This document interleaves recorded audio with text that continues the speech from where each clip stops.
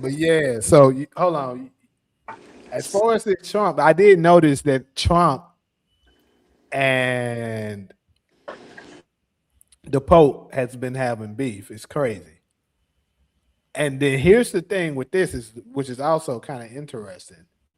I haven't looked deep into it, but apparently I heard from somebody that this particular Pope is, I think, an American Pope. Yeah, Okay, so that's true. that's a fact. Yeah, from New Orleans. From New Orleans. Yep. Interesting. So basically, because Trump's saying all the stuff that he's saying. Because I told you, it's gonna come from all the stuff that they've been looking for and what they're talking about. It's gonna come from the Vatican, and it's just very interesting that now Trump is having a beef with the Pope, and of course, with everybody with their hatred for Trump, they're gonna back the Vatican, and then the Vatican supposedly supposed to be represented by the man, supposed to be the man of God, or almost as if, as they say, God in the flesh on earth, or some shit like that is what they believe. Like, I'm not Catholic, so I don't know exactly how they feel about that, but it's something pertaining to that. But the thing is that I could see a point where if they beef continue to spiral, everybody's gonna jump on the Pope's side, of course. One, because they think that he's a representative of God, and then on top of that, we get a way to stick it to Trump while being on God's side. So they're gonna see that as a win-win. And then, like I've told you, if you look at Revelation and you really pay attention to it, they full of shit. They're the worst of the worst. But this is Trump doing his job. Trump is playing a part. And the more I dig into this and see more, you ever heard about that Illuminati card game? Uh-uh. Okay. So basically, apparently, there's a Illuminati card game allegedly that it has different cards and different meanings and stuff like that. And the things that's going on with Trump, he's supposedly supposed to be the dark magician, which is basically the magician of chaos. So his position, the reason why he was appointed to be the president, is to stir up chaos, make everybody confused, like I've been saying. He's gonna have everybody confused, not knowing what's going on and stuff like that. And he's gonna destroy this system. And this is something I've been saying, and also Maverick has been saying as well. And then I agree with it 100%. Whether you love Trump or hate him, one thing we should be able to agree on is that this system has not been working, especially for black people that do all the whining and complaining we do. So why are you so mad about Trump coming in and changing everything and the stuff that he's doing when the system hasn't worked for you anyway? So he's going to tear down this system that we know. And after he does it, the next person that comes into line is what you really should be watching. See, they're going to fool you to believe they're the next thing, the best thing that has happened since sliced bread, right? But in actuality, that person is the one. Trump is the pump fake. I be telling people that he's the pump fake. He's not the real person that you should be looking at. But most people are so ignorant and so gullible that they can't see it. So that's what's going on with that. Interesting. Interesting. Good to see you, Leslie.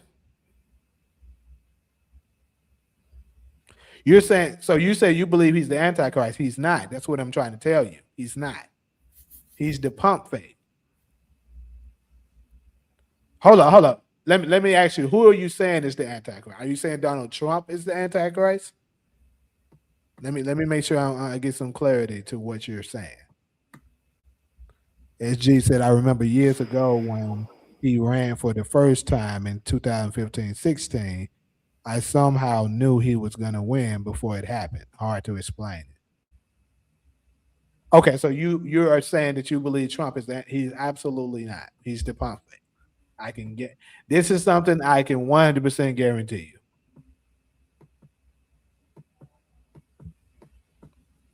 He's not the Antichrist. He's the person that's coming in. He's what you would call the red herring. If you're familiar with the red herring, he's the one that gets you to everyone to look at, to make you think it's him. Also, keep in mind, in the Bible, it tells you that there's going to be many antichrists. He could be a antichrist, but he's not the one that everyone is looking for, the final one, the man of sin, the beast, all of that. He's not that.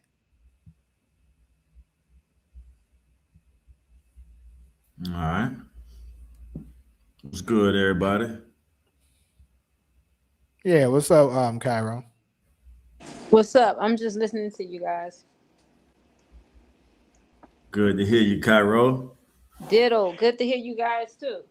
Yeah. Man, all of a sudden, everybody been trying to get all my places, bro. It's crazy. I'm talking about the Airbnb business. Oh, that's good. It's been a lot of submissions. I was just telling somebody about that. So that's good confirmation that business going good on your end with that. I accepted one of them. And that might have been earlier today. I was just telling somebody about that. You know, how you doing your thing. Mm-hmm.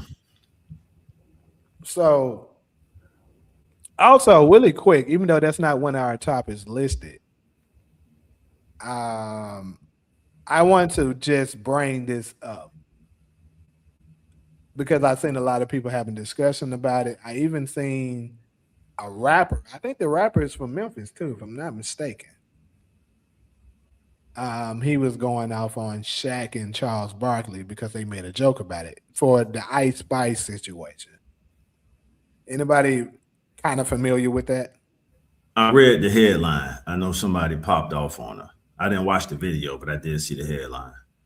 So basically, Ice Spice was here. She was in LA, in Hollywood, at a Burger King. And basically, she was at a Burger King with some lady. I don't know who the lady is that she was with, but she was there having, I guess, eating or whatever. And then some lady that was a fan or a hater, whatever she was, came and approached her. And it ended up becoming a physical altercation. The girl ended up hitting her. It was very brief, and they ended up breaking it up. It looked very fake to me. And me personally, I believe this was just a publicity stunt. And I believe Ice Spice was being used to help McDonald's with their promotion. Because I believe after that shit with their CEO, and all of this is allegedly, I'm not saying that this shit is true, but I believe after McDonald's CEO had did that bullshit, faking eating that burger and shit, I would love to look this up. I haven't looked this up yet, but I'm gonna look it up right now. McDonald's sales is probably down, and they're desperately looking for something because this is the thing. Ice Spice is sponsored by McDonald's. Because think about this: Ice Spice is a kind of big shot at celebrity. She's not super big, but she's big enough that she shouldn't be walking in an environment, especially at a local McDonald's. Woo! That's what I'm waiting to say. Yeah, keep going. Right, Jamie, that intersection, with no security, bro. And that the reason I would disagree with the stage, and you know that intersection just as well as me. That's because when you say Burger King in the Hollywood area, I think Sunset and La Brea. That's where Burger King is. No, What's McDonald's, good, not Burger King. Not Burger King, McDonald's. Oh, you didn't say Burger King. McDonald's. Oh, it's a bunch of McDonald's in LA. You said Burger King earlier though. Because soon as you said that, If my I thoughts. did, I misspoke. Okay, so that makes it's plenty of McDonald's. It ain't that many Burger Kings in the Hollywood area. So now, because I was gonna base my opinion off where that Burger King is located, Sunset and La Brea, and it's kind of I'm gonna use the word gutter for lack of a better word, but I know a lot of homeless people hang out by that library over there. So it wouldn't be strange for a weirdo to walk up on her and do that. But you saying it wasn't the Burger King, so I got to retract that statement. What up, SG? I see you. I'm gonna make my way around to everybody. What up, Darla? Go ahead, James. Yeah. So what I'm looking at right here, their sales are down.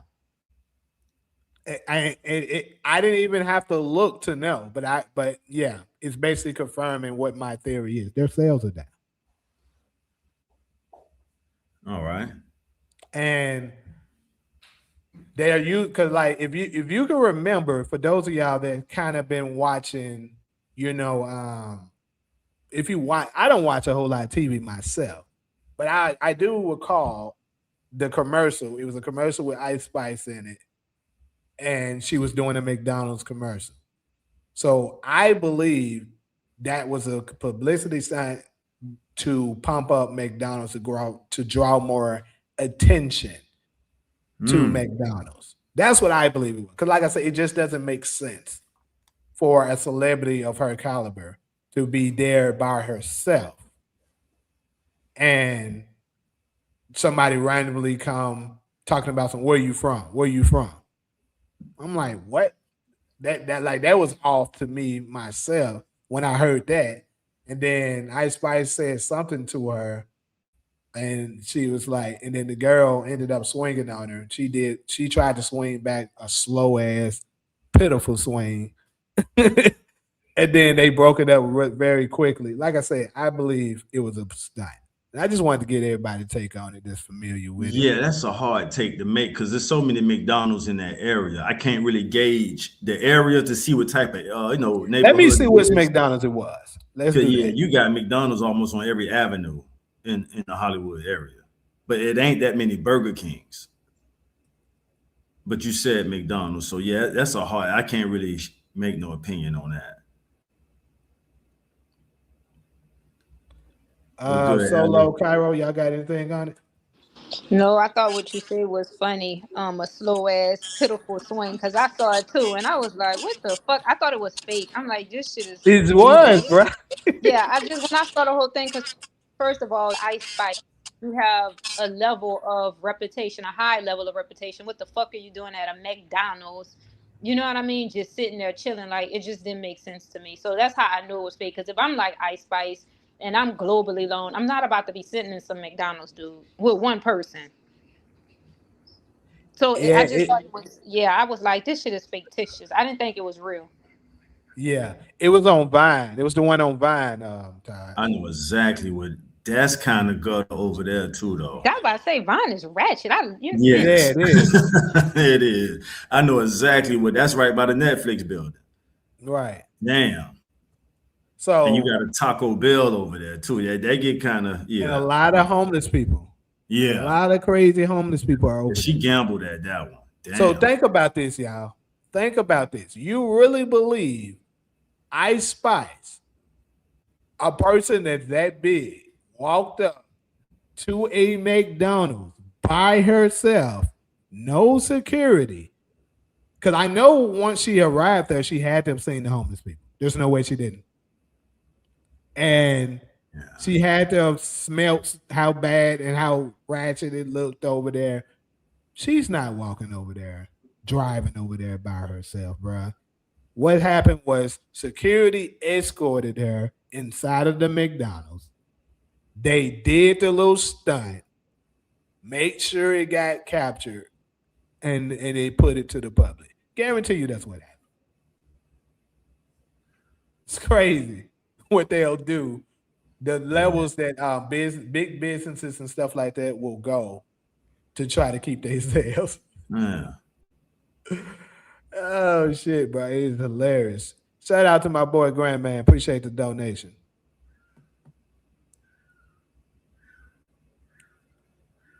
Unfortunately, I'm gonna have to get him that shit back probably in another week.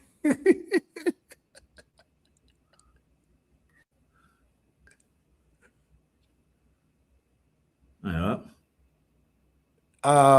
New man Marco, you said do a call in. What is it particularly you want to talk about? I can consider it.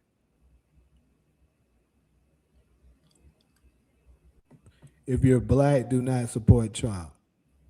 Well, that's an intelligent comment.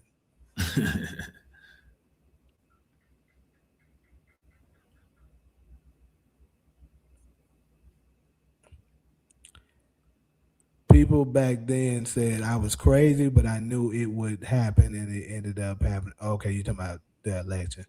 I'm definitely going to tap into the Airbnb business as well in the future. Hey, you should. If y'all find a way to specialize and get some properties up in there and open it up, especially in certain areas, hey, I'm telling you, it works out. That's the ticket. I was wondering if she did it for a comeback since she kind of fell out. That could be it too, Darla. That could be it because, yeah, I haven't really been hearing about her. So it could be like a win-win for both of them because McDonald's sales are down and Ice Spice is starting to become a little irrelevant. No one's paying attention to it. So they both do something. Because they made sure they hinted out, oh, she was at McDonald's. And then also, she's in the news now.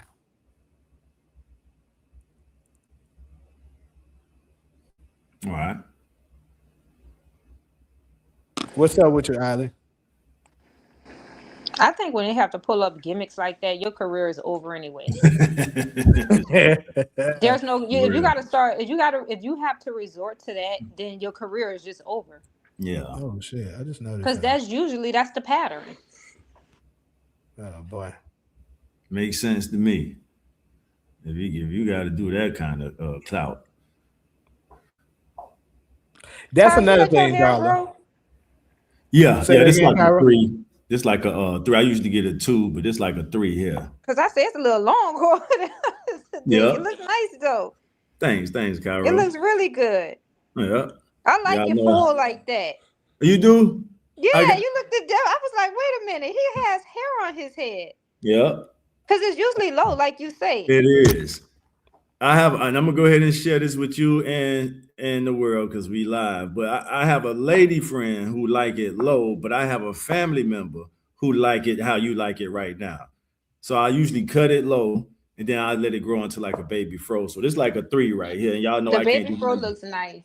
Thanks, Cairo. And I value your opinion, so I'll definitely consider that. You see, I noticed. You did. And I appreciate that. And I just got this cut maybe, I think Friday, maybe. This was Sunday. I think I got it Friday. Yeah. It looks nice. Men look good with hair. Like when Jamie grew his hair out, he looked different too. I think I'm going to keep it at a 3. Yeah, I'll probably keep it like this then. Mm-hmm. Y'all look good with hair. Yeah. No, I appreciate that, Cairo. Yeah, so that's usually I do it too, but I went with a 3 this time, so I'll probably keep that in rotation. And y'all know I can't do nothing about this. I can, but I ain't doing all the whatever they put that shit on their hairline. It is what it is, y'all. Damn there. LeBron. Yeah. He will be doing that shit. I ain't got no issue with growing old, y'all. But I appreciate it, y'all. Yeah. No problem. Yeah. And who really sits and eats at McDonald's anymore? Average folks go through the drive-through much more. Exactly. And that one has a drive-through. Yeah, that McDonald's has a drive-through. Big fact. Nobody does that. Like, this is the same, and I'm talking about this McDonald's is really ratchet. This is the same McDonald's I used to pass through when I used to go to get a chop. Well, he kind of moved it now, but you know where the shut what yeah, it's right there. Yeah, you're right. Yeah, it's right there. Walking distance, yeah. It's a bunch of homeless people in that area. Tents and shit like that. There's no way she actually drove over there and decided it's a good idea to set up shop and eat McDonald's. This is a stunt, people. So I got to rock with Cairo. And like she said, regular people, regular people don't do it. I don't eat McDonald's. I haven't eaten McDonald's since 2010, so roughly 16 years since I've eaten McDonald's. But when I did eat McDonald's, even back then, I barely sat in. It was just drive-through. If I had money like that, you're not gonna catch me at McDonald's, especially in Hollywood. And then here's another thing. Let me tell you something else. How I know it's a stunt. Recently, Trump did something with McDonald's too. Oh, it was some lady. You saw that shit? Yeah, some lady was bringing him a order. She was a DoorDash or some shit drive, Uber Eats, something like that. And it was a win-win in this situation too, because Trump was basically bragging about how this so-called lady that's a DoorDash driver got an extra $11,000 in earnings because of the no tax on tips law. And I remember a lot of folks was in them comment sections was like 11,000, cut it out. Ain't nobody got no extra. Like I can maybe see 11,000 in total, but an extra 11,000 that does seem like it's a bit of a stretch. And also, they seen this same lady. She was doing something else too. That was basically she's a person that they use when they're trying to do a stunt. She's part of the central casting committee, basically. Somebody said Trump the Antichrist. Okay. Y'all have fun with that looking and waiting on it. I'm telling y'all he the red herring. He's not that. Maybe she was talking cash as shit and cash as shit and thought being a celebrity would stop the ass whooping, but that nah, that ain't it. Like I said, if you knew that area that we're talking about, if you knew exactly the area that we're talking about and what you would have to do to get to that location, you would know there's no way in hell she just decided to randomly go to that McDonald's and sit down and eat. There's no way.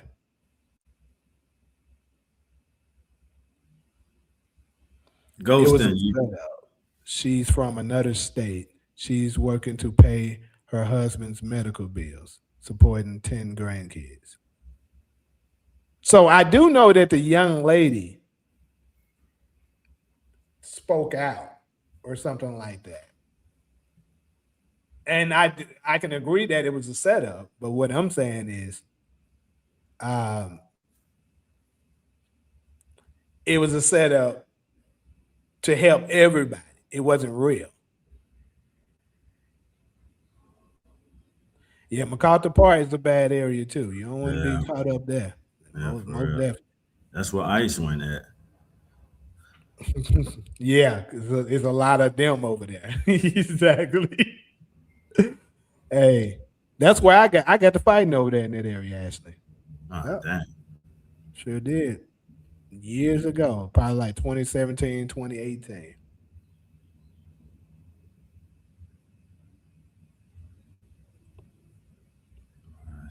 Oh, she said 84. Nah, damn, that's when the Olympics was here. She said during the crack epidemic. Damn. Yeah. Imagine that. So, anyways, though, let's go ahead and go into this first topic.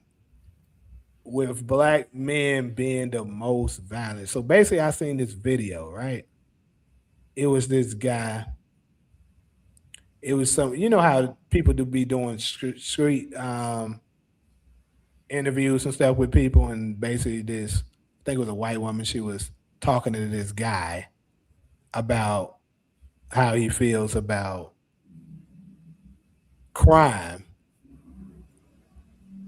with black people and stuff. Basically, they were trying to point out the numbers about black people being only 13% of the population, yet we commit, what's the number? how much of the crime? I'm trying to remember. 50. 50. Okay. It might be the number. Not exactly sure, but it might be the It's number. roughly, it's like they say that you guys commit nearly half of the crime. Right. So this is the same talking points that Charlie Kirk used to talk about. I recall him saying it one time. And when I saw this brother, well, supposed to be a brother, motherfucking, he talking about it, I decided to go ahead and look it up. And apparently, from what I was seeing, that shit ain't even true. But I'm gonna go ahead and pull up what this fool had to say. I was trying to look at it like, is this shit AI, bro, or is this real? Anyways, Population commit 50% of the crimes. That shit make me look bad. Low key, I'm tired of black people. I got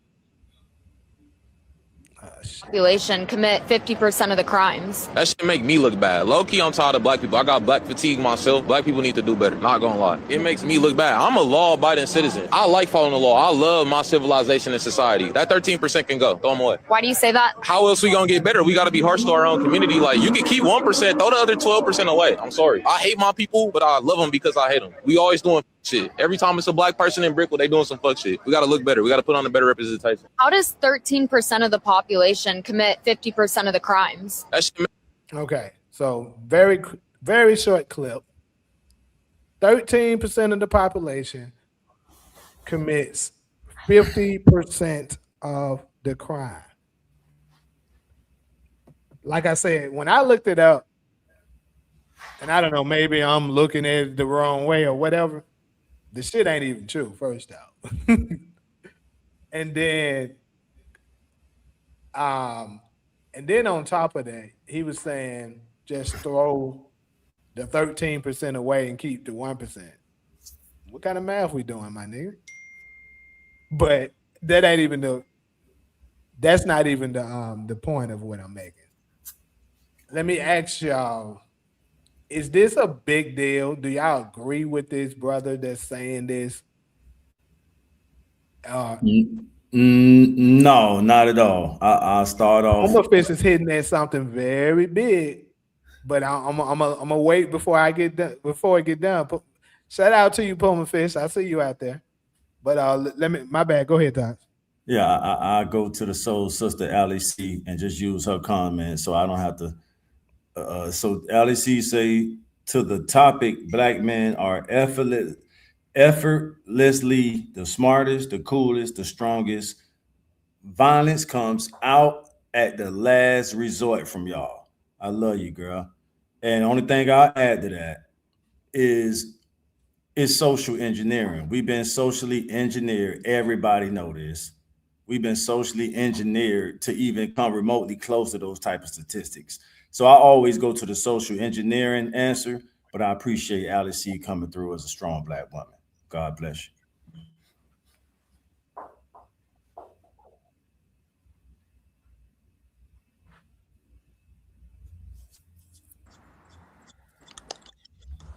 For me, I mean, I don't think that we need to throw away our race. I guess that's the part of the statement that I disagree with. Of course, black people who don't commit crime but somehow are, but we're getting sort of that reputation, right? We're getting that reputation that black people are committing crime. But for black people who don't commit crime, of course it's easy for us to say we got to do better. I think I don't have a problem with you saying we have to do better as black people. I agree with that. We don't throw them away. I mean, like, counsel that part of the race. I don't know exactly how he plans on doing that, but like, I don't think we should give up on them. I think we should probably invest in them. That's probably what that will stop some of the crime. Yeah, I think that this whole talking point about us being 13% of the population and commit 50% of the crime, that talking point have been debunked so long, but it's those people who haven't really done the research to gain independent knowledge of that talking point to be able to form an opinion about that talking point. I mean, I just think that's something that they throw around. Like for example, like when they say, we went through slavery through the black people. The first thing white people say is Africans sold you guys sold your own people into slavery. It's just one of those things that they say just as a response because they want to escape. They want to escape responsibility, so they're going to put it on someone else because they don't want to say, I'm responsible for why black people are committing 50% of the crime. They don't want to say that. Instead, they want to blame black people for their conditions that they're in. So, I mean, I don't agree with that, of course, because that's been debunked, like, I think a whole bunch of times. So, but we expect that from them because they don't want to really do any research to find out what's going on with us. They just want to get you to be upset as someone that they're asking that question to. See, if he was knowledgeable, he would have been able to tell her, hey, it depends on whether you're saying black people are being charged with crimes, and it also depends on whether you're talking about them being convicted of crime.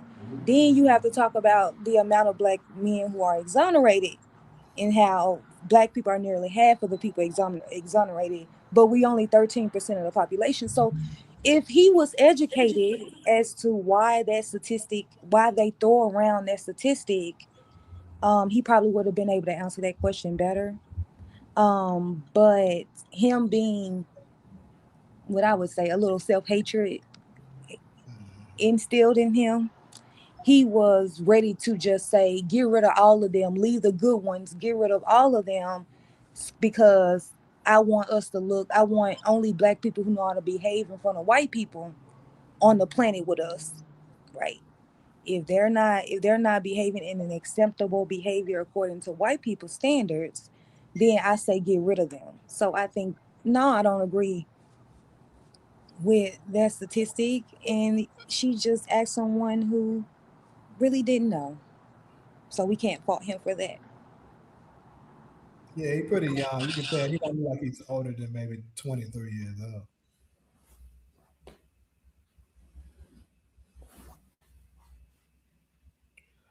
Okay, Cairo, is you see? I think she should have been a little bit more specific when she was talking about the crimes. From my knowledge, black on black crimes are the numbers are really, really high. To my knowledge, black people kill more black people than, you know, anybody on this planet. The white man really don't have to go out and kill niggas anymore because the black man is doing it for him. When he say get rid of some of these black people, I do agree with that brother. All kin folks ain't skin folks.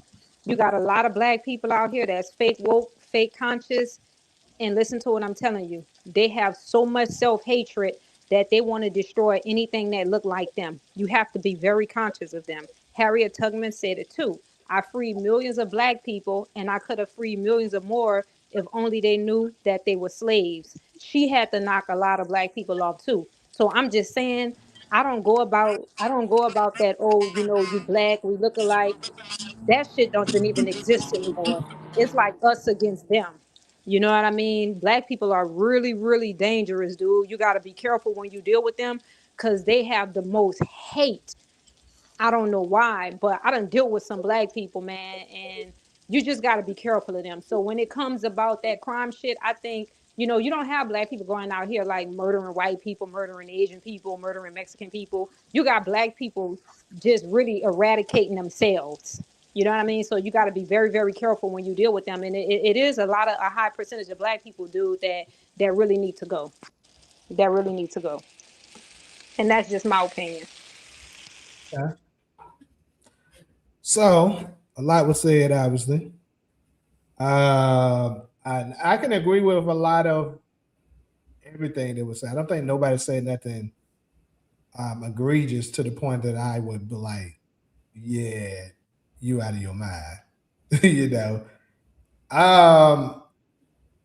But yeah, kind of leaning towards what Solo's point was is that America is avoiding picking up the shit that they left. Mm-hmm. They don't want to be held accountable for you created these monsters. Right. And yet you did nothing to fix it. Right. Like Puma Fish, you kind of alluded to in one of the comment section about the black men have more testosterone than white men, and it's kind of hard for us to control it being raised under single mothers. I could partially maybe agree with some of that, but at the same time, we got to touch on the people who put us in slavery and did nothing to try to help us recover. Plays a huge part in that as well, because if they would have just did right by it and like, look, this is how you do this is how you do that, and stuff like that, and treated us equally like everyone else, these mothers would have never had to raise us by themselves. That never would have occurred. So it boils down to America refusing to pick up the shit they left. That's really where a lot of this comes from.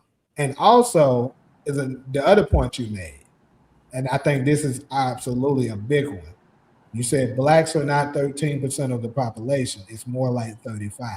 Now, Taj, how many Taj is not in here right now? Maybe I'm right here. I'm just trying to adjust some stuff. I'm listening. I was right here. So, but how many times have you heard me say that they are lying about the amount of people that black people? Almost since when I met you, you've been making that point. I've been saying that point for the longest. I can't even tell you how many times. That's how many times you made that point for sure.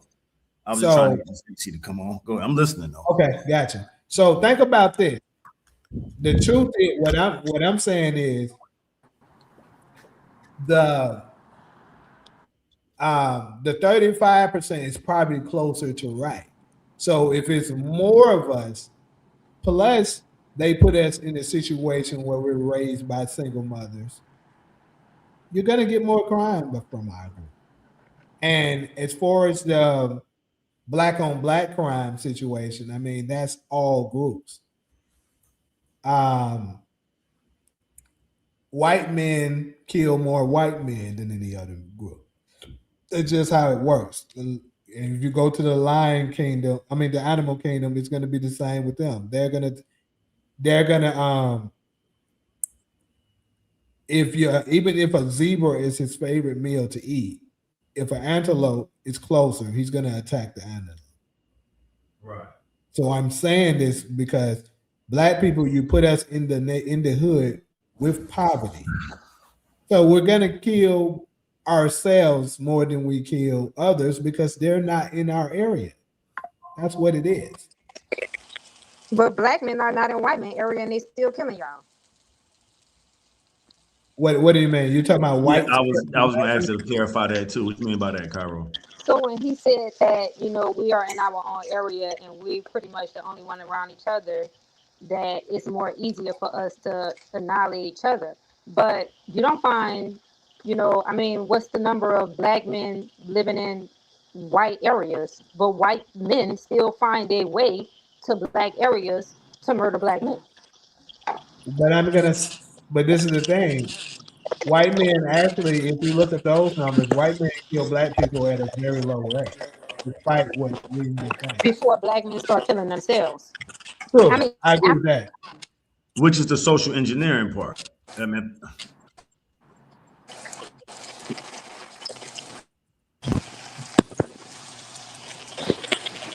Hello? Yeah. Yeah, we're here. I can't hear you. Yeah, Well, I just have a question to ask. So we are holding the white men responsible for black men.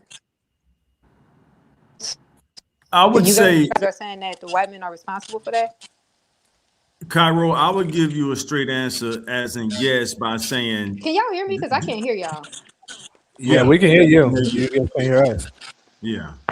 Okay, I feel that. I feel the AC coming. I was trying to get that right. So, Cairo, yes to your answer because it's that we were socially engineered. I wish I had we were programmed to do what we're doing right now. Is that an excuse? I think it's more of a reason. We were literally programmed to socially implode the way we do. And I'm not trying to use that as an excuse. But it's And our Cairo, I experience fully in the world, in this country.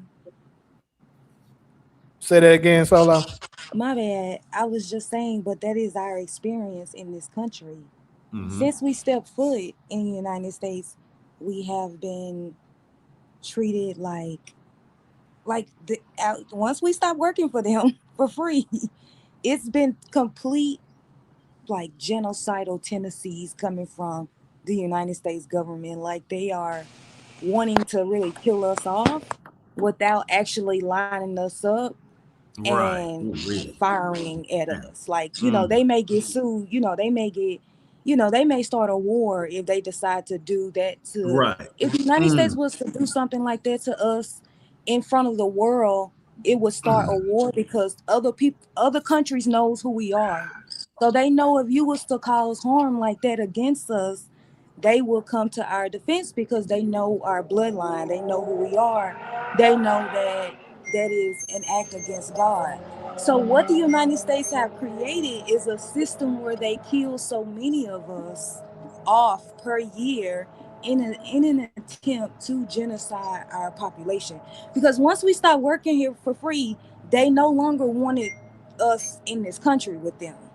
I mean, and what they have done is they have created laws, systems, policies, whatever you want to call it, and cultures in these individual systems that govern the country to target us. Right. So yes, if you would say a full-on war against us coming from the United States government since we stopped working for them for free. And I think a lot it's easy for people to say that we're using that as an excuse when they don't want to address the history of this country and the actions that they've done against us. I mean, essentially robbed us of everything we built after slavery. Now, after slavery. So like you Oh, can't ignore that and say, well, you guys are living in poverty because of your own mistakes when you have your parents living in poverty and their parents living in poverty, or maybe their parents had something, but they were systemically removed from their economic power, and now they have trying to, as generations, they've trying to rebuild, but they're unable to rebuild. So if I'm coming in as a newborn, it sounds like my life has been planned out for me when I'm born into this poverty, right? So it's not just I mean, I think that they create an illusion by allowing some of us to make it. That tells us it's easy for the ones that make it to turn around to the people who didn't make it, who is majority of our population, to say, if you worked hard, you would have made it. If you would have done this, you would have made it. If you would have done that, you would have made it. That's why I think they allow some of us to make it so we can look down on our race and say that. But no, I grew up in the hood, so I know that there wasn't a pathway from people in my high school to become self-sufficient adults. A lot of the girls and the boys were parents in high school, so you already got started a new generation of adults in the black community who are already starting behind their peers as it relates to other races.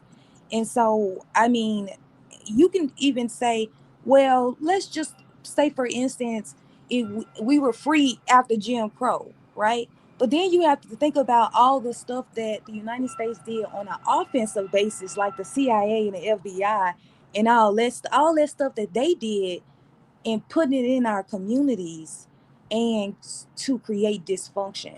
And so we're just sort of probably the more free ones because they have they have torn up our community, so it's not nothing really for them to manipulate other than to now manipulate us on the masses because we're no longer organized. So, I mean, I think when people say black on black crime, all of that, I just really think that that's another way for white America to escape responsibility for the predicament that they have left on black people. Um, and I think it was very intentional. I think that this was a path that they wanted to first destruct the black family, and then they worked on the economics as they went through that. I don't think I have to go through the history of what America has done to black people since we've been here. I think that we all know it. So it's isn't it excused? I mean, I would say they created my life for me before I came here. So Joseph White, I would assume, is a black person. Says so we too stupid to behave and be peaceful in our community. So let me put it like this: if you have a dog, I hate to resort it down to a dog, but I'm about to do this. If you have some puppies, right, and one of the puppies, let's say it's 6 of them in total. One of the puppies, you pull it to the side, give it extra food, allow it to play in certain areas where you won't allow the others to, and give it extra favoritism and treatment, right? If, and then the other ones, they growing up constantly noticing that you starving them out. You're not really giving them much of nothing. And then they eventually grow up. If you're starving, you're gonna eventually, even if that's your own brother, if you it's gonna create envy. It's gonna create jealousy. You're gonna eventually be like, man, it ain't fair. We gets to keep starving while, let's just say this pup name is Clifford. I don't know why I'm just gonna use Clifford. Clifford gets to go over there and just keep living well and stuff like that, and we not giving it opportunity. That's the same tactics that they use on us. They allow certain Negroes to be able to have certain things. That's what your celebrity Negroes are. And they're given special privileges while the other ones want that lifestyle. They want that fame, but not given the same equal opportunities to be able to receive that. It's going to create chaos. That's what's happening in the black community. They do it all the time. I'm telling you. That's what it is. And I actually got a video that I want to share of this sister who kind of was breaking this down. She used the monopoly approach, and she kind of put it in the ways that describe what happened post slavery. Kyra, was you about to get ready to say something? I'm just getting about to ask you a question because it sounds like the white man is getting a whole lot of blame, and black folks, they don't want to take accountability. But it sounds like to me that you are saying that the white man is responsible for all of the negative behavior, all of the destruction that is going on in the black community. Am I getting that correct? Because niggas ain't taking accountability. It seems like they blaming everything on Absolutely. the I white think man. I think the white man is the fucking blame. Right. Niggas don't want to Absolutely. take accountability. So, I mean, going back Absolutely. to y'all Bible, because a lot of y'all on here, Christians, are believing God. And in the Bible, you know, according to Christians, a lot of the characters in the Bible were black. Cain murdered his brother. Esau stole his brother birthrights. A lot of the motherfuckers in the Bible, were killing and murdering each other. So this shit was all this part happened way before us, before the Neanderthal even was in existence. And I believe that's why we are under the curse, we're under the date. The white man is just somebody that was just put there, and you know, blaming the white man for everything. But it was 1,000 niggas on that plantation and only 2 white men. So I mean, explain that to me. There's only 2 white men on this motherfucker. It's 100 of y'all. And that's still like that today. Motherfuckers murdering y'all left and right. Y'all will murder each other so quick, but when it comes down to getting that massa, y'all want to march and talk about Black Lives Matter. I'm not hearing anybody take accountability. I'm hearing everybody pointing a finger at massa, and then I don't get it, because I'm like, how you expect your oppressor to be your oppressor and your savior at the same time? This is all I'm hearing. The white man is being responsible for this. He won't allow us to do this. They're not doing that for us. And I'm like, how do you expect anybody to do anything for you that's oppressing you? Like, are they listening to themselves? Nobody is taking accountability. Well, I didn't get to answer mine yet. I'll answer it. I'm not putting them all at fault, but they do have a part to play in it. So what about the black man part to play, Jamie? The white man, you free today. Niggas are free today. Why are y'all still murdering yourself? Or black men are still murdering themselves. Black women still hating on other black women. Black motherfuckers still can't get along to this day. The white man doesn't have anything to do with any of that right now. You free.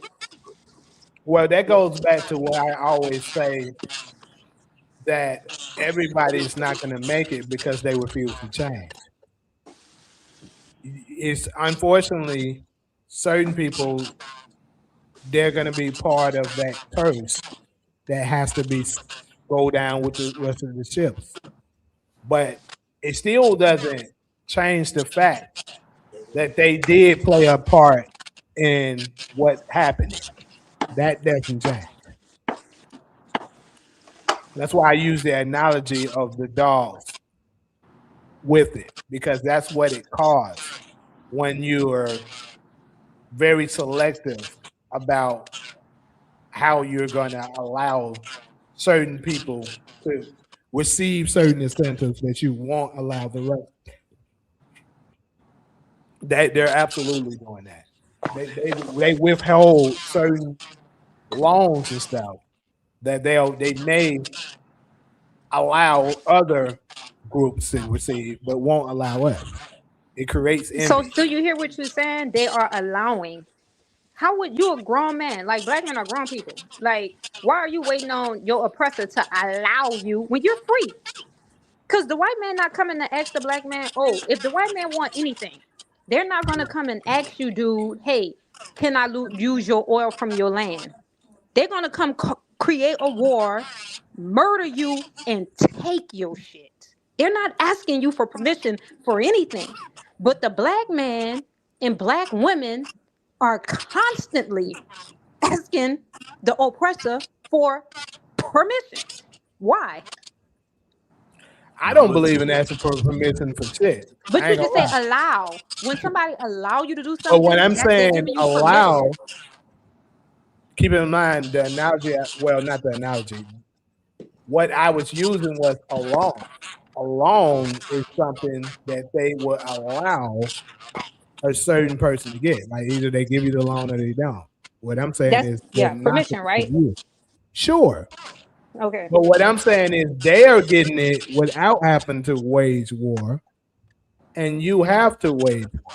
And how a lot of people are looking at it like this is the most notorious group of murderous pieces of crap we've ever seen to man. And like, I don't want to have to go to war with them. Now, could we deem that to be somewhat of a coward? Sure. But a lot of people. When you said black men don't want to go to war with white people? Yeah, I would say a lot of people don't because we don't have. Because you're the most dominant creature on this planet. They subordinate. The reason why is because we don't have the unity. Right. That's my point. That's what I'm telling you. I like the point Cairo made about we was going at each other's throats before they even came on the planet. That's hard to get around. That's the point that I want everybody to see. That was my takeaway. From what you said, Cairo, that was definitely my takeaway. Like it ain't when you put that out there, it ain't no excuses. Like before I wanted to address that. That's not even true. That is true. That's facts. That's in the Bible. Cain It's murdered not. Abel. Did he or did he not? Was those two not He black did, people or not? but I'm gonna let you know when the part that's not true. What That's part not not the true? part I'm not saying it's not true. The part I'm saying it's not true is the part where you said before white people even came on it. That the part that you see where people get it confused at is You that forgot the Adam. Egyptians with the war with the Cushites. They had them. They put the Cushites in slavery because the Cushites didn't want to trade their gold. This was way before the white man even existed. Okay, but I'm talking about strictly the Adam and Eve situation. That wasn't the first people, so it's not way Right. before But that's why I they say the showed up. Egyptians and the Cushites. This is fact. You can go research Right. this. The Right. Egyptians was I'm upset because the not. Cushites didn't. I'm not disputing that. I'm disputing the Adam and Eve part and the Well, the Cain and Abel. Adam and Eve ain't. It's not documented as world history, and Cairo is putting out world history. It's hard to get around it. I mean, I'm all ears if anybody can, but she giving you world history. There's nothing in the Bible that you can prove as world history, and that's a courageous statement to make on a podcast. That's we're talking to the world. So for the first time, I basically said, and I'll double down on it. You can't confirm no event in the Right. Bible through the lens of world history. So Cairo is giving us, and y'all should know me by now. I'm a side with the words that resonate in my soul. I'm not taking Cairo's side. I'm not taking Jamie's side. I'm not. What Cairo is saying right now, she giving you world history. The Egyptians were world history. That's is well documented what they did, and I didn't even know about that. She basically saying what you said, Cairo. The Egyptians went to They war. didn't want to trade because remember the Egyptians had a strong ecosystem, but we used to before money exists, we used to trade in mineral and food. So the Cushite was known for having a lot of gold. That's why they say Upper Egypt and Lower Egypt. What did that come from? Their government divided themselves because the Upper Egypt thought they were better than the Lower Egypt. So they decided, okay, since the Cushite don't want to do this deal with us, fuck it. We're going to create a war and go take their shit, oppress them, and make them our slaves. And that's exactly what they did. And these are all melanated, well, I like to say carbonated people. The Caucasians, the Neanderthals were still in the caves during this period of time. Even if you go before their existence. And I'm all ears, Jane. I love a great thought sharpener. So, but what she's saying, look, and I know I don't want to get ahead of the show because I see the Pan-African topic 2 segments from now. But I will just give this as a spoiler. It's the reason I don't subscribe to Pan-Africanism because of what Cairo is saying. I'm not just simping for Cairo right now. Before they even came on the planet, we was at each other's throats. I've told Pan-Africanists, I say, bro, the continent of Africa is not even unified. Why the hell are we in America? Like, we trying to get our house in order first. How are we going to join some Pan-African global movement? And you got to get your house in order first.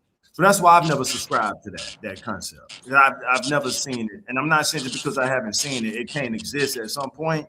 But if it's going to be called Pan-Africanism, pardon my language, can them niggas over there on the continent get it together first? Oh, As we fight, huh? I hate you said that because I don't now want to respond, but I don't want to go to that topic because I wanted to sort of clarify where we were in the original topic. So, Right. I mean, when we were talking about black men being the most violent, I'm thinking we're talking about Black American men, right? And the violence that they do because their violence is very specific and is different than violence that is committed on a global scale when we're talking about war. So I don't really think you can sort of put those two, that they're not, I don't think that that's the same. That's not the same type of violence. When we're talking about Black American violence, we're talking about poverty violence, like poor crimes, trying to rob people, trying to steal, selling drugs, killing somebody over territory, somebody disrespecting you. You know, that's the type of violence that Black men in America do. That's different from you going to war with another country because I don't think Black men compare to what the white man has done to the world and the people that they have killed in the midst of conquering this world and spreading Christianity and all the other conquerors that they doing. Right. So I don't think we can compare Black men to white men in killing people on the masses when it comes to like war. I mean, we can look at the current war and use that as an example. I don't see black men doing stuff like that around the world. So if we're talking about the crime that's going on in Black America, I absolutely blame, um, yeah, the system that's in place, completely, because we know what it takes to create functioning adults. And if you think about our childhood and the way we grew up in our communities, it's completely different than what someone who was born in 2000 and who they have become and what they were involved in as kids, and they're now 26 in 2026. I remember growing up, we had things in our community we could do that was funded by the government. So if after school every day I'm going to karate or I'm going to gymnastics or I'm doing this, I'm involved in something, and you take that out of the program, now you're looking at kids who are sort of trying to figure out what to do. Then when you talk about how in certain schools, and I know in Memphis we had trades that you can get while you're in school.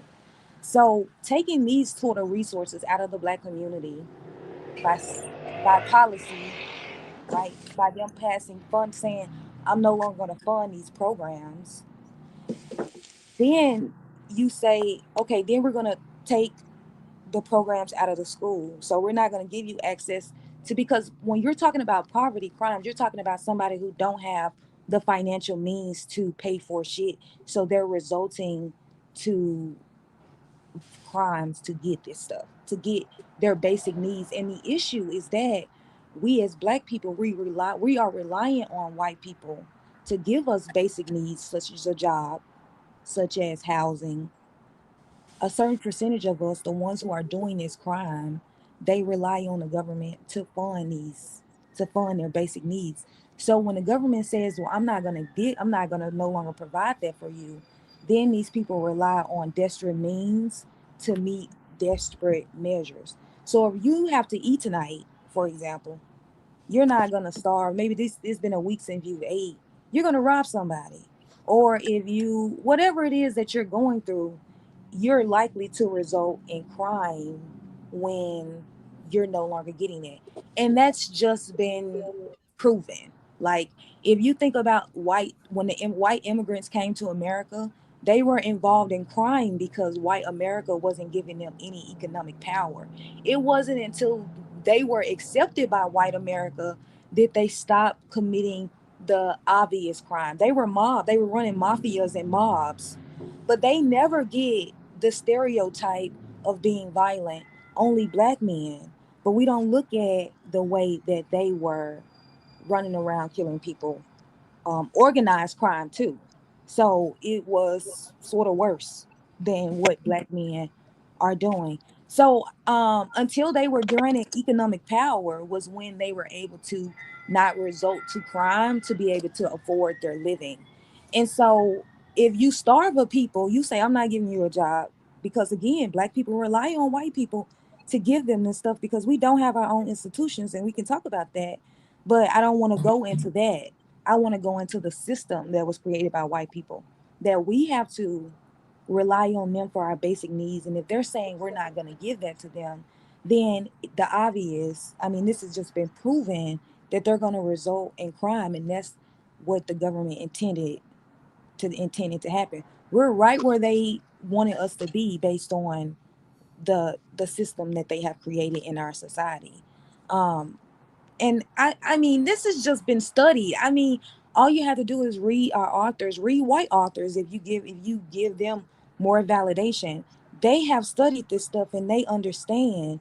But it's if you're not reading this stuff, I'll be honest, if they're not reading this stuff in books by authors who have studied the system of oppression against black people in America, you would be saying, oh well, it's this, or is this you just not making good decisions, or is this.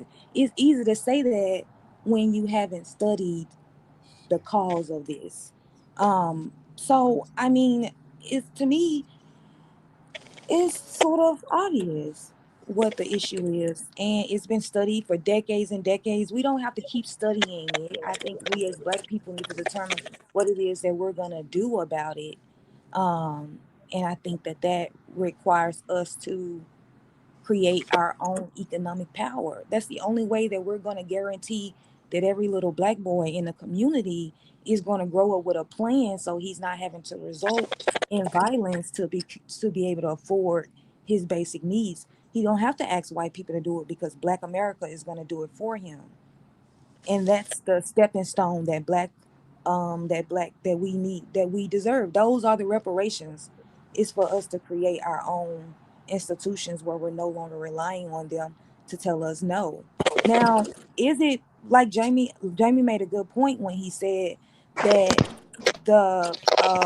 these white banks, they are giving business loans out to non-Black businesses. I'm hearing some staticking. Is that me? I don't know where it's coming from.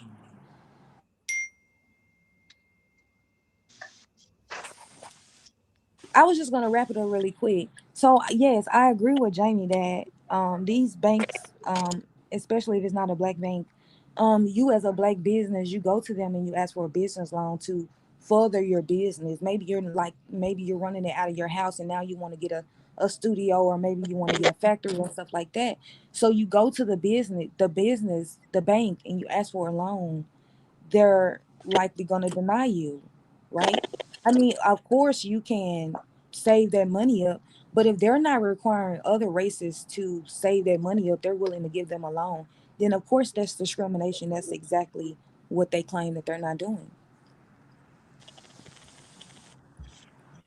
Okay, I have a question for you and Taj, Jamie, because you both guys are both men, and I know you have militant minds because I have a militant mind, and they call it the miseducation of a Negro for a reason, and white people don't respond to neutralized Negroes. They never do because the neutralized Negroes are complacent. White people only respond and react to war and aggression. That's when they take the time and say, okay, we need to listen, because now these niggas equally killing us as we killing them. So I have a question for you and Taj, right? Because whatever the white man tell me is good, automatically I'm saying it's bad. You know what I mean? I'm just not, that's why they call it the miseducation of Negro. And when you look at those Negroes who went to school, read these books, studied these laws, they have a uppity, superior kind of attitude towards the lower class Negroes, as if they better, and they know better. And it's a disconnection between us and them, because now they're thinking like their master, which is the reason why they call it a master's degree. So let me ask you and Taj a question, because before anything, you guys are men. And this is the part where I have a hard time with trying to figure out. And Jamie, you like to use figurative language, little analysis. So I'm going to ask you this. If a man breaks into your house, right? Rape your wife, rape your daughter, murder your father, murder your mother, and you have opportunity to get revenge, are you going to go and ask him for the things he took back? Or are you going to kill him and take what he took? Only a coward. And Black people, I have to get away from them type of Black people that always feel like we rely on a white man. Those are the ones that's in our way. Just like Malcolm X said. Malcolm X asked a question: how many of you love your freedom? Everybody in the mosque raised their hand. How many of you ready to die for your freedom? Only 1% raised their hand. He told that 1%, the first thing you're going to have to do is kill that 99% that they didn't raise their hand, because them the Negroes that's going to be in your way. So as a man, I'm asking both of you guys this question. If somebody breaks into your house, rape your wife, rape your daughter, murder your father, murder your mother, and you have opportunity to get revenge, are you going to go to him and ask him for something back? No. So why are we doing it today? Why are we asking a white man for anything? Because they don't ask us for nothing. They come to our home, break in, murdering, and take. They don't ask us for nothing. And they only Okay, respond to so I war. have a They don't. question. Wait, let me finish, please. They don't care about lutronized Negroes. Them the ones, the pawns that they use to keep us oppressed, them neutralize Negroes. Because they rely on the white man for everything. White men have never responded to anything but war. When Malcolm X said, you take one of ours, we taking two of yours, and that was exhibit, a lot of things started to change. They say, wait a minute, these niggas starting to kill us too. And they dominate. So they'll completely annihilate us. We have to figure out another smarter strategy. Did they or did they not? So they're not going to respond. Look how many years motherfuckers been marching. People been marching for centuries. Has anything changed? It's not going to change. Only thing is going to change if you form a government, a military, go to war, and take your shit back. That's like a person. One more thing, and I'm gonna let y'all go. When a bully a person, he only bully people that's not gonna fight back. And I had this experience. I've never been a coward. I'm like, I die like a soldier before I live and feel like a coward. Even when I was in prison, bitch, I'm gonna take off on you first, even if I win or lose, because you're gonna know that I'm gonna fight. That's real. And from that, people don't mess with you. Whether you win or you lose, whether they whip you or you won, they still That's not how gonna I mess am, with you no Cairo. more. Yeah, on site. Keep going. So why are we asking our oppressor, why are we relying on them to put government-funded programs in our community when we know they don't care about us anyway? Why don't we put this in our own communities? Why don't we do this for ourselves? So when people depend on white men, especially black people, and it's the ones that I was telling y'all about, I have to get far away because them the ones in my way. You still dependent on Master. So you're looking at Master as a hero. Why are we dependent on our oppressor? We have a lot of people that have a level of success. Black folks that say, wait a minute, let's develop these girl and boy, what do they call them? Recreational things in black communities. Let's open up grocery stores. Let's create jobs. Let's build housing. Let's do this. Why are we dependent on a white man, our enemy, to do this for us? Anybody with common sense would know. Why are you depending on the same person that's murdering and killing you and set up this whole system that you're complaining about? I don't get it. And I rest my case. Okay, so you right about. I mean, I think that goes without saying. We knew, but our answers is definitely going to be we're going to just take them out and take it, of course. And I mean, I do agree with you on that. We don't have the military mind to fight for what we're really asking for sure. That's absolutely. But Jimmy, why are you asking? You keep saying asking. Why don't the white do? Well, let me ask you a question. Do the white man ask the black man for anything when he wanted, or does he just go and take it? He create a war and take it. He's not asking you. So why are you asking him? Okay, so what I'm saying is, when I say we're asking, I'm saying us as a whole, collectively. So, of course, like one of the quotes that I love from Malcolm X is, I actually say this all the time as well. We're the only group of people on the planet that think we're going to get our stuff from asking and marching when every other liberation has been done through war. And that's what I just said. Did I or not? Yeah. Okay. And what I'm saying is, for the people that is willing to go that far, they're looking at it as like it's going to be a senseless death because it's not enough unification for us to actually be able to make a dent. Like, let's say I was to go out and be like, yeah, man, I'm sick of this stuff, bro. I'm just going to go and take what I want. I go out, I crash out on the people and try to make some demands. How they looking at it, this is one man. Take him out. They going to march in the streets, say hands up, no shoot, no, don't shoot for a couple of days, maybe weeks, and it's going to be over. That's how they looking at it. Now, if a large army of us was to start this, like let's say at least in the thousands, 100,000. was to have that same mentality, that would change everything. No. It's 300 million people in the United States. It's what, 40 million of us. You need way more than 100,000 men. No, you wouldn't. I keep telling folks, To you take over the government. yes, and I'm gonna tell you why.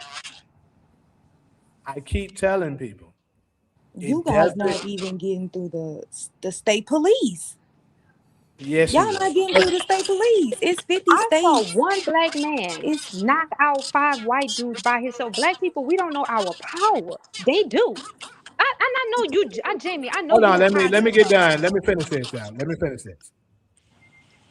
I keep telling you guys, when we're talking about bullies, you don't have to necessarily be able to defeat them. And like all you got to do is punch them in the mouth.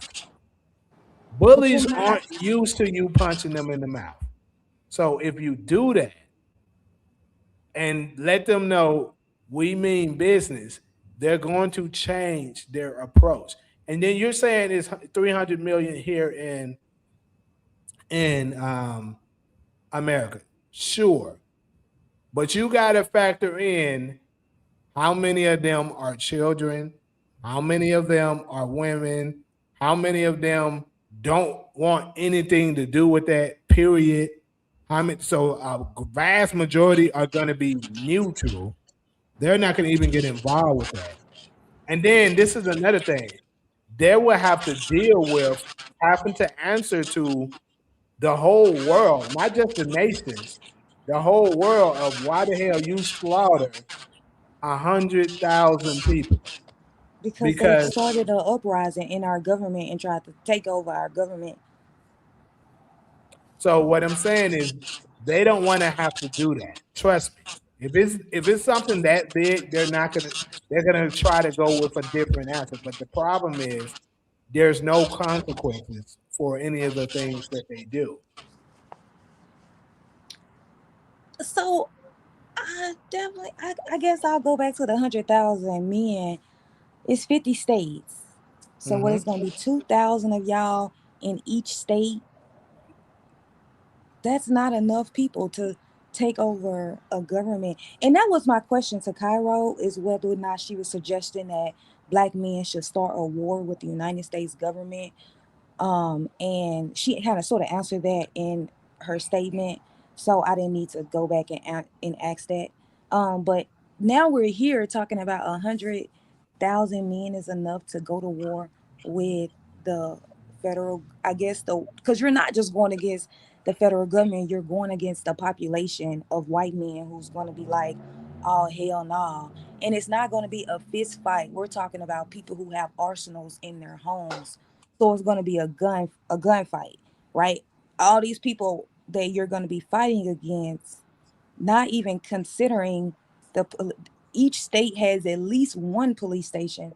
But what if it's multiple police stations, multiple counties? Like, it's not going to be 2,000 men in each state. You guys need way more men. You probably need all 40 million of us to No, go we don't. into We How don't. many? Wait, We war. hold on. don't. How many We men did Well, don't. Black Thunder if I have? could finish. Oh, go ahead. Go ahead. No, Go you can ahead. go. Go ahead. I Nah. would love to hear Well, you, bro. let me jump in real quick since I was y'all. gonna jump in too. Go ahead, All Tom. right. Well, Cairo already gave us the answer. When she said Malcolm X, they didn't have 40 million. You just had, and it's the reason I saluted them brothers so much. Just that my Islam don't resonate in my whole soul. But growing up as a young kid in this country, that was the only example I saw of strong, militant-minded black men that was ready to risk it all. So to keep it brief, you don't need all the black men, and they are the example of proving you don't need all black men to take a stand to get the highest currency in the world, and that's respect. And those brothers Thank have you. to, they are well established Thank you. for being respected. And they set examples to earn that respect. I could give you 10 different examples. I've shared the one about New York when NYPD in 1972 thought they were just gonna run up in their temple. If y'all ever look up that story, you will understand why them brothers are so respected to this day. And I've Todd, always go ahead. what war are you talking about? No, when What Cairo's war? making a point about Malcolm X, huh? So But I I just don't. wanted are to you make this saying that question. was a Whenever the war people went against the government, against? they never had that many people. I mean, when they Right. beheaded Marie Antoinette, how many of it was them? When they killed Caesar, how many of it was them? You know, you don't. We are. I just I it's thought too y'all was much talking about energy a for me. war. I mean, I'm talking But it's not. about You Nah, don't just doing create a nothing war but from. You saying create a system. No idiot just go straight into a war. war. I mean, that's the word you Listen, guys used y'all, was war. ladies, a war So is I not understand. necessary if you got respect. That's why we're using what Cairo said about the Malcolm Exactly. X example. And so a war, so what I'm saying is we don't have to use imagination. We have an example of strong black men who have shown the U.S. government, you're not just going to handle us any type of way. Thank you. So how come so, and they were ready to go to war. Have they ever gone to war? No, because they earned their respect just by Thank standing you. up. And these brothers been doing this since the 30s. But that wasn't the Now, scenario. I never thought that you guys were talking about a non-violent type of thing where you guys are getting respect from the government. The term was used was I thought we were talking about a military attack. No, Is that not definitely what not. we were talking about? I say you have to form a government. You have to form a government. No idiot is just going to go in war without a strategy or a plan. You got to be the dumbest creature on the planet. And like Jamie said, we don't even have unity. Foremost, we need to establish some type of unity. Oh, maybe there was a misunderstanding because so I well, was the sitting here. example, My this is question, what I'm but the reason why I was I mean, it sounds like we're on the same page because I'm sitting here like, it's no way that we're 100,000 black men are gonna go to war, literally military combat with the government. So you're saying that's not what we meant, and I say, okay, well, okay, you guys are not talking about that. Maybe I could rock with this.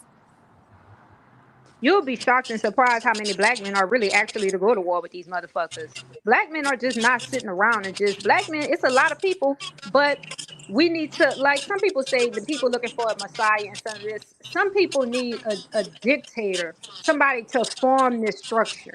Because black men are the most dominant men on the fucking planet, and the white men really don't want to go to war with black people. They are afraid. Hey, Believe me, they are hold up. scared.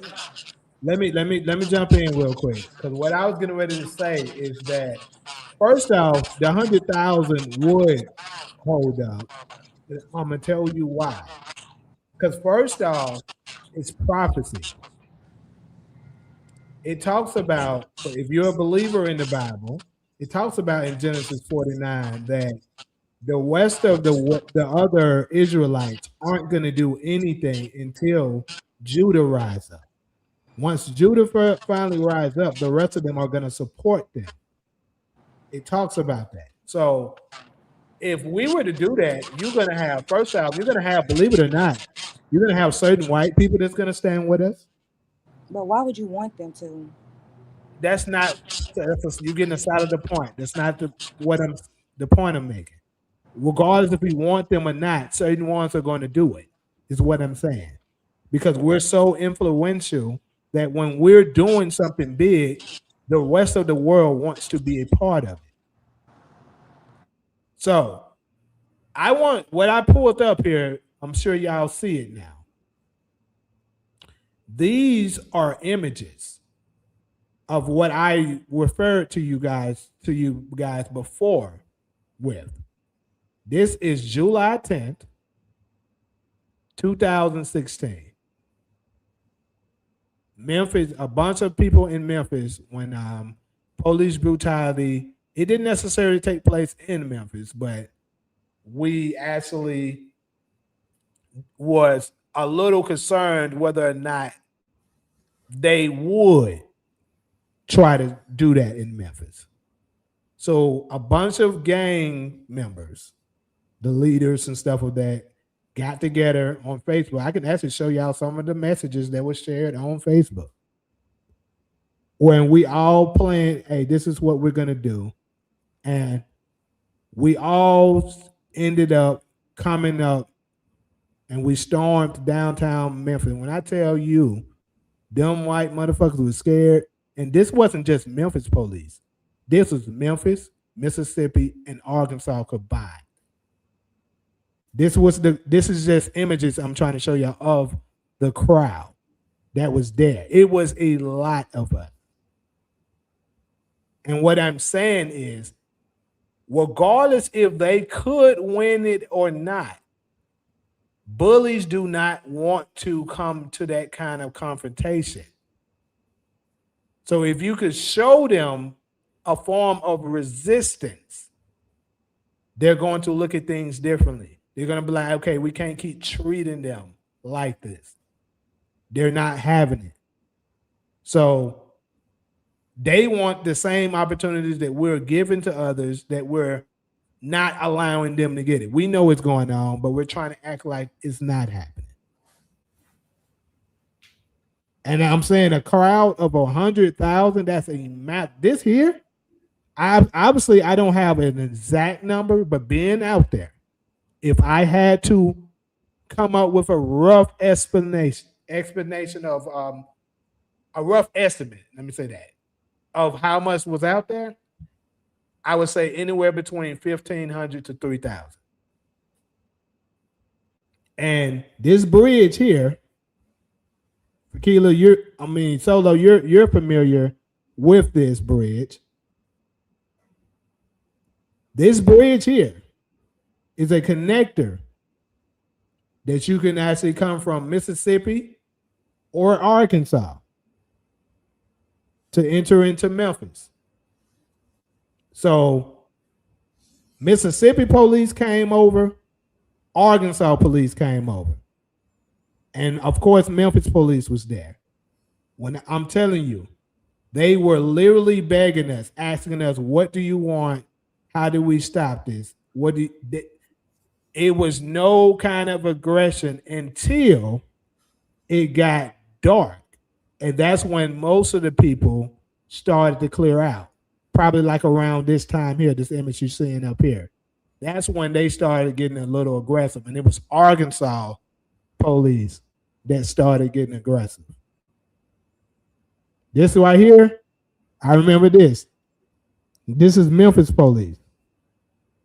On the other side, it was Arkansas and Mississippi police. They each came from their side of the bridge. Arkansas police came out with big ass sticks and shit, trying to hit motherfuckers and shit with it when they came out. But the point is that they took it serious. And for those of y'all that might think I'm bluffing, I can pull it up on my Facebook, the same images with me in it. Jamie, have anybody ever saw when a bully really, when that one person stand up and fight that bully? Has anyone ever saw that bully win? Most of the time, this is the thing. I tell folks this. Most of the time, bullies aren't as tough as you think they are. Thank you. It's just the fear that's been installed into you to make you believe they're so tough. It's just like, remember, Taj, we was talking about the Wizard of Oz. It's just like that. But once you finally get, it's like, black people, we can all reference a movie that I'm pretty sure everybody has seen, Friday. Debo was bullying the whole hood, taking their shit, telling them what they go do and shit like that. And Craig was afraid of him, but he finally fought him because he was defending a woman that he liked, right? And what happened once he finally stood up to him? He whooped him. It's exactly like that, people. A lot of the ones that fall into line, like you said. Remember the ones that's gonna fall into line, like you said. Even everybody else came. Remember, Craig came. What's the dude? Smokey came, took his money out of his pocket. The cop Red got the confidence to do that. Exactly. That's exactly what it is. When they see one person stand up, remember I told y'all this. What I believe is going to eventually happen to America, because America has been bullying other countries for the longest.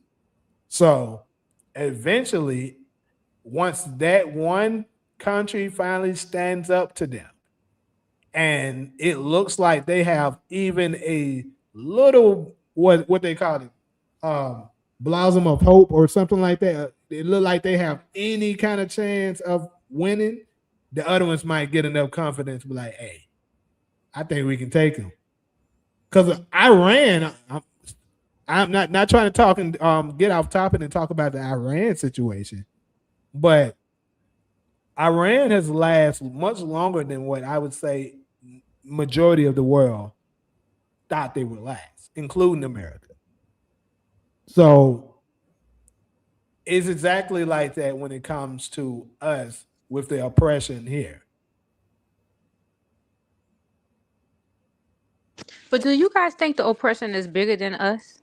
It's not, Cairo, and I appreciate you saying you made that point in your first take, and it resonated. I'm sorry, say that again. I started reading the comment and missed it. Say it again. I was saying, do you, Taj, go ahead, because you was on something. Please on a finish. personal level, Cairo, no. So until I didn't hear the question. That's why. Until the brotherhood is ready to move the way like you talking on a personal level, no, it's not. And that's why I always say, like, nothing, whatever we put our mind to, we put our grind to, we get it done.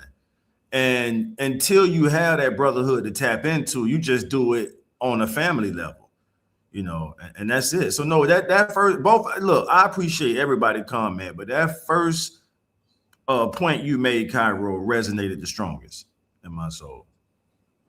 Yeah, thank you. I was just asking him, was it bigger than us? Because No, me, not. like, I just was always. Was it bigger than us? Yeah. It's not. We just don't want to unify. I had I grew up in the South, and everybody grew up in the South. Me, you, Solo, Taj, Jamie. You know, we all from the South, and the South was a little bit different than the West Coast. You know, like we were taught like the white man. You know, pretty much these motherfuckers are the devils. You know what I mean? So we wasn't taught to trust them. Right. You know what I mean? So I just have that kind of like, I don't know how to explain it. Now, well, I know. I got you, baby. I mean, that's the mentality I grew up with. That's the mentality. So, yeah, when you learn that in middle school, you just move through the world like that. You know what I'm saying? So that's the mentality I was taught as well. And that's how I've been moving ever since. I only deal with the ones that's cool with me. I don't go out my way to befriend them. And that's it. Now, I just want to say one more thing when Taj finished. That's it. I just want to say, like, I know black men, right? But the thing about it, I don't think black men know themselves. And I know the strength in black men. I see it all the fucking time. Even our black women, like, they turning us against each other. They turning the men against each other. They fighting night and day. And I know our strength. And that's when I gave a certain specific number. We don't even need that many black men to overpower. The white man, like the conservative white men, no. When it comes to really going to war, they don't want that smoke with us. They know that they're not going to win. They know that they're going to be defeated because they know who you are. They study you night and day. They don't only study your behavior. They study your fucking DNA. They know how carbon is activated. They know these things scientifically wise. They know who you are. Just like when you watch that movie Get Out, when he was telling dude, bruh, you don't know. We know.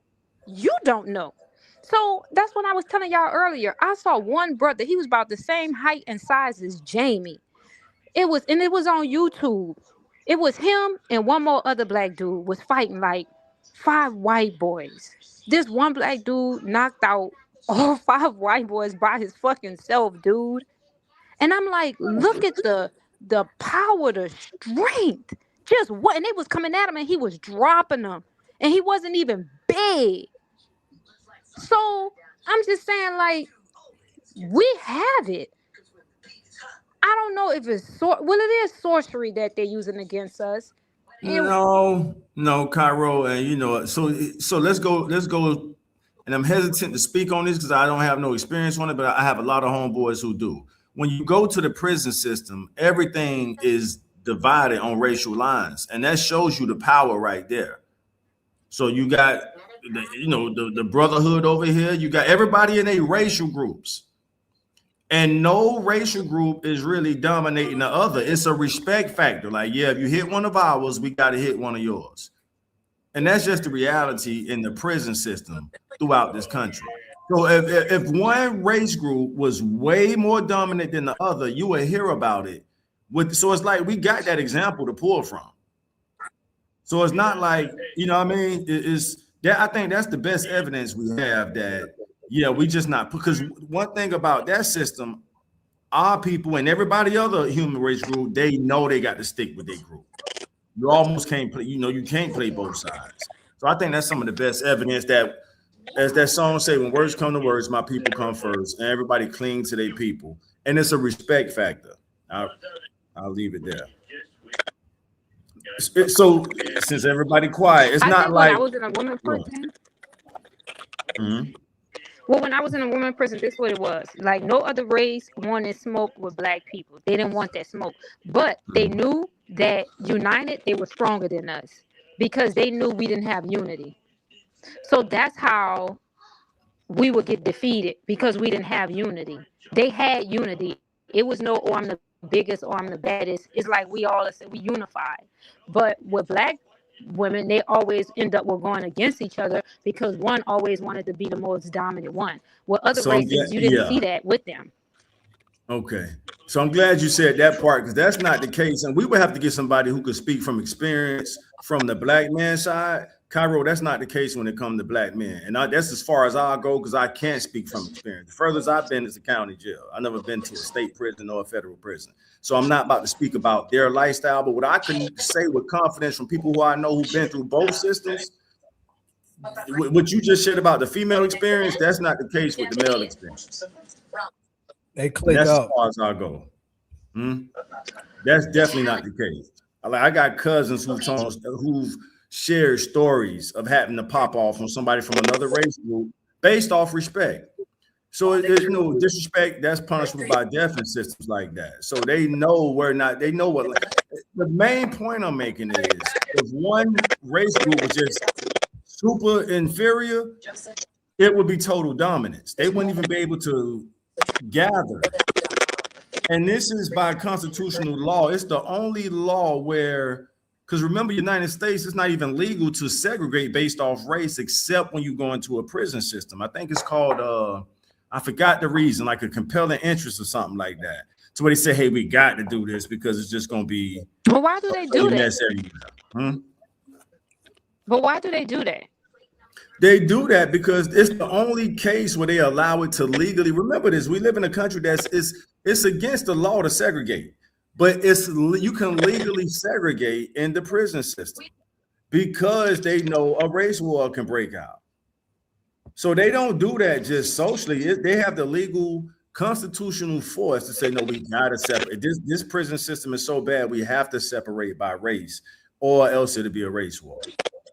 And the main point I'm making is, from what I've heard from people who've been through systems like that, it's all about respect, y'all. Ain't nobody laying down. And we can have another conversation about who's the most dominant when it really comes down to it, but it's really about respect. Every race. I'm glad you made that point.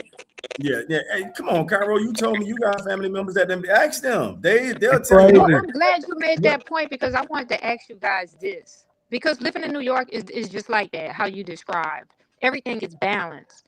So it's no one race that over dominates other race, but it's ran perfectly. And it brings back to my thing, because you got Caucasian people here, and that's why it gets confusing, because it's like you got Caucasian people here that don't have a racist trace in their fucking bones. Like, they will literally stand up and defend your ass. You know what I mean? Here. And it was shocking to me, coming from California to come in here, and it's like, damn, like, white motherfuckers here have your back. They're ready to go to war for you. So it's confusing, because it's just confusing, because I've experienced that here. Mm-hmm. I've experienced it. That's why I was saying that if the 100,000 of us was to decide that. Oh yeah, you did say that. You said white people will be with us. There's going to be a lot of white people that stand with us. I promise you. That's right. Because that's true. And that brings it back to my a lot point. of the ones from the Caribbean, some certain Mexicans and stuff. Right. It's going to happen. Right. I do believe that, because I experienced that here, and I tripped out off of it. And I experience here all the time. And I'm like, damn, you know what I mean? Like, it's hard to try to be racist now, because I done experienced white motherfuckers that really have your back. That ain't on no racist shit. Yeah, no, the Northeast, specifically New York, is the conscience of the country, really, before we even break it down into race groups. Like you can go through hip hop and see that.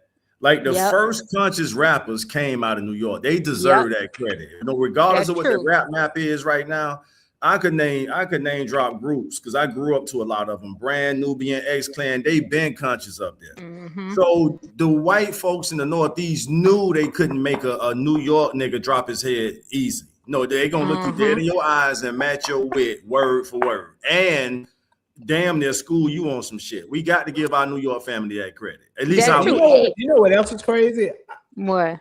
I want to make sure this is the truth, but as far as I can remember off the top of my head, I don't think I ever met a New York nigga I didn't like.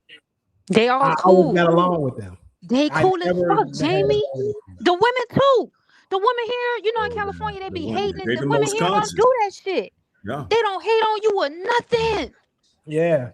It's beautiful here. I had it was love from me and it was love from them. Yeah. It's beautiful here. And another thing I want to add to Taj's point when he said they're the most conscious, because if you think about all of the abolitionists, majority of them, Malcolm X, Red Fox, Marcus Garvey, all of them motherfuckers over here. And one more thing, when the East Coast, the West Coast was perming their hair, over here these brothers was rocking afros and dreads. They wasn't doing the perming in the Jerry curl. Right. So it's deep. You know what I mean? If you allow history to be the judge, it's gonna show you what. Yeah, them brothers up there, they definitely deserve that credit. The women too. The women too. Well, it starts to man, your point, Tyrone. Here. It starts with the man. That's why your first point and some of Solo points resonated so strong. When the men take the stand, the women have their back. There's no better feeling to know your women got your back. And when our women up there in New York saw their men, if you want to go back to the 60s with Malcolm X and the police department pretty much saying Elijah that's Muhammad. too much power. I mean, Elijah Muhammad. What's his name? Wasn't his wife from here? The boxer dude, his first wife. Muhammad wasn't Ali? His first wife, Khadijah Ali? Wasn't she from over here or somewhere? No, Khadijah is from Chicago. She doing interviews right now. Queen, let me put that. Well, you said Khadijah. Yeah. I'm watching some of her interviews now. That's Prime Minister Farrakhan's wife name too, Mother Khadijah. But Muhammad Ali, first wife, she's actually doing some interviews right now. Check her out. She gonna let you know how they was raised. But she says she out of Chicago. She grew up right up under Elijah Muhammad. And I like to make these comments without getting religious. I always admired their militant mindset and what they was willing to sacrifice for their women to respect them. That's what I love about them the most. Before we even get into the religious differences.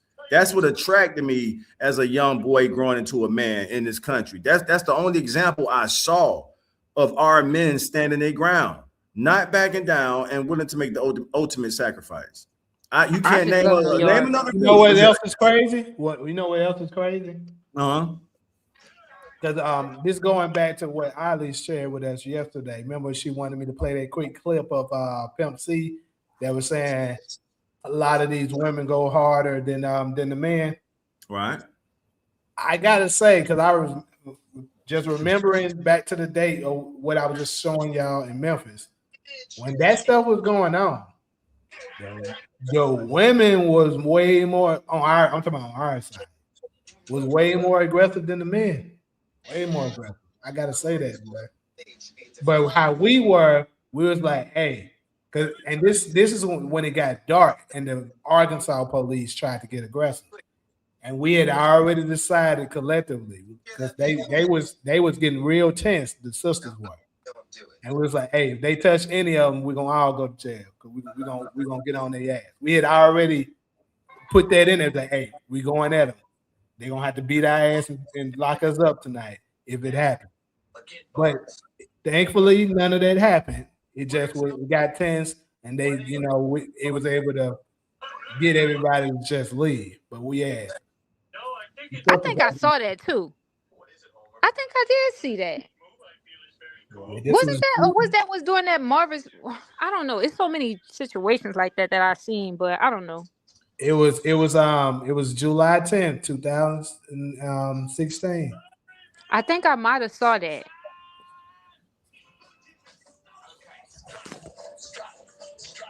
But anyways, I got another video real quick. Oh my God. Yeah, just everybody really quick. Well, I don't want to stay on this too long, but just to get everybody's reaction of what y'all think of what this sister had to say. It's kind of pertaining to what we were just talking about. Let me explain to you something about economics in America. And I'm so glad that as a child, I had an opportunity to spend time that we must never forget that economics was the reason that black people were brought to this country. We came to the agricultural that's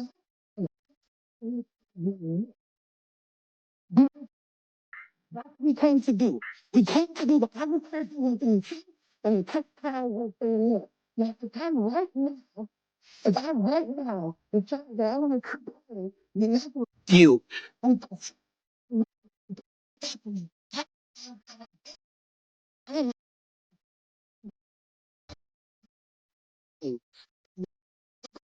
Took you around man for me. If everything that you done and you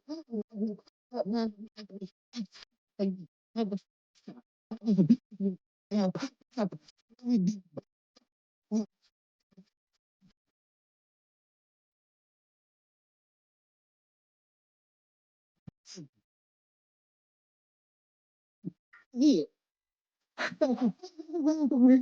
You get the point at all. You get the point. This. You have to call and make money and work for them and then you can get forward today. So that 2 years, you can't get back and have a call. Catching up or that you're doing something to be self-sufficient, but that's your game. They got your car. They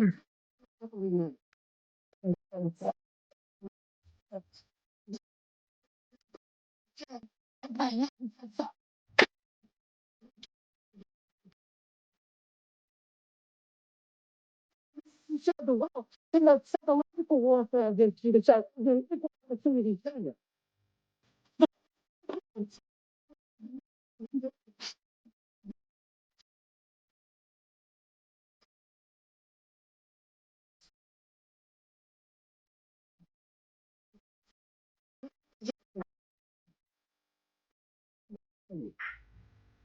I mean, damn.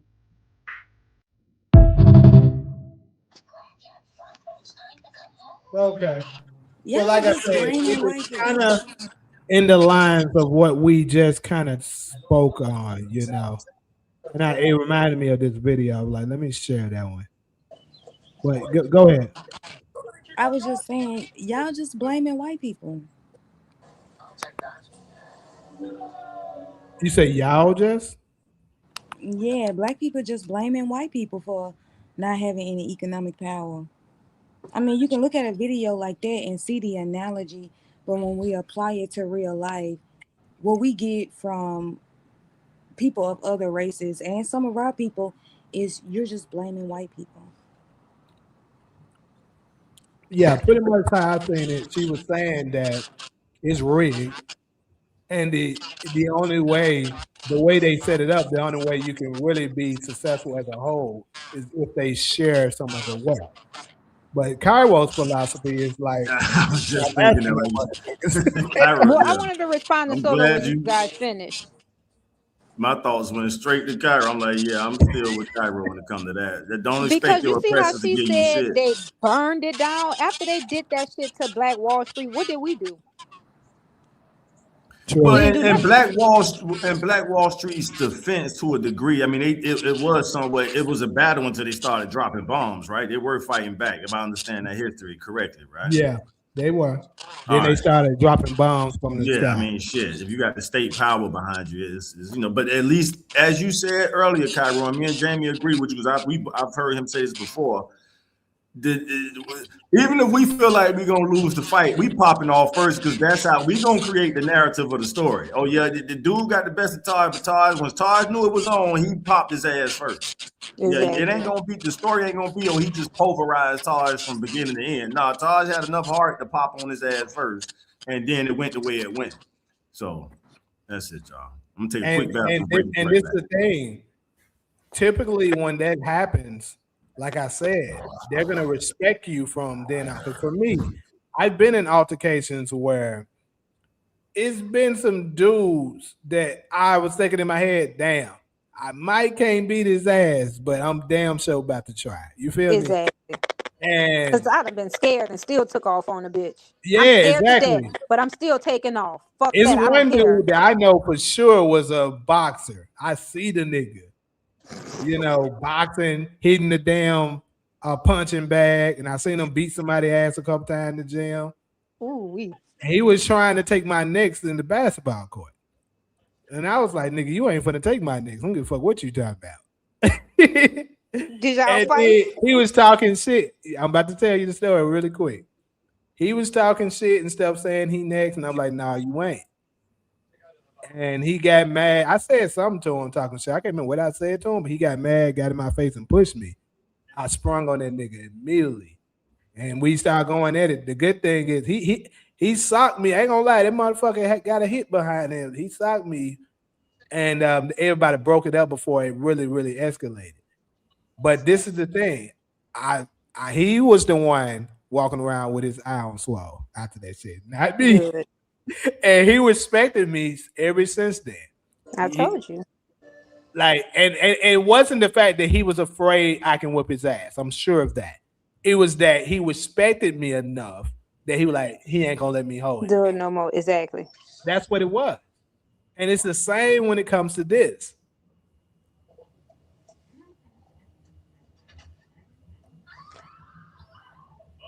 But yeah, I just wanted to share that real quick. We can go to the next one. This one, I don't know. We might not be here too long with that one, but But I agree with what that lady said real fast and some of the things she say, and they have a way of cheating because remember when she say they steal from you and only to set you back? They know everything because when they stole my money that I bought from my food truck, that set me all the way back. Like they cheat, and it's little old me. I can't go against a whole fucking government.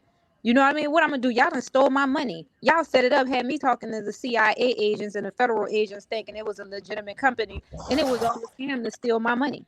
And then again, I'm on my way. I'm about to go buy another food truck in Atlanta recently, and they set it up to where they try to come after my money again. So it's like they watching you, dude. It's like we on some type of fucking alert to where they don't want you to get ahead. You know, and it's like how I'm gonna go up against a whole fucking government CIA agents that's watching. And they set up elaborate businesses. I ain't talking about motherfuckers. When you got a certain amount of money and they like, oh, we at least about to get about 40, 50,000 out of her. Let's set up this fake ass business, fictitious business, act like it's this and that, have real actors to come in. This is how these motherfuckers really get down. I'm thinking I'm talking to a salesperson to buy my fucking food truck, and I'm talking to a federal agent the whole time, dude. So we gotta be careful, especially when we conscious and we down here thinking we little nobody. Knowledge is better than anything, and people have that certain amount of knowledge. They don't want you to get a certain amount of power to a certain plateau. You know, so I'm telling you what they do because they just try to do it to me again. So you just gotta be real careful on out here how you be moving, and everything that sister said is true. Them motherfuckers stealing, scheming, and plotting, and plotting. And now I yeah. can't even move how I want to move because they done got me in the last few weeks. They done got me out of at least 8,000. Listen to what I'm telling y'all, dude. Like these motherfuckers scandalous. How they playing this game. How they playing it. You gotta be careful with them because this government that all seeing eye on that dollar bill, they know. Trust me, they know.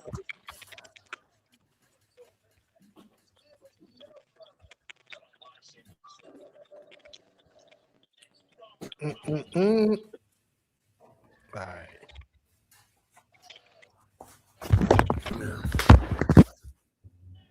Damn.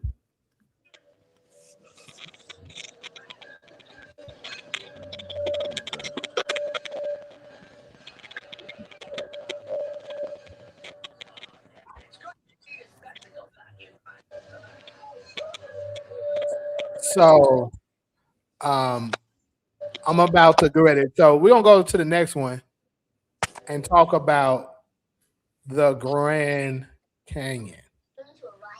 And the reason why I'm bringing up the Grand Canyon is because I done talked about this before. And remember, I told y'all that first and foremost, I always felt like it was something up with when we take flights and shit. I don't think it takes nearly as long as they say it out to be. I think the pilots are trained to go certain routes to make it seem as if this is farther than what it is, but it's actually not. And basically, they was talking about it's this lady that she's gonna talk. She breaks it down and she's gonna show images of another map of showing how close everything really is, opposed to the globe map that they show us. And basically, because this is not the first time I've heard this about the Grand Canyon, that the Grand Canyon is a pathway to Africa. That's another reason why they don't want you there.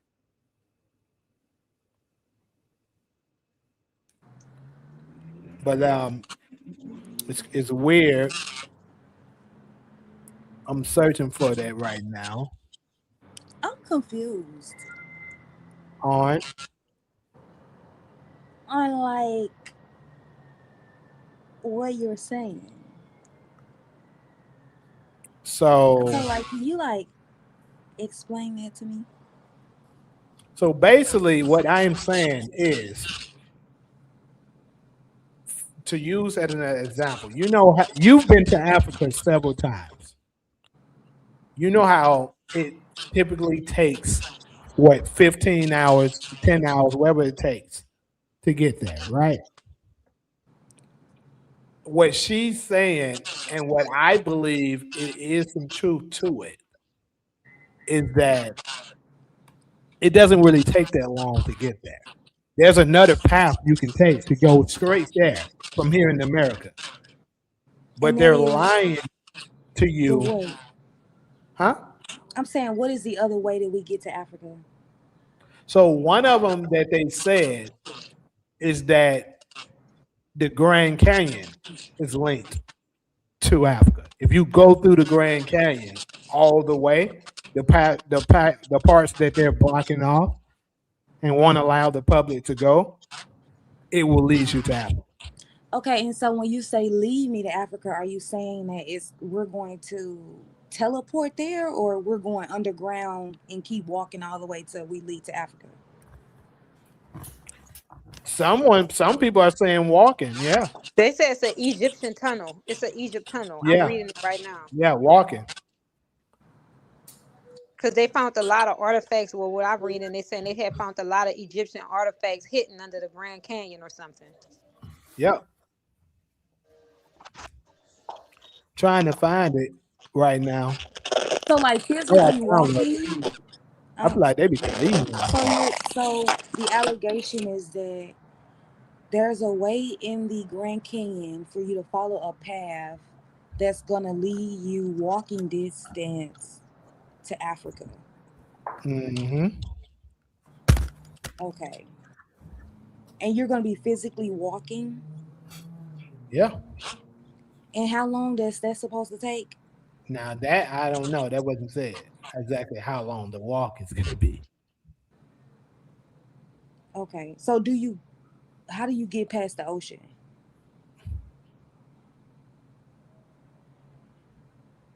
But see, this is the thing. They saying something about the Atlantic Ocean right now. This is the Let me see thing. it. I lost it. They're telling you things about the ocean, but see, you don't know for sure if the ocean is actually separating here and there. We don't really know that. We only know the path. They saying, Jamie, that the Atlantic miles is. I don't know. This shit confusing. I'm gonna try to We YouTube don't. They that. say it's You said we separated don't by know. thousands of miles in the Atlantic Ocean. The idea stems from an untold myth regarding hidden Egyptian artifacts, which are not supported by archaeologists or scientists' evidence. There is, however, a similar unconnected feature in Namibia called the Fish River. But right here, they saying the story suggests a connection. Often cites in 1909 newspaper article about a supposed Egyptian tunnel or a cave filled with Egyptian artifacts. No evidence exists to support this claim, and it is widely regarded as a hoax. But then they have another one, the Grand Canyon of Africa, the Fish River. I don't know. It's confusing. One minute they saying it's connected, the next minute they saying it's not.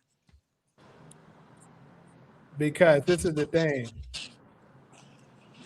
Even if it is you gotta think about it. If it is some truth to this, they're gonna bury that. They're not gonna just tell you that it is.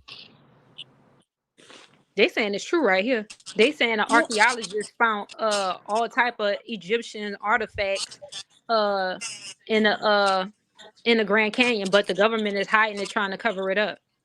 right, but Sure, I mean I believe that. that we know that. That's I don't think that supports that's going. It's a tunnel from the Grand Canyon in Arizona to the to a Grand Canyon site that's in Africa, and it's a tunnel for us to get there and physically walk to Africa and come up on that tunnel. Is that what you're saying, Jamie? I'm sorry. I'm gonna need you to say that again. No, I'm saying that. Are you guys saying that we go into the physical Grand Canyon that's in Arizona, and there's a tunnel that you go to that you can continue to walk and run into Africa eventually Right, out of the tunnel? right. So, how do you get past the ocean? Yeah. So what I was saying is that although we know there's water, a large body of water by Africa, we know there's beaches and stuff like that. But there's also beaches and stuff here, right? So what I'm saying is we don't know really where the connectors are in the ocean. We're just going by what they're telling us. We don't really know. Like the other side of Africa could be the other side of Arizona. We just never go that route, so we don't know. It's like it's more than one way to go to. Let me use something that we both know.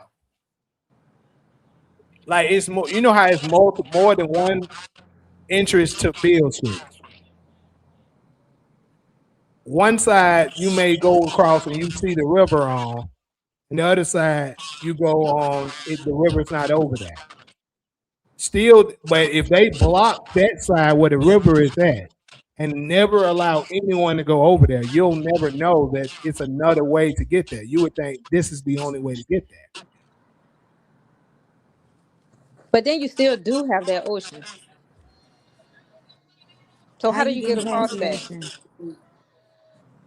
That's what I'm trying to figure out. Because nowhere you go, you have that ocean. But like, I don't know. It could make sense. I don't know. I believe it's similar to. I believe it could possibly be similar to what they showed us on Black Panther. Right. Do you remember on Black Panther when? He fell and they was fighting. No, no, no. I'm not talking about that part. I'm talking about when they was flying on those ships that they have, and when they were leaving Wakanda or entering Wakanda, there was like a portal that they would go through, and it would get them to Wakanda. You remember that? I do. I believe it's something like that.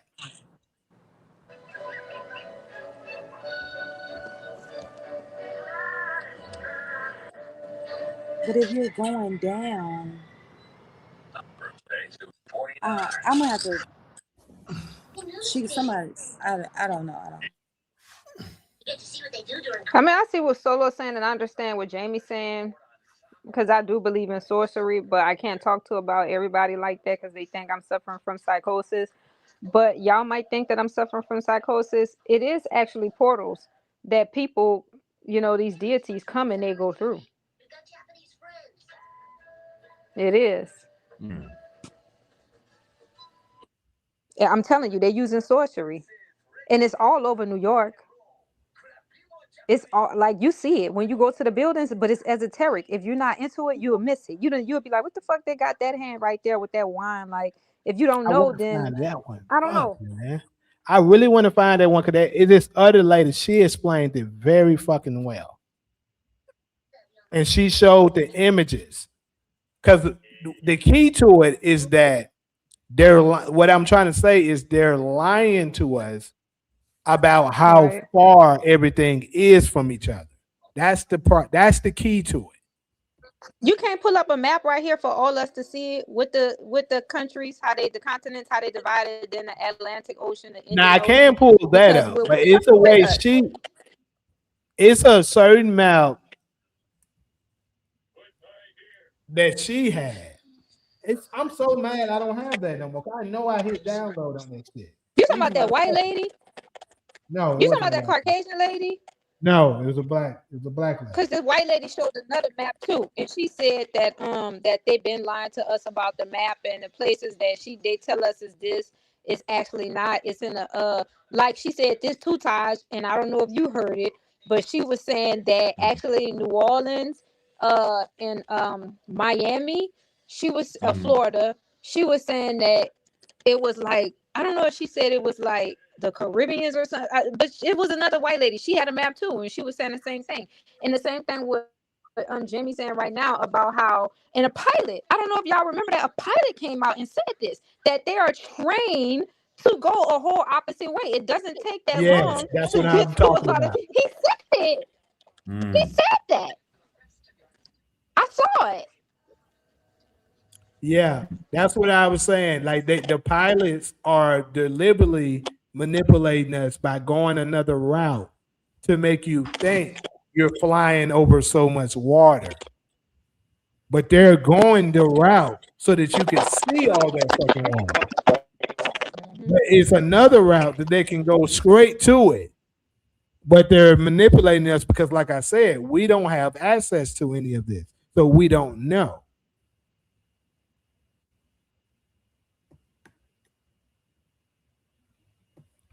Man, I wish I could find that one though. This is the other one that I've seen that's okay, but it's not. She's using the same map that we're seeing today, and I don't want to use that because I ain't gonna lie. Something now you can call me ignorant with this shit, but I ain't gonna lie. Until was it last? No, it wasn't last year. It was the year before. I had no idea that Russia was as close as it is to us. I had no idea. Because if you look at it from the world map, it looks like Russia is very far from us. Like pull up the map. If I pull up the map right now, it looks like Russia is incredibly far from us. Well, Jamaica and Haiti is close to us too. Flying from New Orleans to Haiti, that should take 45 minutes. From Miami too, because when I leave to go to Haiti, I fly straight from Miami, and that should literally take 45 minutes. You there, but they tell you it's gonna be an hour and 30 minutes. You be there in 45 minutes. It's right So there. you see this shit here. You see fucking Russia. This is America. I can't see anything. Can y'all see something? No, I don't see. Hold on. Let me make sure it came on. My bad. Hold on. I see BL. My bad. Hold up. Now y'all see it. Oh, there we go. So you see how Russia is all the way over here. Okay. And it looks like America is all the way over here. Over here, right. But actually, you see this little small piece of purple that's right here? That's Russia. Punch your arrow. I am. You saying that's Russia? That's Russia, yeah. Well, why is it showing it on? Oh, yeah. I see. All of this You're shit right. is closer than what it actually they're showing us. They're making it look like this to fool us to believe that it's farther than what it is. That's what I'm saying. Yeah. And like the Grand Canyon, which is in Arizona, would be like right here. So what look I'm at saying Africa. is, and Africa is right here. Looks like it's incredibly far. Right. But who was to say that this is actually on the Right. just how Russia is the other side of it? You can kind of slightly see right here. Who was to say that it's not actually close enough that the other side of it is what lands you Right. on the side of Africa? That's what I'm Right. trying to say. Right. But how you getting through the ocean? Are you going under the ocean in a tunnel? Essentially walking I think under what he's saying is they the lying. ocean? What I'm saying is, look, like I said, I don't know exactly how the walk stuff is because obviously I haven't did it and shit or talked to somebody who's done it. But what I'm putting out here is that just like because Russia is actually close enough that you can. Russia is only 50 miles. Russia is 50 miles from Alaska. That's crazy. Yeah, the Alaska. Right. So what I'm saying is, but look at it. If you simply looked at it from here to here, without knowing that, you would think Russia looks like fucking 20,000 miles from us. So what I'm saying is, if perhaps Africa is much closer to us than they're saying it is. And I why do can you see think that. Let me go to the one. Let me do this. If you would connect Africa to South America, because it looks like that's a puzzle that go together. Yeah. It I was looks about like to hold on. you can walk from, because if you look at the United States, it looks like you can walk from America, if it was a tunnel, to Mexico, through South America to Africa. That's how, because it looks like a puzzle. It looks like it fit. If you put that puzzle there, it looks like if you put the puzzle, all the pieces that they separated, it looked like it connect and fit into one. Yeah. But See how that one is? Where it got the was. Pangea, whatever that shit is?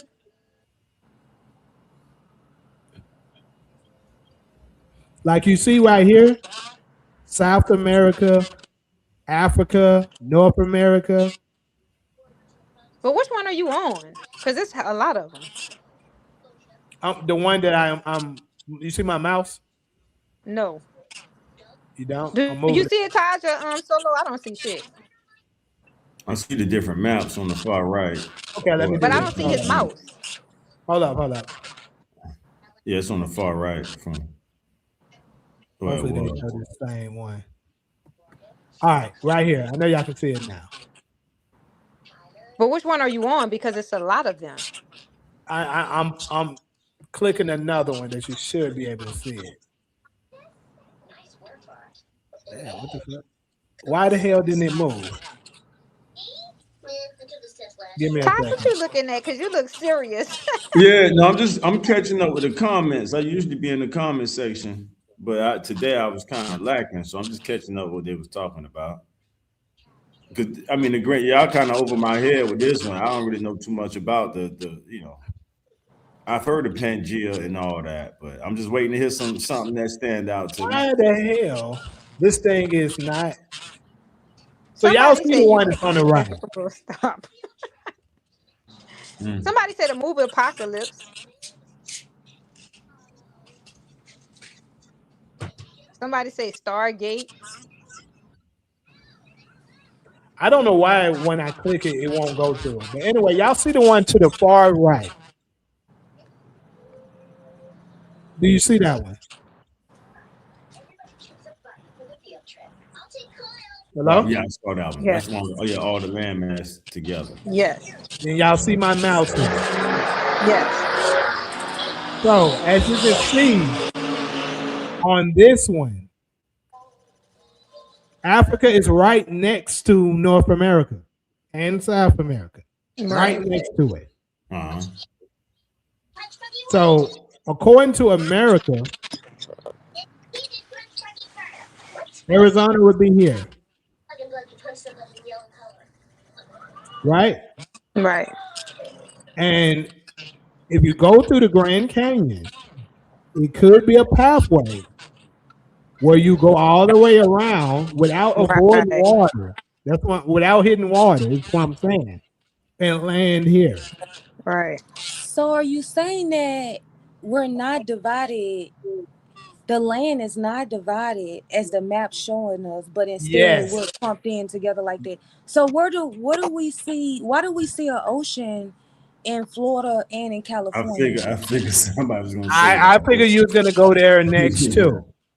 Yeah, I mean that's only the logical question is why do we see oceans on two sides of on what's both supposed coasts, to be a country? So water is massive, as we know.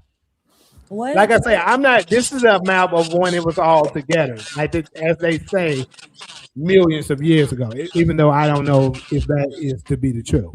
Now we see this here, what looks like to be water. Well, you know, bodies of water. We don't know how large, which could fill the spots of the beaches. Because go to the other map. The same spots of where you see water in the world map that we're familiar with, you see water here. It's just not as massive. Okay, so how would you explain the Caribbean island? Well, you're looking at an island being surrounded by water if it would be one big landmass. It's still the same. If you see a small island, like But we're watching here, that from the plane. say it again. We're watching that from the plane. We're looking at that from the plane. Looking at what? Say it again. The islands, the Caribbean islands. Like when you're coming into Jamaica, for example, you're looking at this whole island being surrounded by water. Right. And what I'm saying is, it's the same. Like, for instance, you see these little small parts that you see here. Not saying that these are the islands. More than likely in this map, the islands are too small for you to see. Because keep in mind, those a lot of those islands are very, very tiny. Some of them are the size of certain cities here. So you're not going to see that in this map because it's too small. But they're probably in the midst of this water that we're seeing.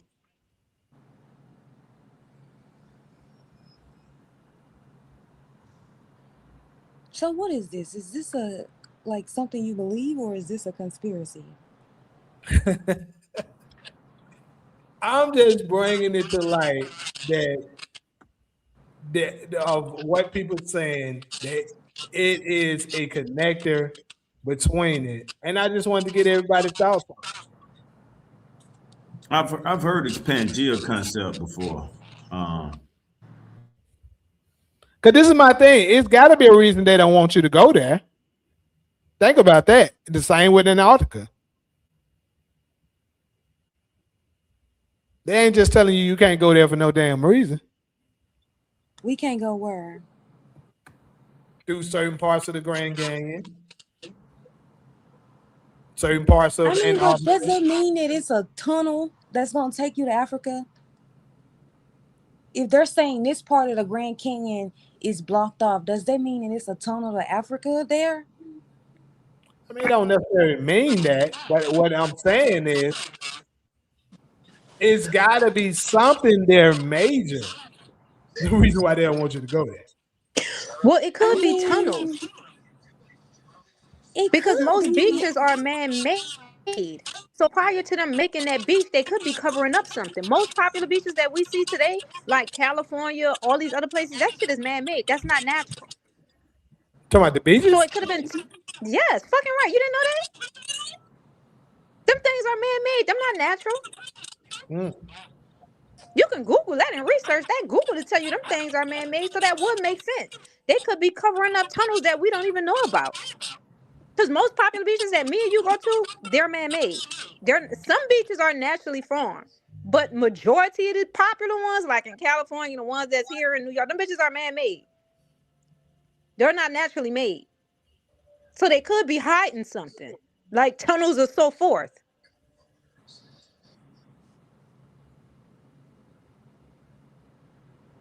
Where y'all go? Y'all don't hear nobody. My bad. I'm reading comments now. Yeah. And I just don't know what I don't have nothing to add. I don't know much about that topic. Y'll got me with that. Because they could be hiding something under there. Somebody say, "Are you people in the fifth element again?"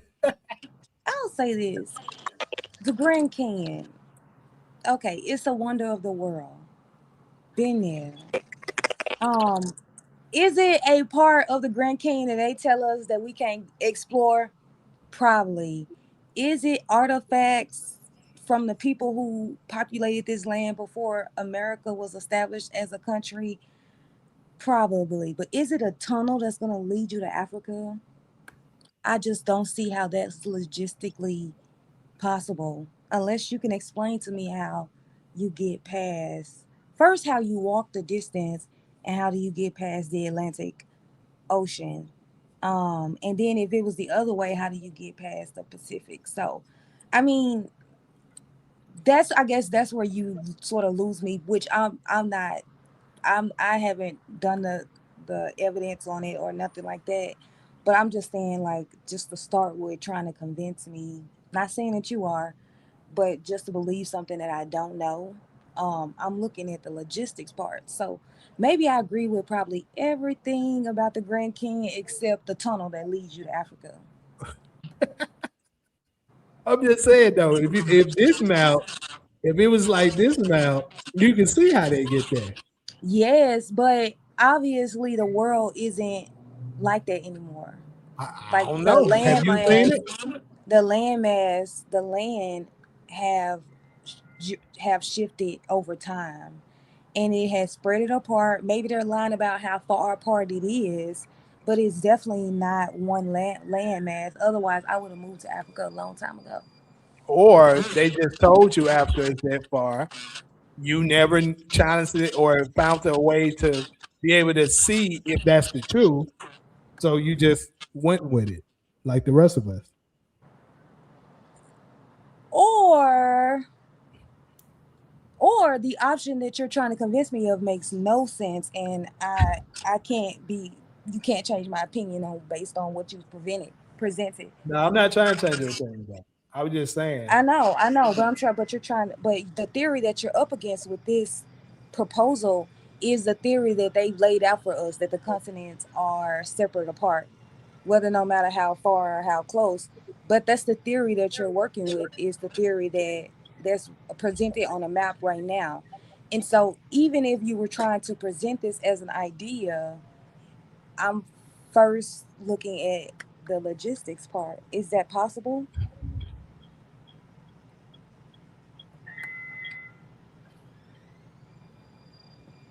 Mm.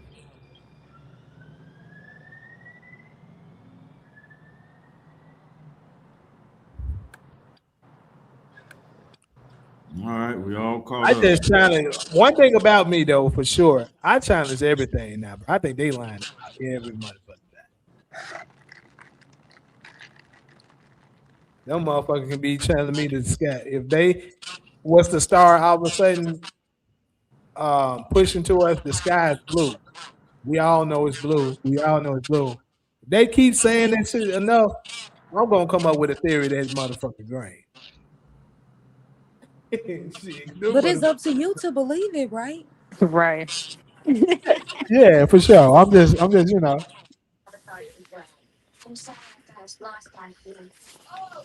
But hey, that one was a fun one. It was fun for me. My bad, y'all.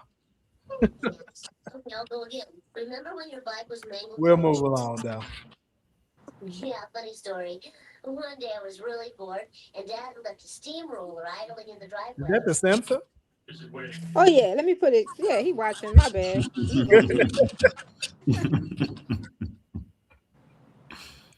The earth is flat, man. Y'all know.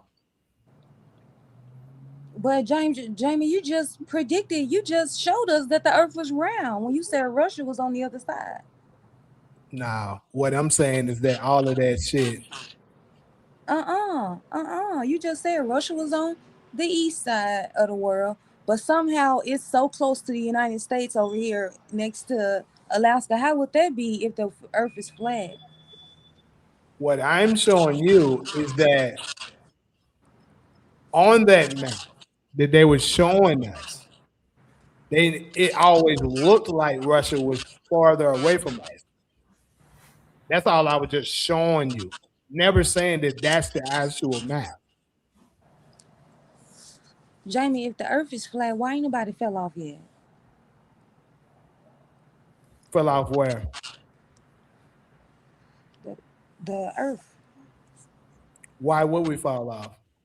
Because like I said, I think it's more like a dome than it to be round. That's what I believe. But isn't that the same thing? No, it's like more like a. So basically, like I always describe it as like a spin top. If you're familiar with what spin tops look like, it's like, and it's like it got a barrier that's stopping you from falling. But I don't believe that shit's wrong, like they be saying. Them folk be lying. So I'm confused. So you're saying it's like a dome where it's like half of a circle put into the ground? Something like that. Correct. So how do we so that's basically flat. I mean, that's basically not a circle. So it has an ending and a beginning. Right? Right. So but it's not. I'm not saying like it's not a surface like this plate. You feel me? So what is it on the other side? So it's closer to like this cup. You know what I'm saying? No. Damn.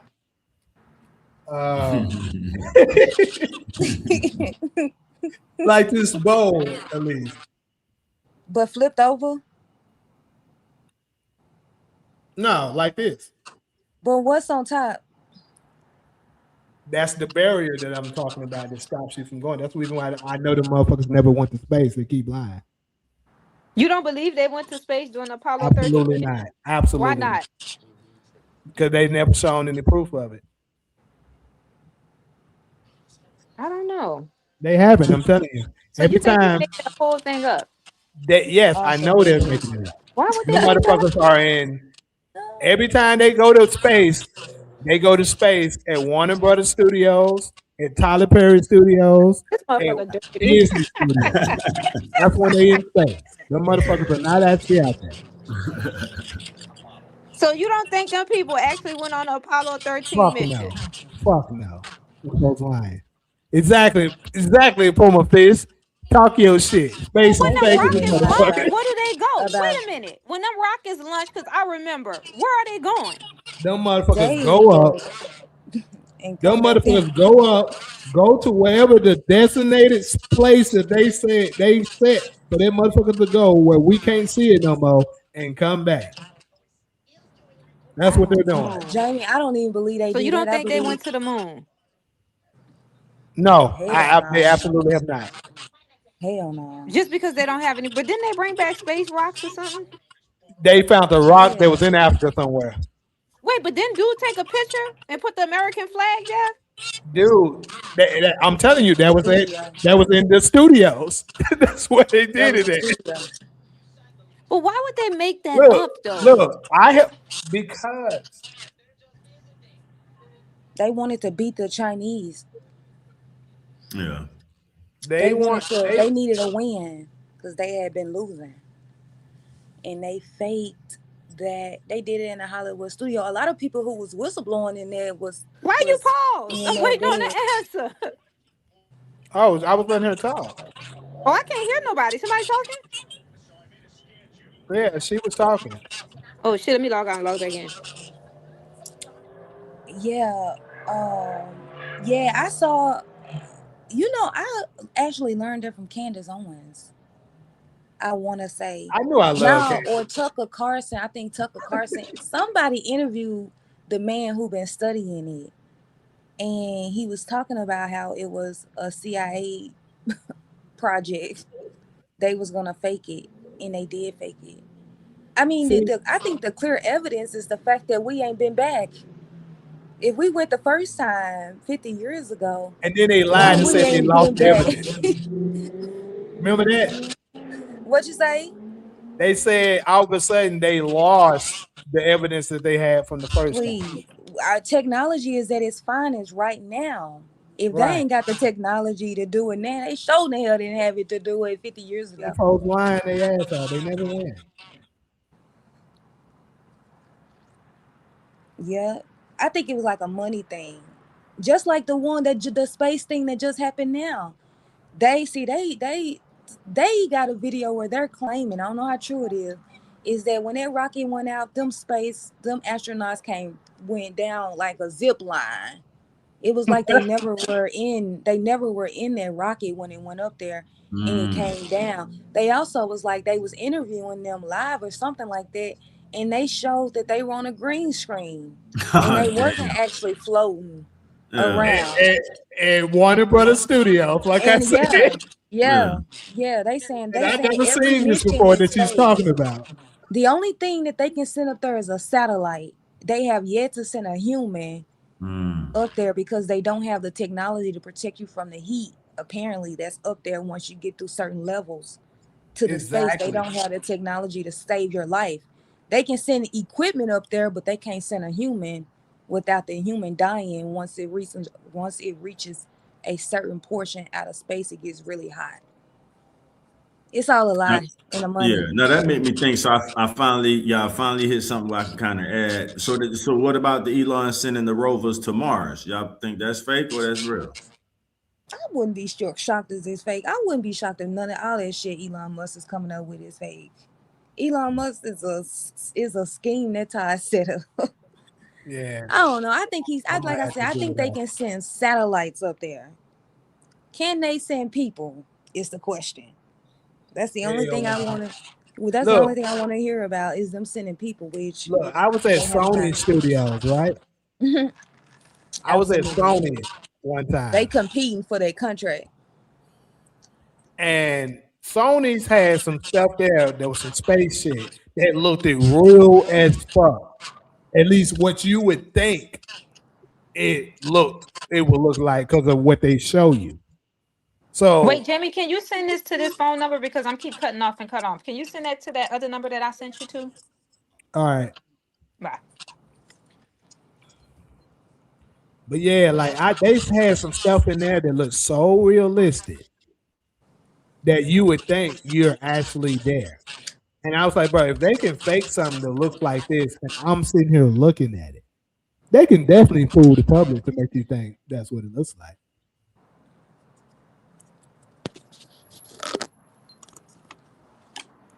And one of the times, if I'm not mistaken, I think they said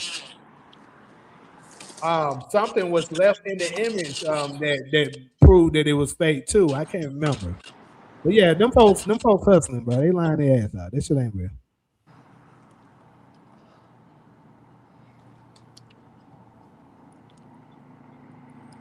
I think they've made mistakes throughout history of releasing tapes of showing proof that it wasn't real, and people who are interested, who are studying it, they have used it, and kept it as evidence.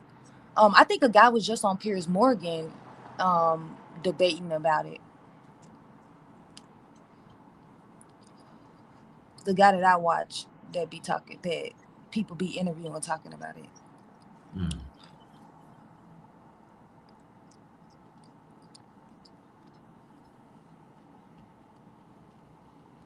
So no, that's interesting. And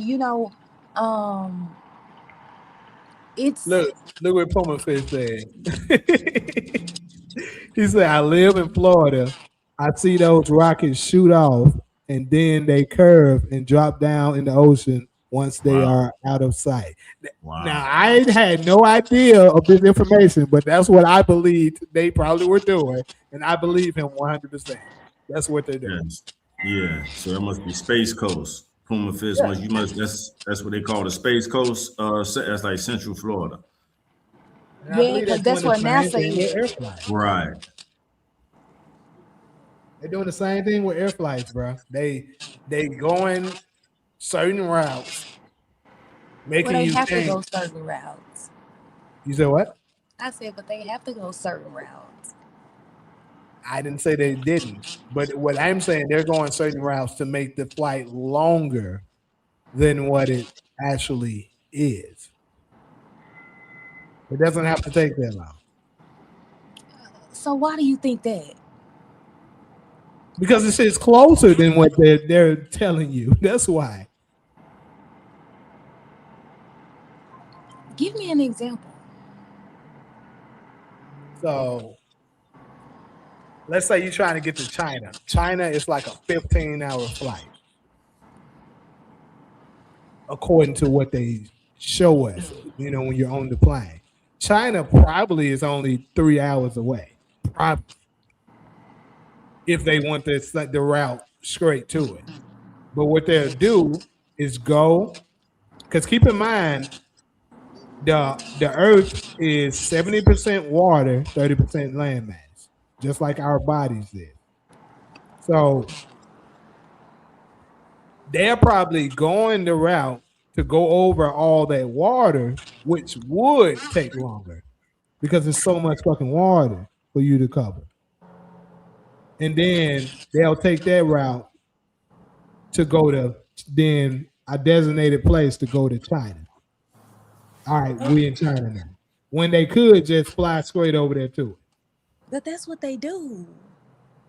What do you mean that's what they do? They do exactly that. They like if you leaving Atlanta, right? You in Atlanta and you going to Ghana. They're gonna take you to Ghana. I mean, they're gonna pick you up. You're gonna go up a little bit because the ocean is smaller as you go up the cylinder, and then you're gonna cross over and go down to where Ghana is, right? Because the way the Earth is that on the cylinder, instead of going directly across the Atlantic Ocean, it's quicker if you go up a little bit and then kind of come down, right? Because the way the Atlantic is, the north you go, the shorter the route as it compared to going through the middle of the ocean from the United States to Africa, right? Because the ocean gets narrower, I think that's the word, as you go north, and it cuts out hours when you come down, because now you've passed and now you're going from Europe down to Africa. Maybe not go that far up, but it's easier to go up a little bit and go down than it is to go directly across because the ocean is so wide. Look, I just use that as an example. I'm just saying, if, like, let's say you're trying to, let me use it a different example. Let's say you're in Tennessee and you're trying to get to Kentucky. Kentucky is right there. But instead of going straight to Kentucky, you can go straight through there and then go up to Kentucky. You go downward, go down to through Alabama, then go back up. Is that what they're doing? That's what I'm saying. I believe they're doing. Yes. And they're not. And why do you think they're doing that? To make it appear as though it's farther than what it is? Yes, they want you to believe it's farther than what it is. And why? Think about this. If we were closer, if we knew we were closer to other areas than we thought they were, we would just simply flee a lot of this bullshit that's going on. We would a lot of us be like, okay, you want to do that? I'm just gonna go straight to I'm just gonna go over to Africa then. I ain't gotta put up with this shit no more. Because it's close. Opposed to you thinking that motherfucker 20,000 miles away, you like, I can't get over there even if I wanted to. We would just leave. So why do you think they want us to think that places are farther than what it is? Is it that reason you just gave us? That Yeah. okay. Because if you knew the land of milk and honey was there the whole time, you would just go there. It's similar to when they were talking about, Israel when it was in the wilderness. The promised land was right there the whole time. So what were they doing? Taking all kinds of other routes that they took the long way, still got to their destination, but they took the long way to get there when it was actually right there. It's the same with Africa right now. We could go straight there if we knew how. We don't know how because they're lying to us about how far it is. But how else would you get past the flight? How else would you get past the ocean if Anyone that's that. if it's an ocean? Yeah. If it's That's an gonna be that ocean part. that separates the I'm not continent. doing Yeah. Well, what I've always said, I don't believe nothing these motherfuckers show us until I can see it visually myself. Like if I could go all the way up and could oversee the entire planet and see you that have more Africa is than that watching. far from us, I would believe it. But what I'm saying is that motherfucker probably right next to us. I mean, I get that part. Like I get that. I just don't know if I understand. So look, let me bring up that other map again.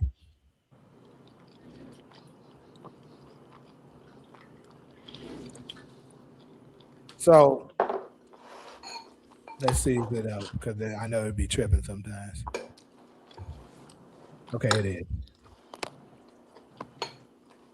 What I mean, it's almost like you're telling me to pretend that the oceans don't exist. I'm Or not that telling you to that's make pretend the oceans believe. don't exist. I was sort of explaining what I meant by that. Because what you're saying is that they're giving us an illusion that there's oceans that separates the continents when it is not. And so what they're doing is when it's time for you to go to a different continent, they're sort of flying around the worlds, and then after a certain point, they're dropping us off in the country that we want to go to, and that's what they're doing because they want us to believe that it's further than what it is. Right. So I'm in California right now. I want to get to Africa. Do you see the one? Can you see where my mouse is at here? I want to make sure. Yeah. Okay, so I'm in California. I want to get to Africa. I could go straight over, but instead, I'm going to do this.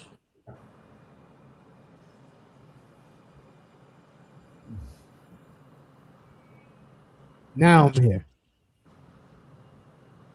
That's what I'm saying.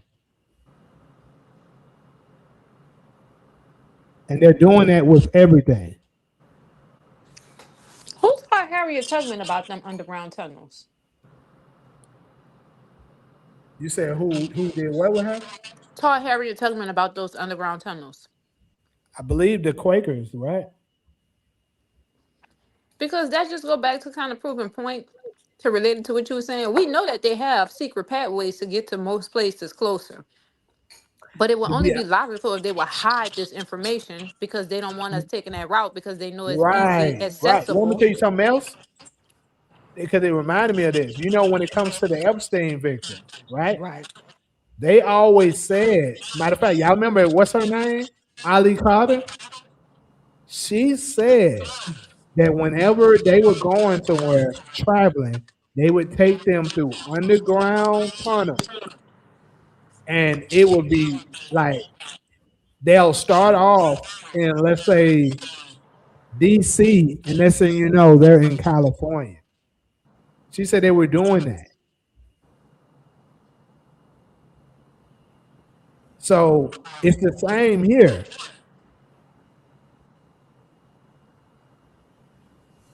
They're using, they know this stuff exists, but they're deliberately manipulating us to believe it's further than what it is.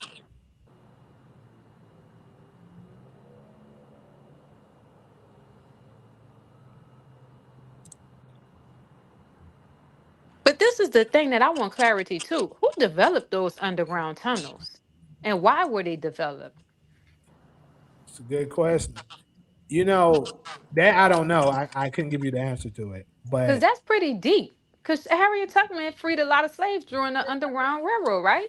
right, true. Yeah, but the Underground Railroad is like a euphemism. It's not actually a railroad. It's her ability to take you from house to house to house to house, where they were able to provide a safe passage, not necessarily a tunnel underground that she was using. The Underground Railroad is just the title of the passage. It's not an actual tunnel. Wait, I can't hear because there's so much static. Damn. You sound like a Terminator now. So you say it was a euphemism, a better way to say something? Shit. That's all I. You got a lot of static.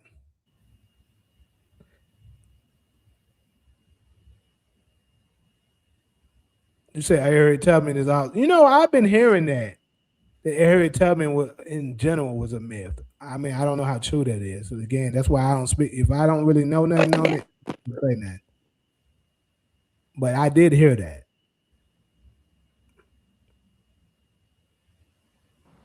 Pumafist don't know his own history. How dare him tell us what our history is?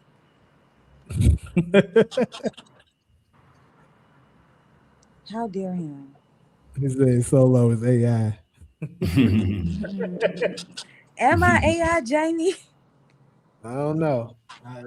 I know I met that AI like In the 16 years. flesh. Damn, if I'm AI, That, Lord. that, that AI been a pain in my ass for a long time. So, man, god damn. AI needs some. And you can go. If my ex-boyfriend posted a video of me Respectfully. sucking some dick, I'm going to say it was AI. Yeah. That's why, look, I think that's a huge reason why AI is even brought here. Our audio is getting really bad now. But that's why If AI my is here. So ex-boyfriend they gets can upset at me have if I the try to post one of the videos, I'm going to say that ain't me. That's AI. That nigga lying. I like AI. I don't know about y'all. I ain't gonna lie, your audio is like stupid bad. Like you sound like the predator when he was trying to talk right now.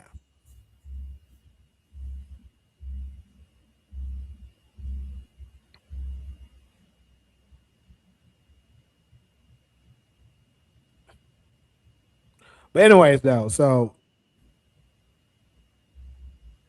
I'm gonna go ahead and go to the next one. I think that was a fun topic for me. That was pretty fun. I don't know about y'all. But so y'all don't like, I love AI. I'm sorry. I like AI. I was just saying AI is being used to be able to cover up folks shit. They be like, oh, that was AI. So you won't know what's real and what isn't. So when it is real, you'll think it isn't, and when it's not, you'll think it is. It's to create confusion.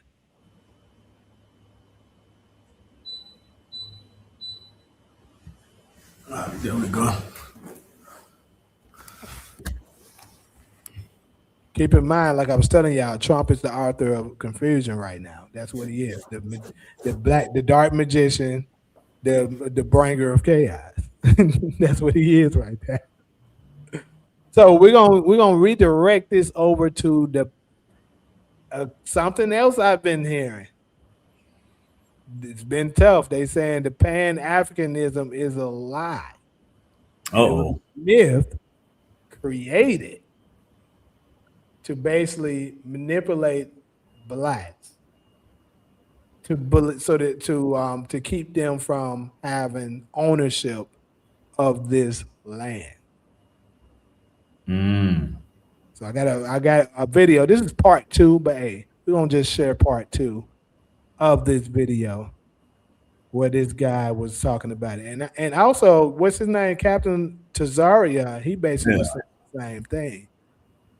That you know, it's just a scam that the Africans been using and to, you know, keep us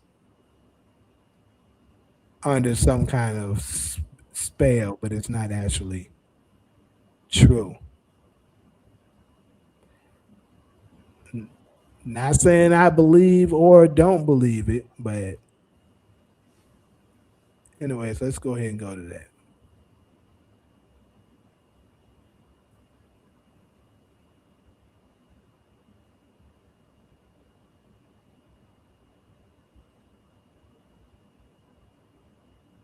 Jeez, goddamn, what is it? There we go. All right. And make sure it's up. Yeah, we can see it.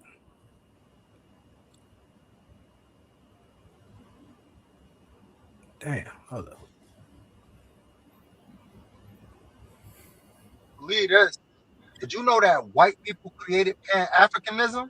And not only that, it was created to erase Black Americans' lineage, culture, and identity. I'm about to show you why Pan-Africanism is a scam and how the leaders who push it are inadvertently or advertently pushing white supremacy.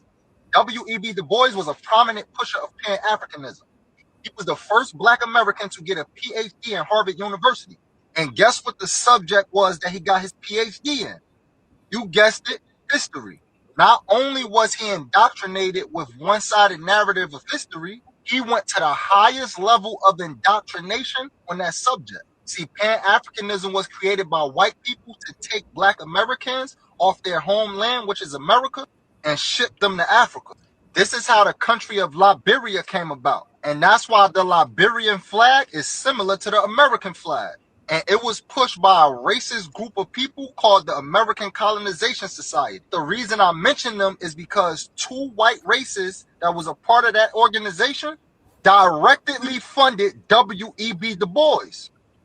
And because our leaders are indoctrinated by these racist whites, they are brainwashed into believing a narrative about history that keeps them from understanding that America is their homeland. So they use these puppets to brainwash us. So we might see a black face teaching us, but they are teaching a colonized narrative. So now that that's understood, let's talk about the white men who created Pan-Africanism. So to understand the origins of Pan-Africanism, we have to take it all the way back to the late 1700s. There was an indigenous man by the name of Paul Cuffey. And this one man debunks every lie and narrative you was ever taught about black history. Like, for example, Paul Cuffey was a full-blooded indigenous man, but because of his skin color, he will be considered a Black American today.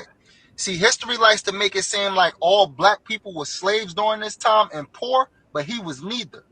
Now, what does Paul Cuffey have to do with Pan-Africanism, you may ask? Everything. See, Paul Cuffey is one of the first victims of Pan-Africanism in history. He got his indigenous identity stripped from him, and over time, your favorite historians has been lying about his identity.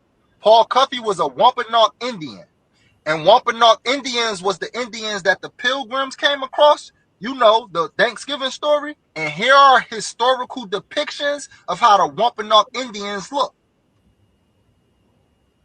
I mean, even one of the Indians who directly came across the Pilgrims was named the Black Sachem.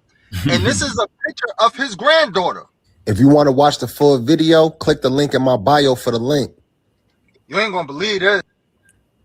Okay, so that's the part that I had.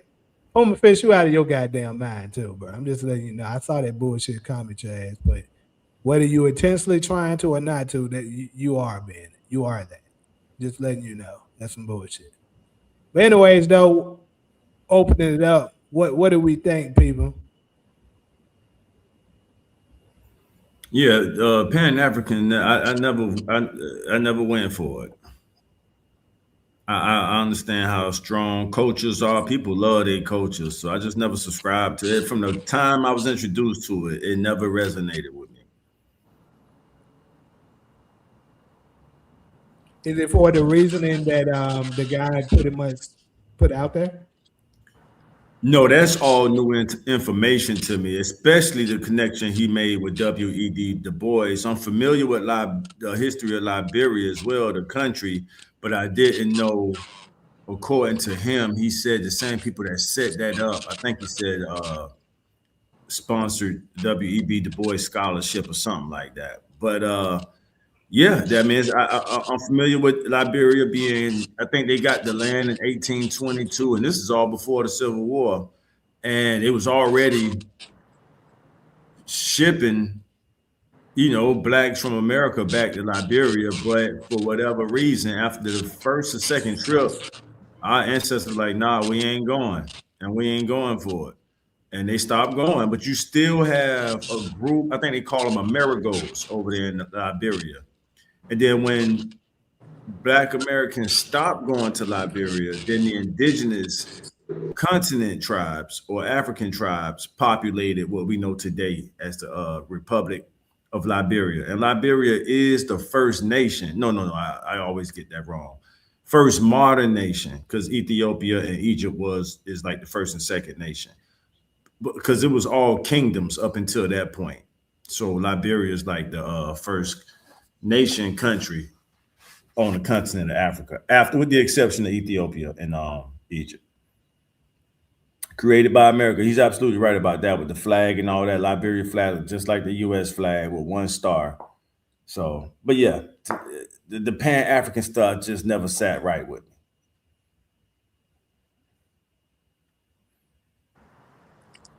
For me, I see from after looking at this video, this bring up this argument that that you have a certain group of Black people in America who would be considered a Black American, who say that Black Americans were already in America prior to Christopher Columbus and prior to all these people coming. And then you have a group of Americans who feel as though that their family came over here. They believe the narrative about the transatlantic slave trade. I believe both is true. I just I guess my issue is that I understand that you claim that you were here, and I get that. I respect that. I completely agree. Black people were all over the planet before white people just started to go and explore.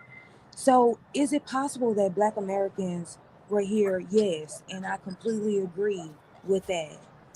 The issue I have with that, I think, is them not wanting to identify as African when we're dividing people among races, right? So we think about the 5 races that is something going on in it.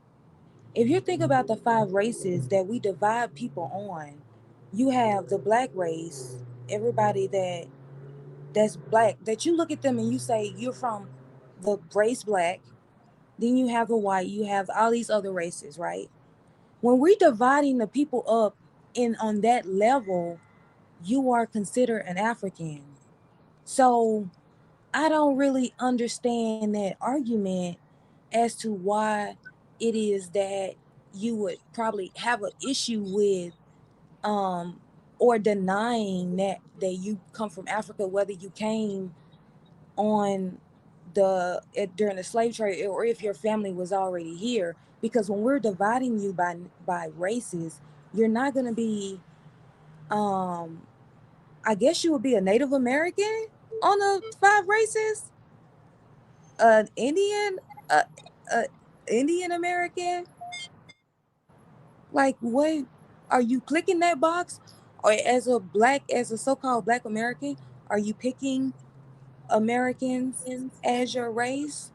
Or because I don't that's my thing. So as far as Pan-Africanism, I guess I don't have a problem with Black people all over the world connecting, trying to build a way for us, because again, when the world is dividing us amongst races, that you are going to be considered in the African Black race. So if you're saying, hey, you see, because we're doing last, since we're doing the worst, let's work together and figure out how we can build our race. I think that was one of the things that Marcus Garvey was able to do. He was able to grab Black people from all over the world and bring them under one organization and create economic power. So I don't necessarily have a issue with that. Um, and I would support it if it's right. Like we have, of course, we have to come with the equal amount of respect for each other. You know, let's keep it about the business. Let's keep it about the race. I don't, I don't think that either. I don't think that denies your American heritage if you decide to volunteer your time or work with the other Africans in the world to build power. I mean, if there's a possibility that we can create some economic power for ourselves working with them, I don't understand why the African in American or the Black person in America would not work with them if it's possible that we could create something that betters our race. So I guess that would so if it's an organization that's gonna work, um I think I think we need each other. I think we all need to work together. Would it be nice if we could get in-house together first, like Black Americans get it together, the Ghanaians get it together, the Nigerians get it together, and then we come together and build together like that? It would be great. But if you look at like some of the African leaders like Ibrahim Traore in Burkina Faso, like we're watching him literally take over his country in a military coup and provide all these resources for his people. So we're watching somebody who's able to do it on a national level. And if you guys don't know him, I would recommend that you guys look him up, because since he's taken over that country, all you see is growth coming from that country. I mean, they just have all these wonderful things that he's been able to do Wait, for what his country are you country speaking when of? he takes what?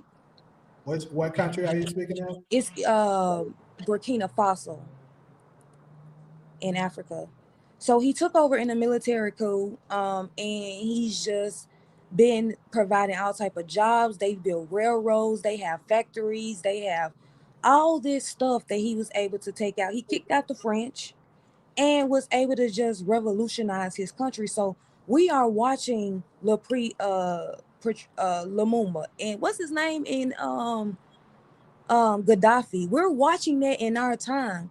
Like so we're watching like these people really take over their country and provide all these resources. So if anything, if they're willing to work with us and we're able to create something good, then I think that we all should, Black people from all over the world, should try to work together and create our own economic base as much as possible. Now, that would be my take. So if that's Pan-Africanism, because that's what I assume that it is Black people from all over the world coming together, trying to build something, for our race. So that's what I assume Pan-Africanism is. I know Dr. Umar identifies as a Pan-African, so I don't necessarily have a problem with what I've seen coming from Pan-Africanism. I mean, I don't also think that denies my American heritage if I identify as African. Like these people are Israeli and American. These people are, you know what I'm saying, British and American. Like you can be both. Like you don't necessarily have to pick, well, I'm either African or American. I think you can do both. Well, one thing that I know that was said is they're basically saying that if you identify as African, yeah, or African American or whatever as such, then once that, let's say if they were to roll out any form of reparation, you would basically um you would basically be giving up your rights to it because you're identifying as African opposed to the people, because the people that's the rightful owners of this land. It depends on what the reparations are for. Is it for slavery? Nah, Then if it's for slavery, then we can argue that only the people that came on slaves are entitled to reparations, not the what black people who were already here. I'm See, not see talking how about. crazy. Yeah, but I'm not talking about slavery. I'm talking about for them stealing land and claiming it to be theirs. When Well, y'all not getting anyway. Them Indians in the reservation not accepting y'all. well, You insane? this is the thing. Them And them people in them people considered natives now are not sharing their reparations with Black Americans, And whether they you don't nobody came have over to in think the that they slave accept if trade slave. you or are that. if you were native here. That's what I'm saying. They're not the actual people. A lot of them that's in there are not the actual people. They stole it Exactly. as if Okay, they so are the people. if America gives reparations, who you think they giving the reparations to? The Black people who are claiming to be natives, or the native tribes that they fund You would have already? to prove it. That's where it comes down to. So that reminds me of a past um, sighting that happened in the '90s, I believe it was, where Donald Trump was in court because he was refusing to do certain things for those native tribes because they were given certain reparations, and he was saying he didn't do it because they're not the Indians. Right. I saw that. And he was saying the Indians are dark skinned people that look like the Negro that we see here in America. He That's was what. saying that Then those why are he didn't actually give it to Mexicans. us? Then why he didn't give it to us? What are you There we go. talking about? Asking Master for some. That was the '90s. No, I'm saying if you're saying that Black Americans, people who are living in Black America, are the real Native Americans, and they're giving reparations to them, which I agree. It depends on what the reparations are for. Because in the same argument, like I said, you can claim that they're only giving reparations to the descendants of slavery. Then the native, if you native Black, do you qualify for that? If you can't, Yes, if you're, because of you the can't. same people. No, because they're just gonna assume the ones who came over here in ships. They don't include native Black Americans when they talking about the ones that were in slavery. They talking about the ones who came over in ships. Does that mean you guys are not entitled to it? Not necessarily you. I'm just saying the people who say they're native. So look, this is the thing. That's why it goes back to what I was saying earlier about I don't believe nothing them motherfuckers say because they do nothing but lie. So if you are a person that reads the book of Idris, which is in the Apocrypha, it's not in the original Bible, it talks about how the northern tribes, what you would call the Native Americans or whatever, they traveled straight over from there over to America, while the southern, the Judah tribes and all that, went to Africa. So this is another thing that I want to tell people for all the white people that love to say, blame Africans. They sold out their own people. Yeah, they sold y'all out. They did it. They sold us out because we are not them. So what happened was Judah tribe, the three Judah tribes, traveled over to Africa and mixed in with them. The people that was coming to enslave us were looking for us. The Africans there knew we weren't them. They sold us out to them, and they got our ass and brought us to America. That's what happened. Wait, is anybody familiar with Yakub? Yes. So you don't believe? I believe in my soul and my spirit from the evidence that's on the surface that people that look like us actually did sell us out, and that the Yeah. white folks are not Absolutely. to blame because everything a white man know, he learned it from carbonated people. White people didn't even know how to clap. When we used to clap, they used to run. They was afraid. They didn't know what that was. We had to teach them. Every time a white man want to learn something, anything, they come to the black person first the black man or the black woman to learn it. So we taught them, we brought them out of those caves and civilized them. So I do believe that, you know, we were sold out by people that look just like us. Yeah, it was Africans sold us out. Like if you're, I'm gonna say this from this perspective. If you have Puma Fish, you better get your ass put out of here. I'm just letting you know right now. You better get your ass put out. And they got the new movie about Yakub. Did y'all see it? So I saw that Ben X made that. Who made it? Ben X made one. The new one, right? I don't know if it's like a. It's like a series. It's episodes or something, right? Cause I know Ben X made a AI version of it. No, this is that's good. Yeah. You saw the one I'm talking about, Taj? But I'd love to see it. I'm gonna look it up now. One. I'm gonna send it to you guys. It's let me send it to you. Hold on. It's episode. It's so good. They showing you how he hated himself, but you know he come from another. This shit is real, and that's what I be trying to tell people, but they think I'm suffering from psychosis. This the esoteric knowledge that they don't want you to know. It's just deep. You gotta watch it. But I be telling people it's aliens, extraterrestrials that look just like us. Even on the movie Black Panther, that's what that was about. Them motherfuckers look just like us. But they tried to make old boy like he was the villain, him and his father. But him and his father wasn't the villain. They were really the heroes. They was like, wait a minute. Y'all saying these people are not like us, but they look just like us. They being oppressed on this planet. Y'all up here sitting comfortable with all of this vibranium. We can help them, give them vibranium to be able to protect themselves. And remember them coon-ass motherfuckers that came from Wakanda, they didn't want to help the Black American people. They was like, they not us. Right. That movie was deep. It's really extraterrestrials. And when I tell people, man, they got extraterrestrials that look just like us. The motherfuckers don't like being black either.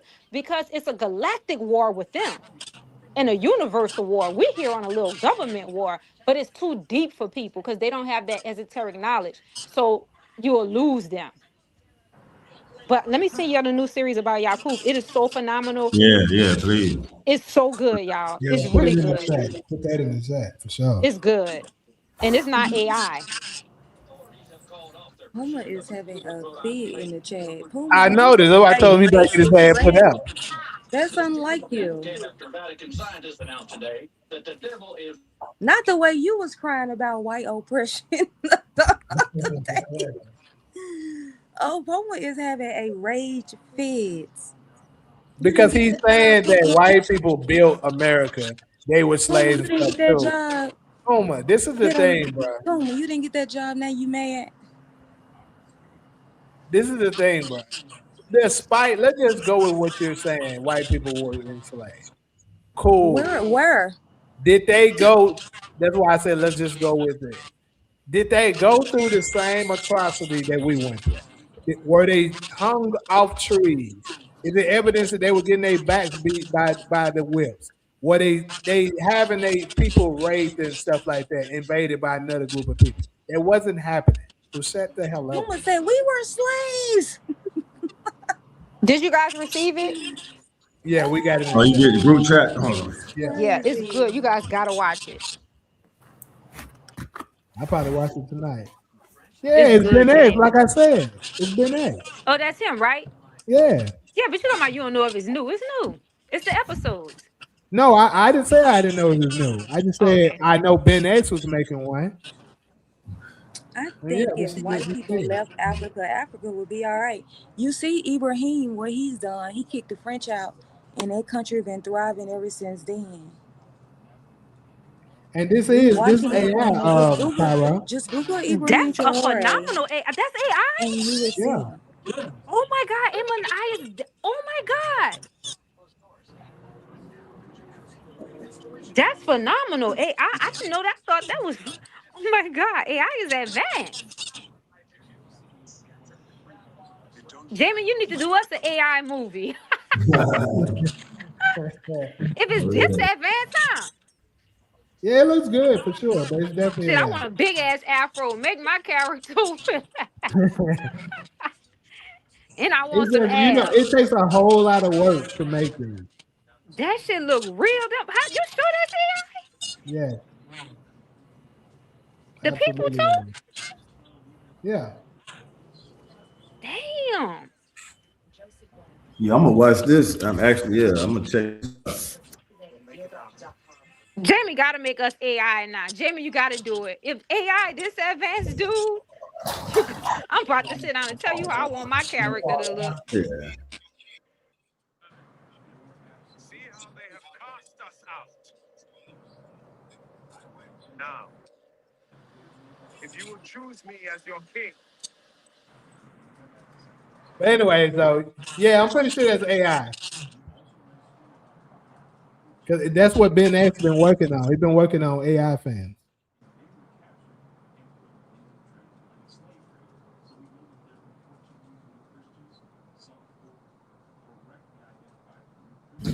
All right, y'all. Yeah, I'm gonna definitely check that out. I'm gonna have to check that out tonight. Let me see how long it is.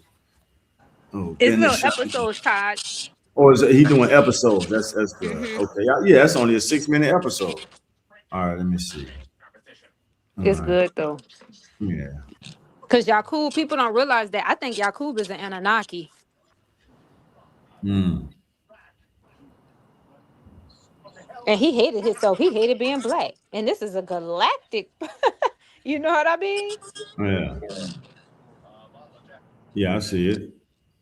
Grafted Devil episode. Oh, yeah, it's good stuff. Yeah, I'm gonna watch that series too. Episode 1. Yeah, I like how he's doing it too. They're not real Yeah, long. it's AI, because he's saying on his page right here, episode 3 of Yakub's Graphic Devil series by Ben X premieres February 18th at 7 p.m. This would have cost $2 million in Hollywood. Oh shit. But basically he did it with AI Yeah. for whatever price he did it for. So can we do something like that? Yeah. Yeah. Hell yeah. I mean, I'm I glad he want my said it. character to be fine. I'm sitting down with you and Taj. I want an afro. I'm telling y'all. But You it's got limits. It's definitely limits. It's like it's not advanced enough to be able to do anything and everything. But look how his is. I thought that was real actors. It looked good. Yeah, I'm looking at it now.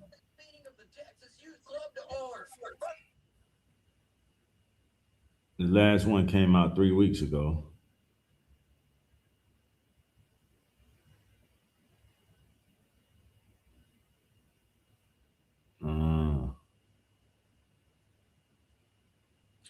So, you're saying that the IRS was treated worse than us. Where's the text on it? I would love to read about it. On the things that were done to them that you're saying was worse than not me here in America. The things that were done to our ancestors. What's up with you, Hazen?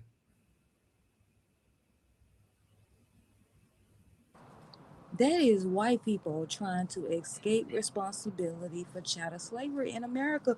Puma, why can't you just say that yes, the slavery y'all went through was fucked up? Why is it that you have to go there and try to excuse it? That's the problem. I think that's the issue. Is that instead of you just saying that was fucked up, your ass gonna sit there and try to say that the Irish went through chattel slavery. That is insane. Or even compare it.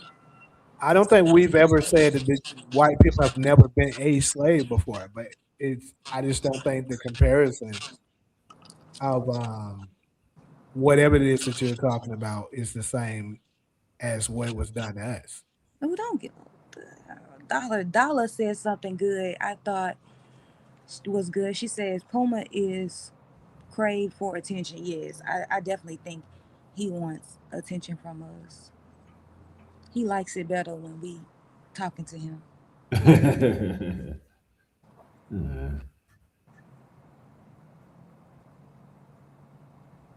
Look at them planes in the sky going their fake route.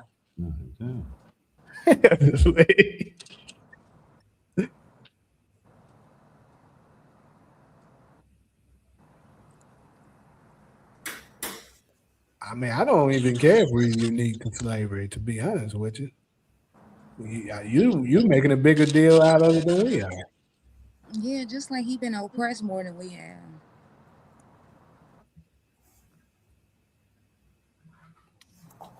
But what Taj, what would you say is um or what would be the reason, what would be the issue you had with black Americans participating in Pan-Africanism? Delineation, to give you a one-word answer, and we've been stepped on as a doormat by so many cultures from outside of the U.S. So we have a history of welcoming them with open arms, and then when they get here, they lean towards the power structure, the people that's oppressing us. And I think it took us decades to really understand, okay, these people don't love this country. They love the money they can make from the country. We don't have nowhere else to go. We can travel here and there every now and then, but none of these countries has really opened up their borders to say, hey man, y'all, we can show y'all a higher quality of living if you come here. We live better than them. How can they offer us that? So there you go. So But that's but Taj, but look. If we're living better than them, we are. then how can they offer us anything more than what America is offering us as far as living standards? So I don't think that we can really expect that from them. We should, because if we're living better than them, and I'm gonna go ahead and say it because the phrase came to my thoughts, they should be rolling out the red carpet if they want us to come spend what I've heard Black American tourists refer to as "In God We Trust." I know Black Americans who have went to other countries, and these people pretty much praying and hey, and God, and the only English they know to say is "In God we trust, in God we trust," and you don't know if they saying it. We know what they're talking about. They saying the money. That's the phrase that's printed on our money. So they know we got the money. So why aren't you enhancing your hospitality so we will feel welcome to come spend our "In God we trust" in your country? So, and y'all got to remember what part of the country I'm from. So I've seen it firsthand how they'll come over here and just use us to usurp us. So drive this See, because I they're think not. that they're in a, my bad, I thought you was done. No, I'm done. That's it. Oh, I was just gonna say, I think that they are in a difficult position. I think that they're in a they're making financial sacrifices by coming to America. And I do Mhm. think that, I'm not gonna deny, I do think that there's some hatred there. I think that there's a lot of jealousy that goes on between Now you both talk. sides, because you Mhm. got people from America who say, why didn't y'all fight for us? Why didn't y'all go to war for us? Why didn't y'all bring us back? And then you got uh we feel that against them and y'all should be doing more, but they're looking at us and they're saying, why aren't you guys helping us? You guys make the US dollar. You guys are the richest black nation in the world. So why is it that you guys aren't using your funds to benefit all of us? Because we're the ones who make the most money out of the Mhm. black nations. Right. So one of the things that I always said, that after Black America gets their shit together, that we should invest in other nations so that they can then roll out the carpet for us, right? Right. If we have built like schools for them, roads for them, if we're mining the material and building, manufacturing plants in their country where we're able to refine the minerals that they got, and they can put the Italians out, they can put these white Now countries out you of their cooking. country Uh-huh. responsible for mining their minerals, and they got black American countries over there, I mean companies over there mining their minerals, and they getting a cut, we getting a cut, you know what I'm saying? Yes. And Now we're you all able cooking. to eat off of that. Uh-huh. So they're looking at it like, why isn't that y'all got it together where y'all can help us? We can help each other because y'all are making the money. And I think about those type of projects that we could do together as African people. And if we all eating, then you come over here and you take advantage of what we fought for. I get it. You're in a financial strain, but if we could build something like that, where because they only come into America Why for the money. do we have to build it if they already have these countries? And it's 54 nations on the continent of Africa. Because they're poor. Because All because right. this is why Uh-huh. Africa is fucked up. Africa is fucked up I is got a because question. I got a they question too. are. What? Look, I'm over here itching. I Because Africa's know. not poor. Let's Nothing get about to it. Africa is poor. Well, if I could finish, because that's where I was going. I was going is that they have leaders in there that run their government that will sell their country out to the highest bidder who's coming in to mine their minerals. If you have an Italian company mining your minerals that isn't paying the country a fair share of the money that they're making off the minerals, then the people in Africa live in poverty. So I mean, I know, and but they're of course it's rich in minerals, but that's not what they're eating off of. That's not what they're living off of, because these companies that are doing that are making the money and shipping it back to France. France got gold deposits, but they have no gold in their country.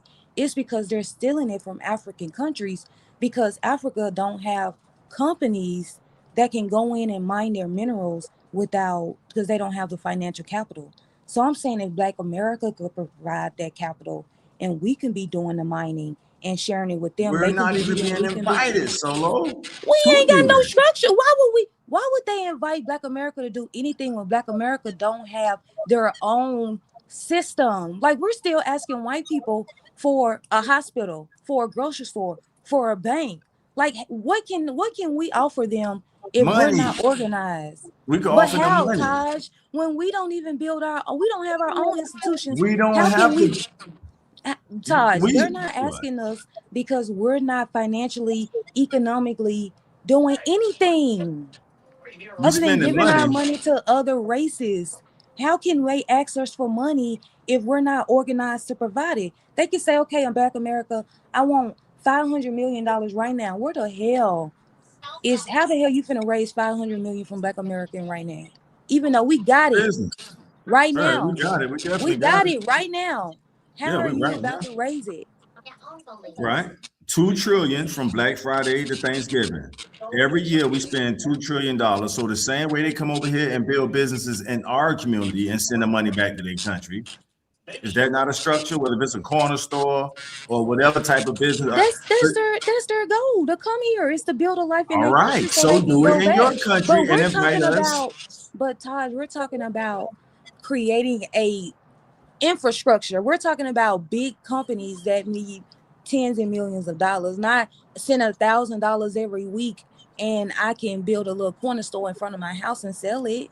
We're talking about institutions, billion Can I dollar ask you a mining question? companies. Whenever we buy anything or whenever we get anything to build our house and we look at the label and we purchase it, where does it say it come from?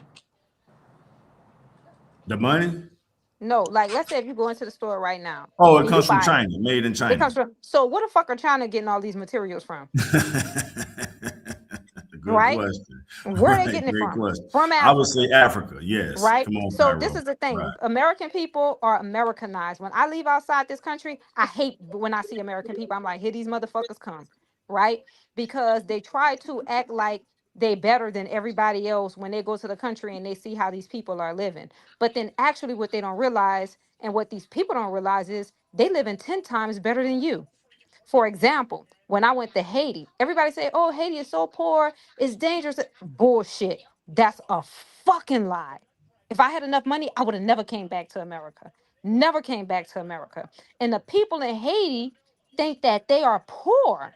They don't know what poor is. So you had a lady. They have outside markets over there in these countries, right? Just like African people. They claim they poor, but y'all are running the outside markets. You have all of this fucking food. Niggas in America that's poor, they ain't got no food, dude. They don't have no food. So why they consider themselves as poor? Because of health insurance and education. Some of them. But over here is poor. You don't have a fucking home. You don't have no food. You don't have no money. You damn near don't have no family. You don't have anything. I don't know though, because I'm just But I'm Um, telling you, Jamie, you got no, to go to these other countries yourself. Don't depend yeah, on what people say. Experience that shit yourself, because every time I leave out America, whether I'm in Central America, whether I'm in fucking Haiti, Cuba, wherever the fuck I go, I never want to come back to America yeah, but because these people. Go ahead. What you gonna say?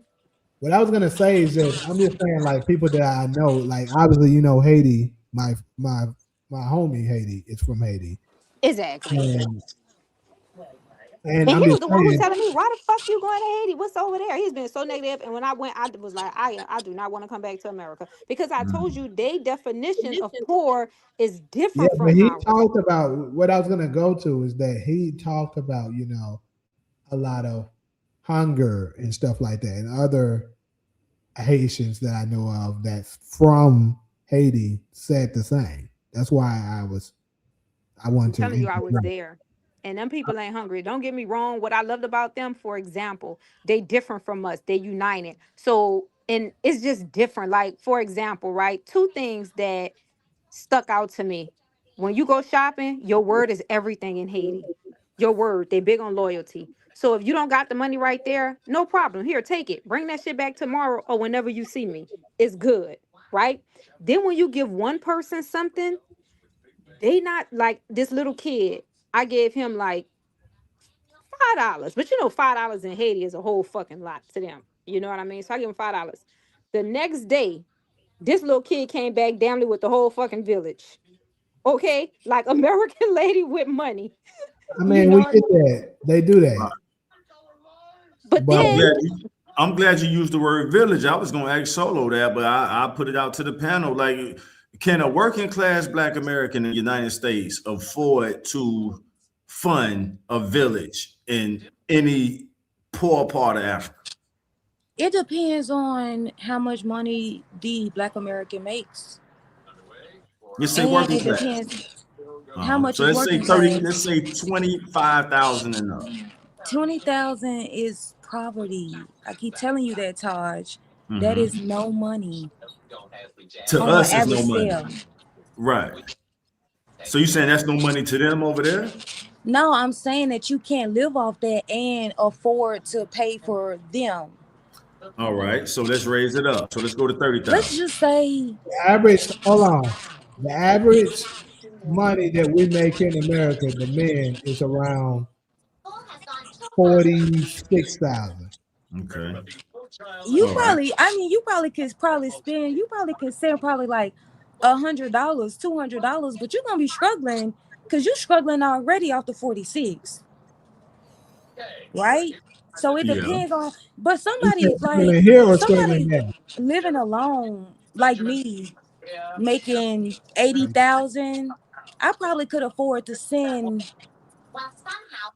$300 or $400 every time I got paid Okay. So let's use that model. All right. to that over there. Like if What you impact did give that have? somebody Go ahead. $400, 400 US dollars, you can feed a whole bunch of fucking people Uh-huh. with that. Especially depends Okay. on what you buying. You know what I'm saying? I mean, because Mhm. it depends on how far the 400 gonna go. Is it gonna turn into, 30,000? Is it gonna turn into 50,000? It depends on the country based on the currency, because the United States currency is gonna stretch further, right? Mhm. So it just depends on the country. So Ghana, Mhm. $400 in Ghana is probably like 4,000 of their dollars.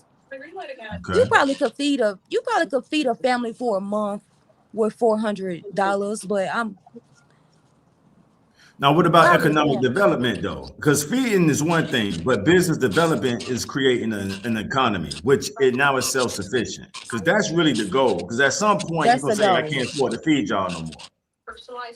But if you can create an economy in any country, that's better for both parties coming and That's going. what That's what I would prefer. Like I for thought us that's what to we were talking create, about.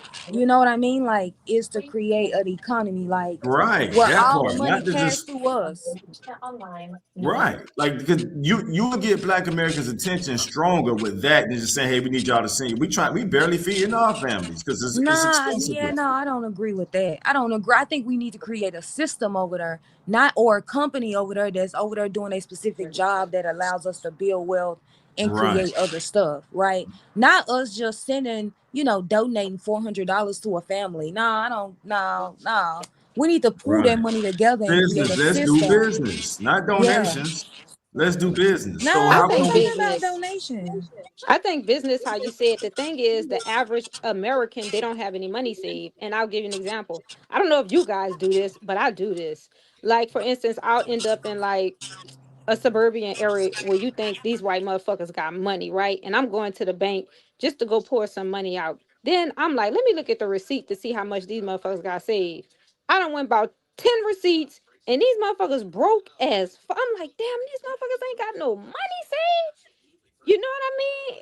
Right. It's just be crazy. So I Yeah. think that the average American problem why they can't really move is because a lot of people making money, but their lifestyle requires them Yeah, to you went spend straight to money it. and they Mhm. can't save no fucking Right.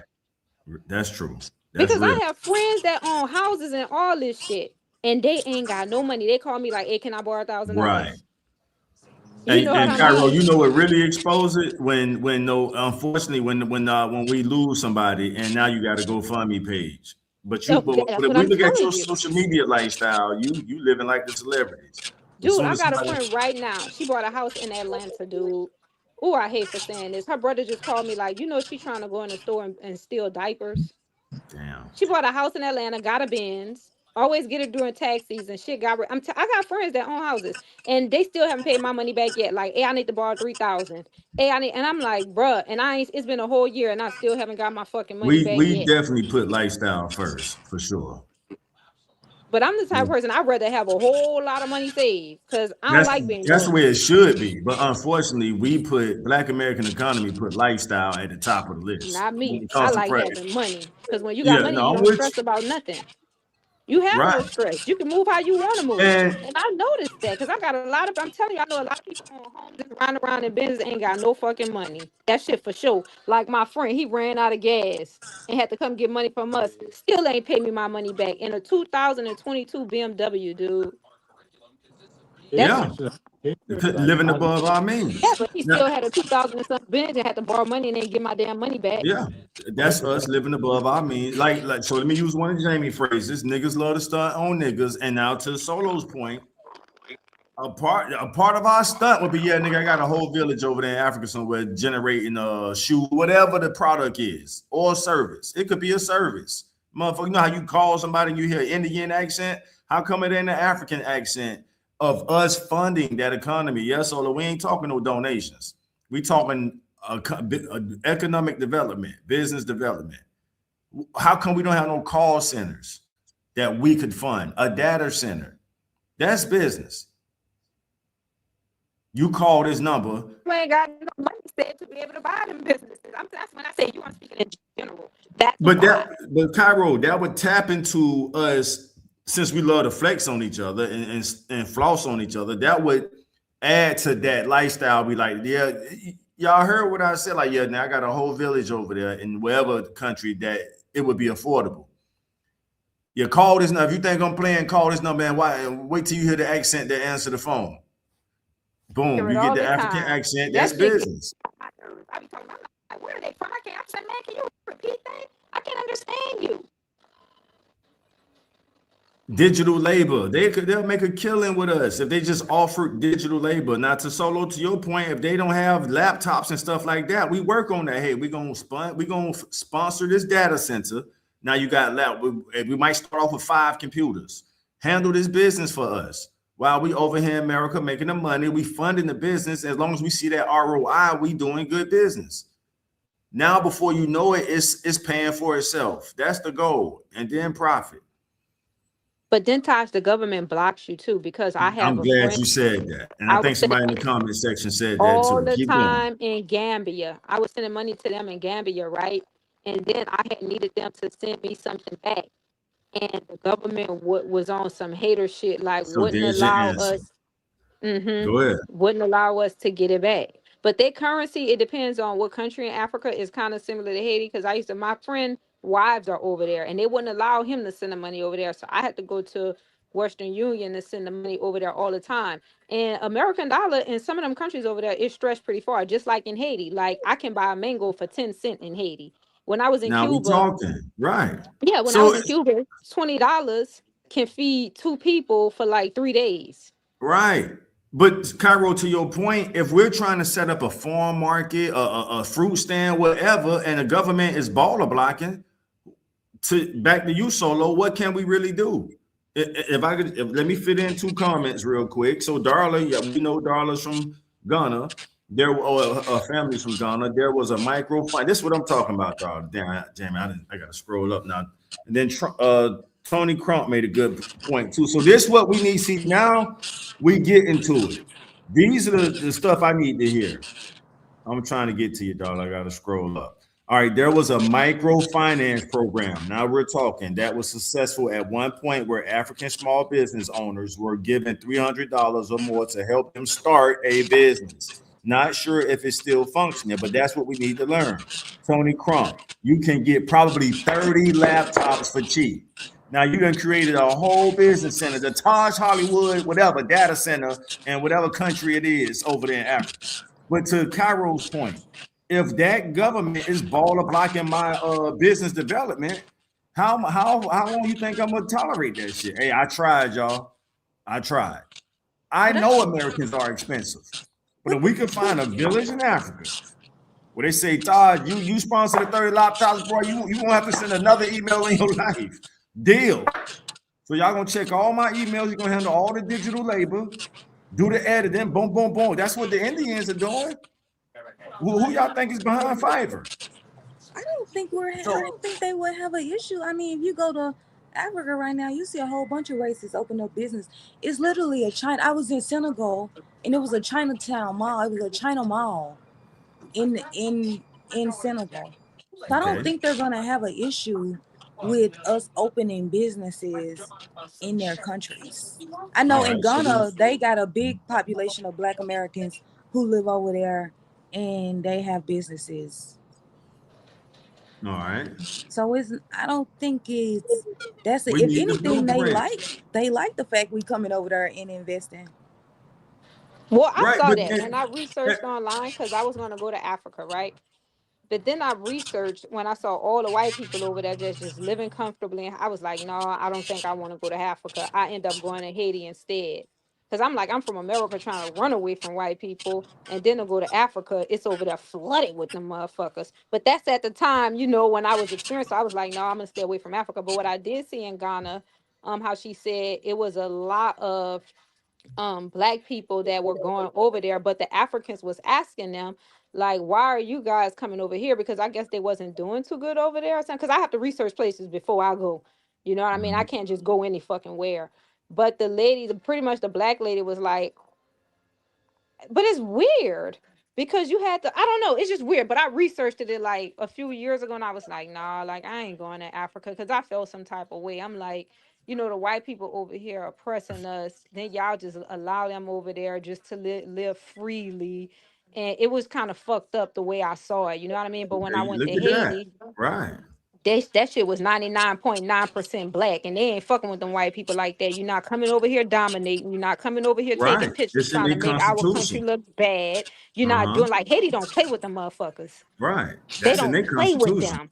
Yeah. You know what I mean? So I'm like, I want to go to, when I travel, I like going to countries like, that's just me. You know what I mean? Where I can feel comfortable. I don't want to go somewhere and, you taking all these pictures and that shit looking good, but you're not comfortable. You know what I mean? Like, for Right. example, in LA, when I see Black people going to LA, I'm like, I've lived in LA. I know y'all not over there comfortable because the white people going to make you feel uncomfortable. They're going to treat you some type of way. Now, you taking pictures and making that shit look good, but you know the truth. So I just need to go somewhere where I feel comfortable. And at the time, Africa wasn't on the list because I just saw how they allow anybody in their country. And I was like, nah, but I'm going. I'm going in like probably the next month. I'm going to fucking Egypt And then from Egypt, I don't know what part I'm gonna go, but I'm definitely about to get out of America for a little bit. Shit, that's where All I'm right. from. For real. Yeah, So I'm getting the like fuck. I'm kind of stuck on this comment from Tony Crump. You can get probably 30 laptops for cheap. Now, however cheap we talking, so imagine how we do these shows, especially shows we do on Sundays that go pretty long. And we had a village over there that when we done with the show, because all of us busy. If I had the time, I would be going through these shows, doing the editing and getting the clips. We all got other stuff going on. But if we got a damn village wherever, I don't know if the Caribbeans or Africa, and they handle, hey, yo, we think this clip here is perfect. Boom, let's do business. We're watching the show all the way over here in whatever country in Africa. And we got you guys. As soon as the show, we download the footage. Taj Hollywood, here's 30 of your great points for X amount of dollars. Hey, that's a deal. Whatever your name is. Sir Leaf. Deal, Sir Leaf. You just gave me 30 clips. Now I can put that on my channel. Boom, boom, boom. That's business. That's digital real estate right there. So that's what I'm saying. Where are those conversations? Hey, bro, we like your message. Jamie, we like your message. Solo, we love your voice and your message. Cairo, we love your voice and your message. Here, we'll handle your clips. Hey, look here, I'm going to sponsor Cairo and Solo clips for this show. Yeah, so y'all do mine, and I'm going to sponsor theirs. If they like, at some point, if they want to take it from there, they got it. But we doing business.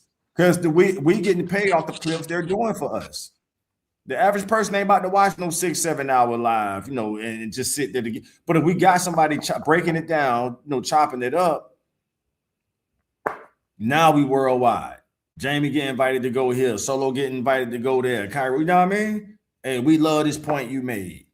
We want you to elaborate on this perspective. You gave us a little bit on BCC, Black Chat Chronicles, but we want you to do. We're going to fly you over here to do and the village can't wait until you get here. Where is that? Ain't no Black Americans getting no invites like that. Not that I know of. Well, in Ghana they are. It's a thing that it was in Ghana because I saw it. Like I told you I researched it. They had some type of program. I forget what it's called. That if you was a Black American or something like that, they was giving you I forget what it was, and they would actually accommodate you.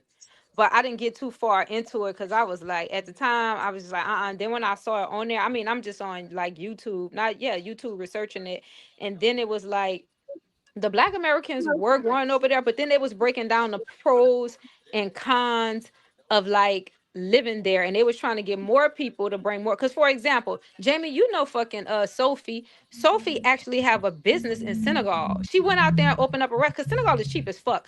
You can literally buy a beautiful condo out there for $20,000. It's so cheap. You know what I mean? Because I was looking at it too. I'm like, fuck, I'm about to go. But then the thing about it is they don't have money over there. You know what I mean? So she was like, yeah, I have this beautiful restaurant and all this shit, but I can't make any money because there's not really any money over there. All right, so we got the money, Cairo. We spend $2 trillion a year, and but we don't have money saved. That's the thing. We can get this. So go ahead. Even if we use the money, like Jamie phrase go, even if we just using the money to stunt on each other. Yeah, Jamie, nigga, Jamie, you got the Airbnb business going, nigga. I got a whole village over there doing. You know what I'm saying?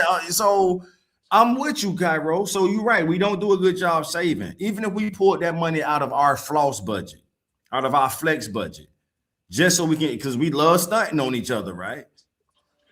Not all of us. No, you're right. And I'm not that type either. That's never been my style. If anything, I just want to help the people, man. I'm trying to help my people. I'm glad you said that. That's me too. I'm glad you said that because I don't want nobody to get that impression about me. I don't like stunting on my people. I'm trying to lift you up. But back to doing business in Africa, who got the blueprints to that? To your point, Cairo, you said so. What about the Black Americans who don't want to leave the nation? We don't want to leave the United States, but we still want to do business. And you telling me for $10,000, $15,000, you could put somebody up in a condo in Africa. Now it's a matter of business and appreciation. Do you appreciate that? Okay, can you handle this for me while you in this condo I just paid for? So you get the condo paid off for the whole year in whatever country in Africa. I need you to handle ABC 1, 2, 3. Right. As soon as you start, it ain't no excuses. We can do video calls. I want to see the place. I don't even have to go there to see that. Walk me around the place. Give me a Zoom meeting real quick. Okay, 3 bedroom, 2 bathroom, $10,000. Your rent paid for the whole year. Is that logical? Is that realistic? It's logical, but their country is not ran and operate because you got to think about the government too. The part that they don't tell you, all that shit is good, but the governments be corrupt. You don't There have a you lot of go. freedom like how we have over here. That's why a lot of them motherfuckers be trying to get from over there to get over here. Right. Because a I lot could of things we imagine. can do, they can't do that. Like that government, they run it, and you The step out of right. The line, government their going punishment is different. and the money probably wouldn't even make it to them, right? I'm sure. I mean, maybe Darla could speak on that if she's still with us. Like, I know there's a way that Africans in America send money back to their family, but to your point, Cairo, I'm sure the government's sticking their hand in that money too. But sometimes they'll block you. Listen, I was sending money. I'm telling you, I was sending money to Cuba all the time. Before you able to send money, they're gonna ask you through a whole lot of questions what you gotta send it for. They really don't want you sending it over there. And Right. then my partner, his wives is in Africa. He left and went over there and got married. They blocked him. So I used to have to go to MoneyGram all the time to send money to his wives that was over there in Africa because they wouldn't allow him to do it. Then when I was sending money to my friend in Ghana, they came back and started not Gambia. What's that? Gambia. They start asking me all type of questions too. Like the government is corrupt, dude. It's just fucked. It's just like certain people. It's not everybody. It's just certain people that they have restrictions on. Right. So Restrictions. that's a barrier. That's a roadblock for us to do business. It had to be something because we would have been doing it. Now I don't know if The Solo experienced the same thing, but when I was sending money over there, they would ask me a whole lot of questions: where I'm sending it for, where I'm sending it to, what's the Look at that. relationship with me and that person. Look at that. Come on. Come I on, had y'all. a lot It ain't as to easy as send we like you making it like, sound, damn. man. Because we would have been doing it. So it ain't as easy as we trying to make it sound. I think it's easier than I anything still that we got my could Western Union that I do. can see, so I you can pull really bitches up and see. I really do But they was not giving me a believe hard it's time. easy. It's hard at all. When you send money over there, they didn't ask you them same I love it. Now questions. y'all done shit, huh? I mean, Now we talking. they I've used How Cash did App you to send send your money people through Western in Union or Ghana. through MoneyGram? Hold on. Cairo, I think she can you I can't was hear us, hear. asking Cairo? Solo how did she send money through Western Union or MoneyGram? I was answering. All right. I think she I've can't hear. used Cash App and I've used Western Union.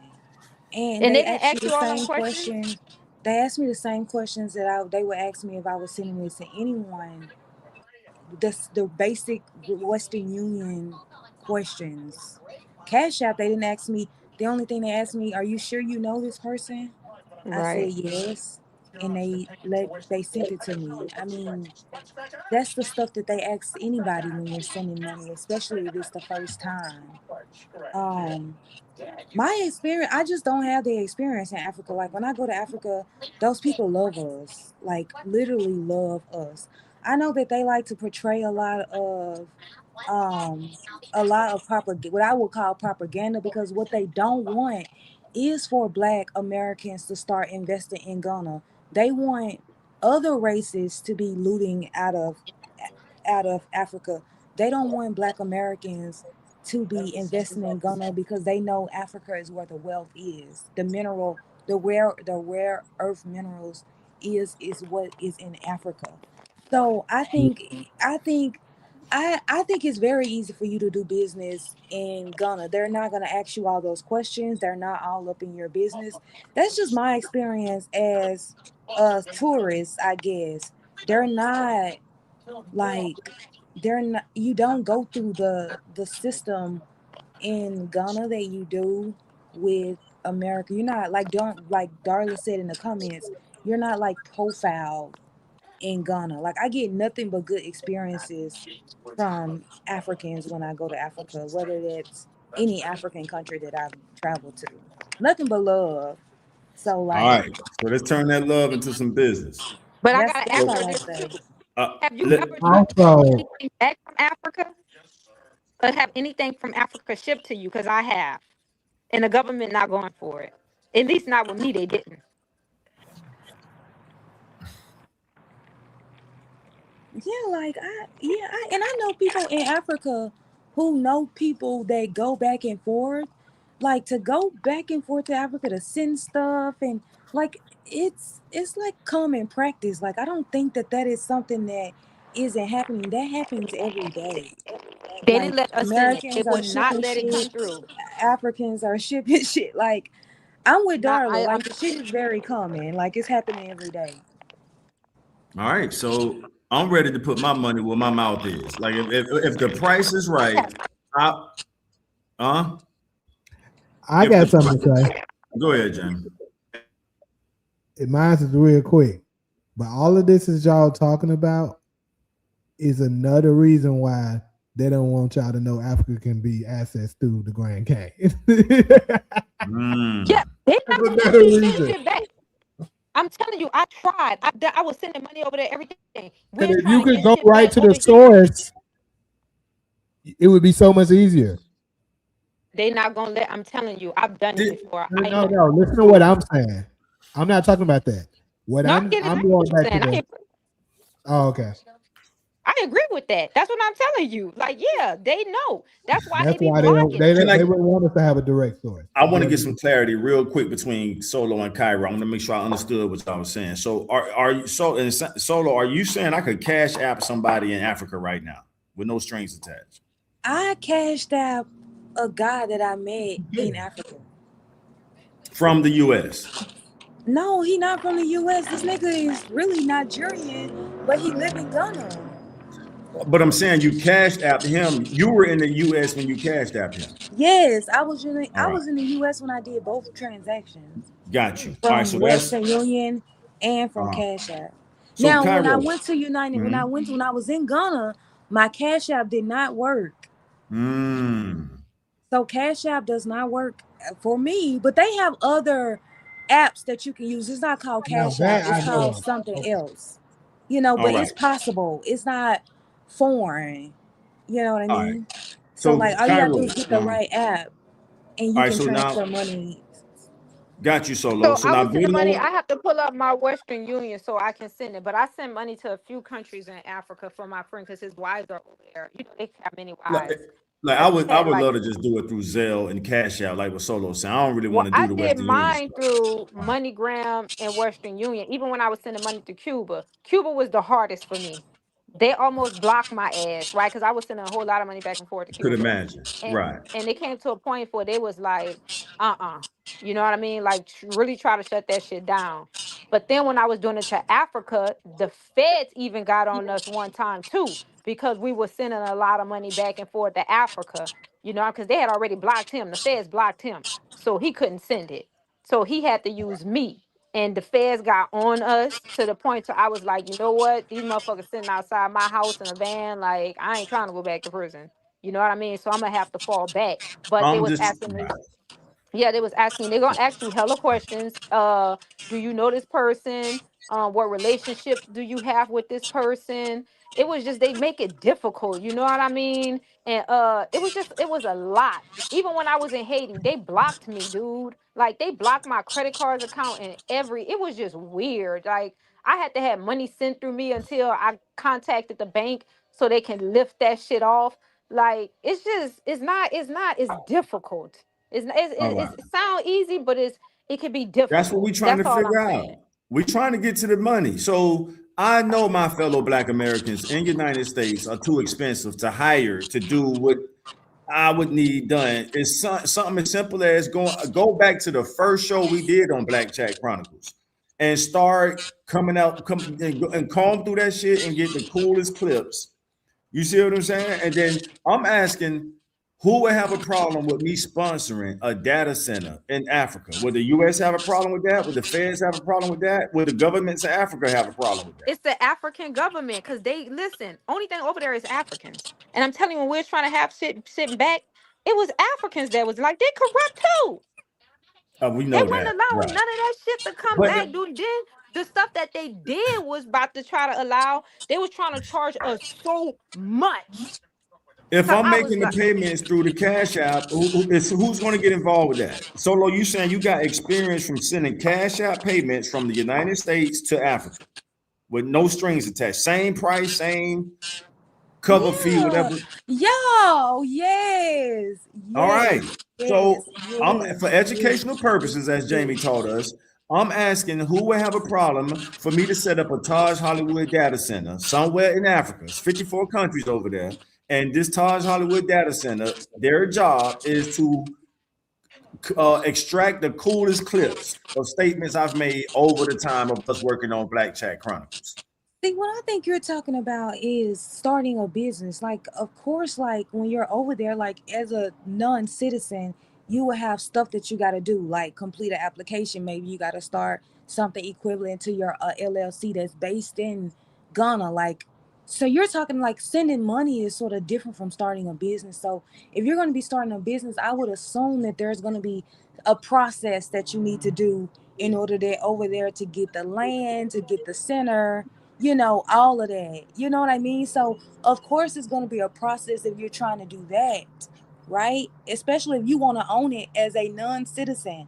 Of course it's a process. I'm sure it's a way to do it, but it's a process that you're going to have to do. Just as that if somebody wanted to come here and open a business, it's a process that they got to do. Okay, all right. So but before that's we get different from just sending your homeboy, that's what I'm saying. $500. You know, that's nothing. But if you're so trying let's to focus do on a data that part. center, My bad about the data Taj, center. you see what I'm saying? You're trying to do a data center. You got to buy a building. You got to get land. Right. You got to open accounts. You know what I'm saying? You got to find electricity account.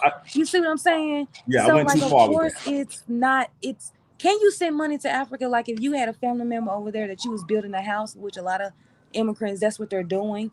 They're over here stacking their money so they can build a life for themselves in their country and eventually go back when they're done. So of course it's easy to send my cousin $1,000, you know, here and there. But like if you are trying to create a business, then of course you gotta probably, if I were you, I would probably hire an attorney and do all the paperwork for me. And then by the time that's done, I might as well hire one of my fellow Black Americans, and I don't need you it. said what? So right here in America, I can go to somebody that's an editor. I mean, even Jamie know about different programs. We could actually use, Jamie, I don't know if you want to put that out there or not, but we trying to feed people. So we don't want to have to go through the technology system that could do it for us right here in America. We're trying to help. We're trying to put some money in people's pockets. What I'm saying is, if I had like a 3 to 5 person team, they could be male, female, that part don't matter. And they're handling, whether if it's me, you, or anybody else on this panel, they're handling our content before we even get to the business phase. Because once you get into the attorney fees and all that shit, I'm like, nah, I'd just rather keep my money in America. So I'm saying if I can just but Taj, these people do not make the money we make. 1,000, these people get, like, I just looked at like Haiti's, like in Haiti, $100, people making it for the month after working, you know, let's just assume they're working 5 days. They work all day and they make like $100. I think in Ghana, the average person like makes like $200 every 2 weeks.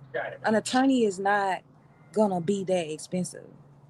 That's kind of, and you want to make sure that the paperwork right. And see, that's the term. Right. Before we get that sophisticated, Solo, finish your point. So go ahead. But I'm saying though, I think that if you're talking about it's unofficial, it's not a business. Yes, unofficial for starters. Like that. I'm just trying to pay a motherfucker in Africa to do some clips. Right. That's it for right now. But you keep saying a data center. A data center. I'm sorry, Solo. Eventually, it'll be a data center. But let's stick with your correction accepted, Solo. So unofficially, I'm just trying to pay some niggas in Africa to do my content. And I want to cash app them like you said you cash app that nigga in Nigeria. So I'm saying, listen, Africa, if y'all listening, it's 54 countries over there. Taj Hollywood is ready to done that before, actually, already. It wasn't through Cash App. It was through, I did it through PayPal. Taj, before you hire an attorney, listen to what I'm telling you, baby. Attorneys are corrupt too. When I was fighting my case, when this lady stole our $40,000, right? I hired an attorney. He did not tell me, because he wanted that $1,500 for that retainer's fee. That motherfucker did not tell me that this bitch had already had 30 people suing her for over $50,000. And I was so angry and upset with him after that. I said, well, why didn't you tell me that before I paid you my fucking money? Capitalism, right. Of course. So you got to you can't depend on these people, dude, from somebody who got scammed. I hear you. Then when I opened that restaurant out here, that ghost kitchen, They didn't even tell me they wanted that money, dude. Another 20,000. They didn't tell me, hey, this is a ghost kitchen. People don't want to come. They want to come in and socialize. They don't want to pick up their food and go. They wanted that money, and I lost on that too. So what I've learned from that, people want money. You got to do your own due diligence. All these The data, motherfuckers corrupt. I You can't hear even you, trust Cairo. attorneys nowadays. That man took my $1,500 knowing that lady had already 30 people suing her. I'm just telling you from a person that got scammed, even with these attorneys, bruh, do your own due diligence first. Because everybody want money. And if you got it, they're coming after it. All right. Thanks, Taj, Cairo. All right. if you're trying to create a legitimate business in Ghana, your ass need to hire someone.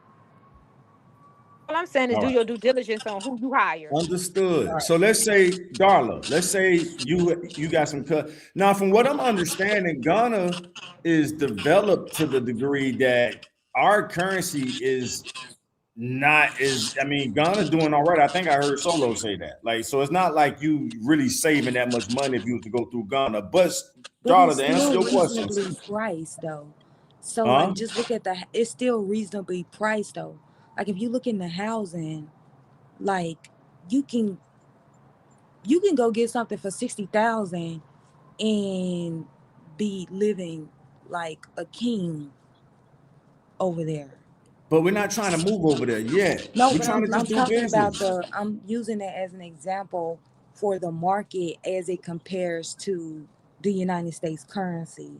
So if you're able to get a a nice place to live for 60,000, the thing is that economy, your money is going to go further because you have the US dollar. It's not going to be as cheap as it would be in Senegal because Edgar. the US dollar goes further, but you're still getting a good deal in Ghana because the currency is getting better. It's chasing the US dollar. All right, so Edgar got straight to the point. He in the comment section. The US dollar is like 10 to 11. So why am I sending my money to Ghana? No disrespect, Darla. I'm looking for the best deal. I'm talking to the whole continent of Africa right now, 54 countries. So let me answer your questions, Darla. You said, what is the data center for? It's for content. It's for Taj Hollywood content. Then you asked me, is it an internet cafe? Yes, it's an internet cafe for the whole world. And it's a question for all of us on the panel, not just me. I'm just answering her question. And then she said, is it for, yes, manage your content. I don't have time to do it. So if there's any villages in Africa, it could start off with 3 to 5 people. Taj Hollywood say he gonna fund the business, and all we gotta do is handle Taj Hollywood content. He don't have time. Sunday through Friday, he handling other business. Well, you're gonna have to find some people, Taj. Where do you But think why this That's Africa? what this Why not conversation here? is for. But why Africa, Taj? Why not here? Because Black Americans and Americans in general, we're too expensive. That's why. Great question, Cairo. I'm gonna go ahead and say it. I'm ready for Puma Fist. I've been ignoring Puma Fist for 30 minutes now. I want to read Puma Fist comments now. That's what Donald Trump did to your type of people, Puma Fist. He told y'all motherfuckers he was gonna bring them factories back to America, and y'all ain't seen them yet. So Trump, I'm laughing. If I heard a little chuckle, it's rightfully, that we should be chuckling because he fooled all them motherfuckers. So And they fell for answer. it. So that's the answer to your question, Cairo. What was the answer? Because I didn't understand it. The answer was, you said why I can't do it in America, the same reason Trump didn't do it in America. You don't think Trump got businesses all around the world? Trump is a globalist. He fooled people like Puma Fist into thinking he was a nationalist. That motherfucker got Trump plazas all around his world. He's a globalist. That dude ain't no motherfucking nationalist. But y'all thought he was. So where's y'all factories, Puma Fist? Take the rest of the show to answer that question. Where's these factories? But can't you just do it in a part of the United States that's cheaper? Because we're too. It ain't no cheap. There ain't no cheap labor in United States. United States provides service all around the world. That's why those factories are not coming back. Everybody outsourcing is the game. That's just what it is. That's why we having this conversation. White people been knew this shit. But aren't the factories only in Mexico? United States is outsourcing to the lowest bidder. Pardon me, not the highest bidder, the lowest bidder. That's But why where I'm are the talking. factories? They're in The Mexico, right? factories, the China. Cairo, you gonna sit here and act like you ain't ever made a phone call and you heard an You Indian talking accent about answer that the though? phone? That's just You, answering the phones. I mean, how much they gonna pay them to where answer you think phones? them accents are? Where you think them accents answering them phones from? Most of the motherfuckers from India and China. All right, then we make it so. Why would I spend my money with them when I can spend my money in Africa? Wait, This they ain't be that from complicated, China. y'all. Huh? I answer the phone. Here come a motherfucker from India. I be like, oh All my right. god, dude. So that data center is in India, Cairo. So all It's we saying outsourcing, is right? that's called outsource. Outsource. Listen, you trying to put outsource. You can't put the toothpaste back in the tube. Once you squeeze that toothpaste out of the tube, that shit is out. And I'm using that as an analogy for outsourcing. America been outsourcing our business. That shit is not coming back. Y'all niggas y'all So missed Taj, that what train. makes you better than Donald Trump then? Because you taking food from the mouths of American people that can get that use that job, them job from creating that content, send it over there to Africa. And we over here struggling and starving The ourselves harsh too. reality that Taj Hollywood is honest enough to say that your president might not be honest enough to tell Puma Fist and his people is that I know Americans are too expensive. Put that in your blunt and smoke it. So I you gonna know let when us I say, starve over here? huh?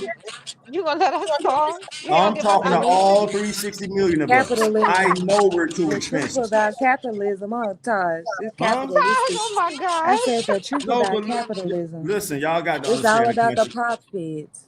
Yep. Look at Taj, he example of Capitalism that. Capitalism and globalism go hand in hand. So what I we're don't saying disagree. is, I'm on your side. all right then. So we're saying what we're saying. All the people who know, all the capitalists in America, they been knew this shit. They just fooled Plumber them people in the South. He did. Hey, get them motherfucking Trump. I mean, but you know what? It worked both ways. So Puma Fist, I know you've been trolling for about the last past hour, but you ain't typed no comment that was strong enough to trigger me. So I'm like, I'll let Jamie and Solo deal with you. But now you got my attention. Let's talk. So y'all whole demographic fell for that shit. This man told you, name one business he brought back. Honda. You said name one. Name one. Yeah, you name one. I ain't got. Wasn't Honda? It was Honda, a Toyota. One of them motherfuckers got brought back over here. Okay, one of them car businesses, manufacturing companies. One of them did. A few of them, actually. It's actually, from what I heard, it's actually a few factories that's been trying to get out. Yeah, they came back. Which ones was it, Jamie? And this was like in I can't tell you exactly which one. I want to know which one. It was like one of them cars. It's like so, Honda. It's like I know. Google it. Somebody Google it. Yeah, It's like they ain't Camry. named one yet, but I hear you. I hear No, you. I'm telling you, it's either Honda, Camry. It's one of them motherfuckers. It's a few of them that came back over here. Google, wasn't it Google too? A Yahoo? Puma Fist don't even trigger my. Like he don't even hit my threshold. That's why I can't really respond. Wait a minute, y'all say name one. I'm naming a few. It was like right, Yahoo, cool. Yahoo 1, 2. Is that a manufacturing company? It's still a company that had outsourced. If they took Darla that said motherfucker mega somewhere hats else. are made in China. Thanks, Darla. They are, though. Darla said mega hats are made in China. Yeah, exactly. So much for your nationalism. So much for your America first. MAGA hats are made in China. Put But that Trump on. doesn't have anything to do with that, dude. No, but he exploited that. He exploited that base. Listen, I'm hearing this directly from like MAGA OGs. So why are they mad at him right now? Because he played shit them. ain't He doing said, like how "Make he thought it America was gonna great go." again." Thank you. Come on, Trump played y'all him. stop playing. Y'all stop playing. That man used them for what? But they both got their purposes served.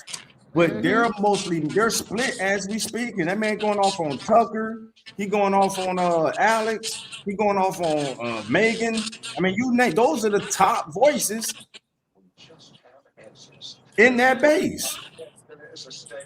I don't see them Let wearing them me mega hats get no back to more. Remember business, they used to y'all. be wearing them bitches? You don't even see them motherfuckers Charlie no said more. mega hats are made in China. That's the funniest comment I heard. Well, remember everybody used to be repping that. Now I'm like, what happened to them? Why they not wearing them anymore?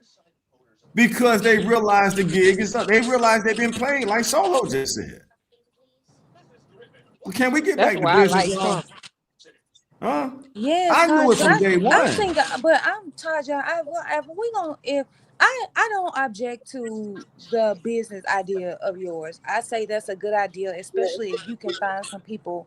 You probably want to go to TikTok because you probably can find some people that's willing to really do that because they definitely Africans are definitely on TikTok.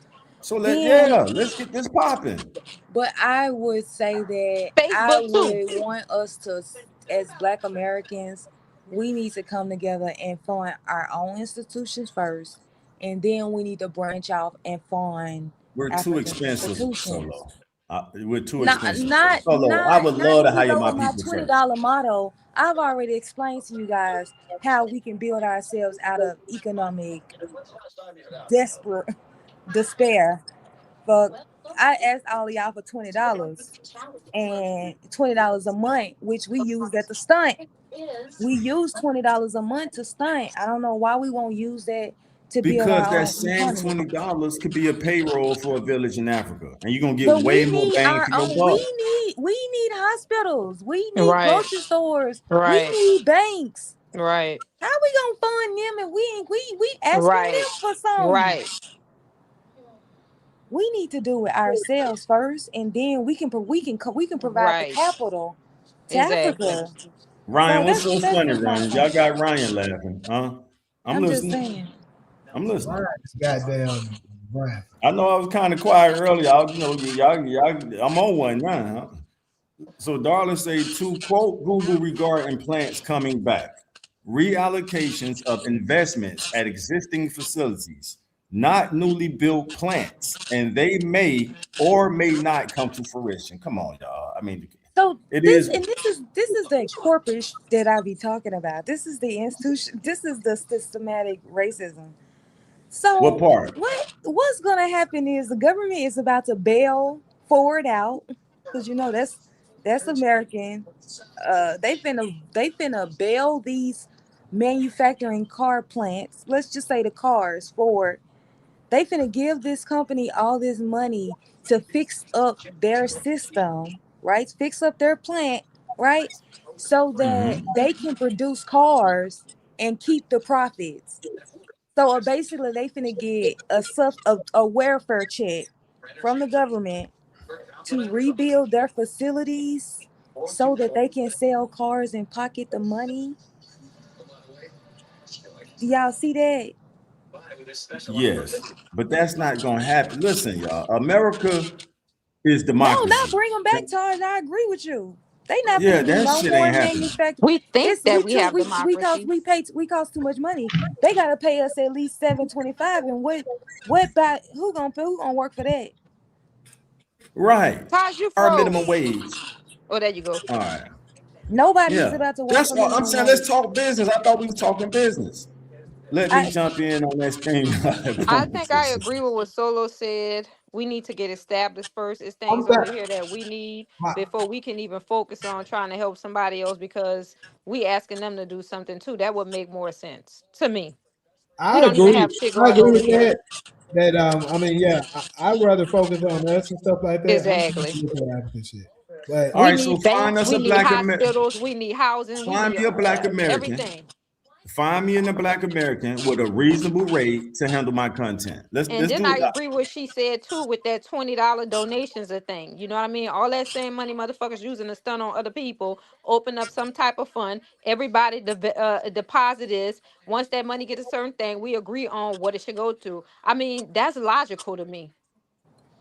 I'm thinking payroll though. I'm ready to get straight I'm to the thinking no, payroll. I agree with that. Put everybody put $20 in that pot a month, Nah, however much, and that I'm telling you. no, Then I'm but we going can straight to Taj, create the but Taj, payroll. payroll. I You hear don't me? I'm I ready to make a understand. payroll. Taj, Who's I ready to be on the understand payroll? your Huh? Taj. I understand your position, but we're trying to create. I guess on my level, I'm trying to create a system. Well, Mm-hmm. not that I'm able to feed three families, right? Because you're gonna hire three people. I can now provide, make sure these three people can provide for their families. They can buy food, they can buy transportation, they Exactly. gonna have lights and all of that. So you're gonna be helping them three people. I'm Mm-hmm. saying that you can change your whole fucking population by putting a grocery Exactly. store right there. I'm thinking Exactly. you can provide for a whole damn country if you provide a water Exactly. port. You know what I'm saying? Like I'm trying to Mm-hmm. change a nation because I think that we can do that even though I'm agreeing with you, agreeing to provide 3 jobs to these people, these 3 Right. To a boys, these family. 3 black Right. Right. boys, you know what I'm saying? I think that's a good thing. I think we should do that. But if Black America can come together and fund massive projects, Right. then we can, you know what I mean, like we can make more of an impact. And now they I'm ready self-sufficient. to boost the quality of living. Now we self-sufficient. Now they Right. self-sufficient. Now we all eating. Exactly. My people, whom I love, Black Americans in the United States, our favorite question when you go to talking business with us is what? What's your budget? Or is a village in Africa? Is a village in Africa? But if we talking about pooling our money together though. We got 100 clips for you for $5. Deal. This nigga say, And you what's done your lifted, budget? you Hey, done I boosted hang the up on quality of them when they living. say that. When people start saying what you say, that be my keyword to flee. And that's, thank you, me too. Now you speaking for me, Cairo. But that's I hate when they us. say that. Me They too. all say that. Nigga, that ain't your business what's in my budget. Yeah, What's your thank you. price? Exactly. What's That's my your key price? code. Run away from them. Taj, all I Yes. want is $20. Now we on the same page. I want $20 That a nigga say, month. what's your budget? And if you make a lot of money, I want $20 every time you get paid. Nigga Jamie over there looking like Malcolm X with his hand on his temple. This nigga in deep thought. No, all That's of how us. Malcolm X, every picture you see Malcolm X, he was just like that with that hand on that temple. Look, we are behaving like true Black Americans right now. It's 4 of us, and all of us got different ideas. So why waste lifetime trying to connect on one when we can lead by example? Imagine me linking up with the right group of people over there on the continent, and now I'm showing y'all how this shit is working. Damn, Taj got all kind of clips from the show we did last night. As soon as the show is over, boom, Jamie, let me know how I get the show to them. Hey, go through this and get my sound bites. What Taj, the I business agree is. with you. I'm saying I agree with you, right? That content helps me generate income to where I can pay them. Now I'm helping more. Solo, I love and respect your approach. You want to help the nation? I'm trying to help families. That's the difference between you and me right now. I'm saying let me help 3 to 5 families in Africa right now. That's going to handle my content. But how is that gonna help? But I'm trying to talk about. I'm talking about systemic changes, though. See what I'm saying? I'm trying to. And I'm talking about helping families like next week. Like yes, like You the ask them nation, which one they you know want to what I'm wait for. saying? I don't think that that's a bad idea. While we're striving towards the bigger things, right? If we're starting there, right? We're agreeing to start there, and then we continue to expand it, right? Maybe after we do the data center, we making so much money off content. Now we gonna buy a little grocery store. Now Right? we talking. Now we talking. Then we gonna add, you know what I'm saying? Do something else. You know what I'm saying? So if that's the starting point, I would agree with that, as long as the mission is to eventually get up into those necessary systems, like those like the hospitals, the banks, the schools, like shit that they actually, like, you know, that they need, right? To those bigger projects. So we on the same page. I'm down. That's all I'm saying. Even if all 4 of us, let's say Cairo sponsor a village in Zimbabwe, Solo sponsor a village in Tanzania, Jamie sponsor, I know it's 54 over there. Jamie sponsor Sudan. Now let's go south to the sub-Saharan. Jamie sponsor, give me a country, y'all. Niger. I sponsor, Mozambique. And we're all choosing these because it's Cairo telling me, Taj, Mozambique gave me a deal. They gave me the lowest bid. And look at the results I'm getting. Solo, you saying, no, I went with Sudan because, or I went with Zimbabwe because Zimbabwe and I like Zimbabwe. I want to help the families.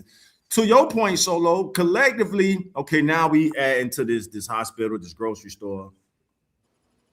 But the best thing Black Americans can do, because we have the luxury of individualism, which is not the best thing, but is to lead by example. Our greatest icons led by example. Michael Jordan wasn't trying to get nobody together. He led by example. Jay-Z wasn't trying to get nobody together. He led by example. He became a billionaire by leading by example. And there's 100, the list goes on and on and on and on. Bob Johnson started BET. He's already in Liberia as we speak. He got a whole resort on the coast of Liberia right now.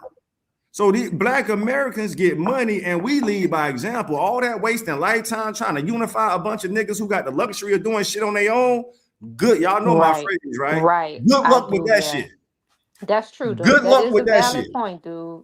That's Come a on, valid man. Oh, point, we dude. from here. We know our fucking culture. Y'all, That is y'all waste true. y'all lifetime trying to get us together, and That's all true. of it. All we want to do is Jamie' favorite phrase: That's stunt true. on other niggas. And Good luck with that jealous. shit. And jealous. Find me a village in motherfucking Africa that's gonna set up the Taj Hollywood data center. And I'm not trying to Taj, be I selfish. hate to admit it. You right about that, dude. Thank you, Cairo. You know it I feels hate good to when we admit agree. that, boy. You 100% right on that. It's sad, but it's so true.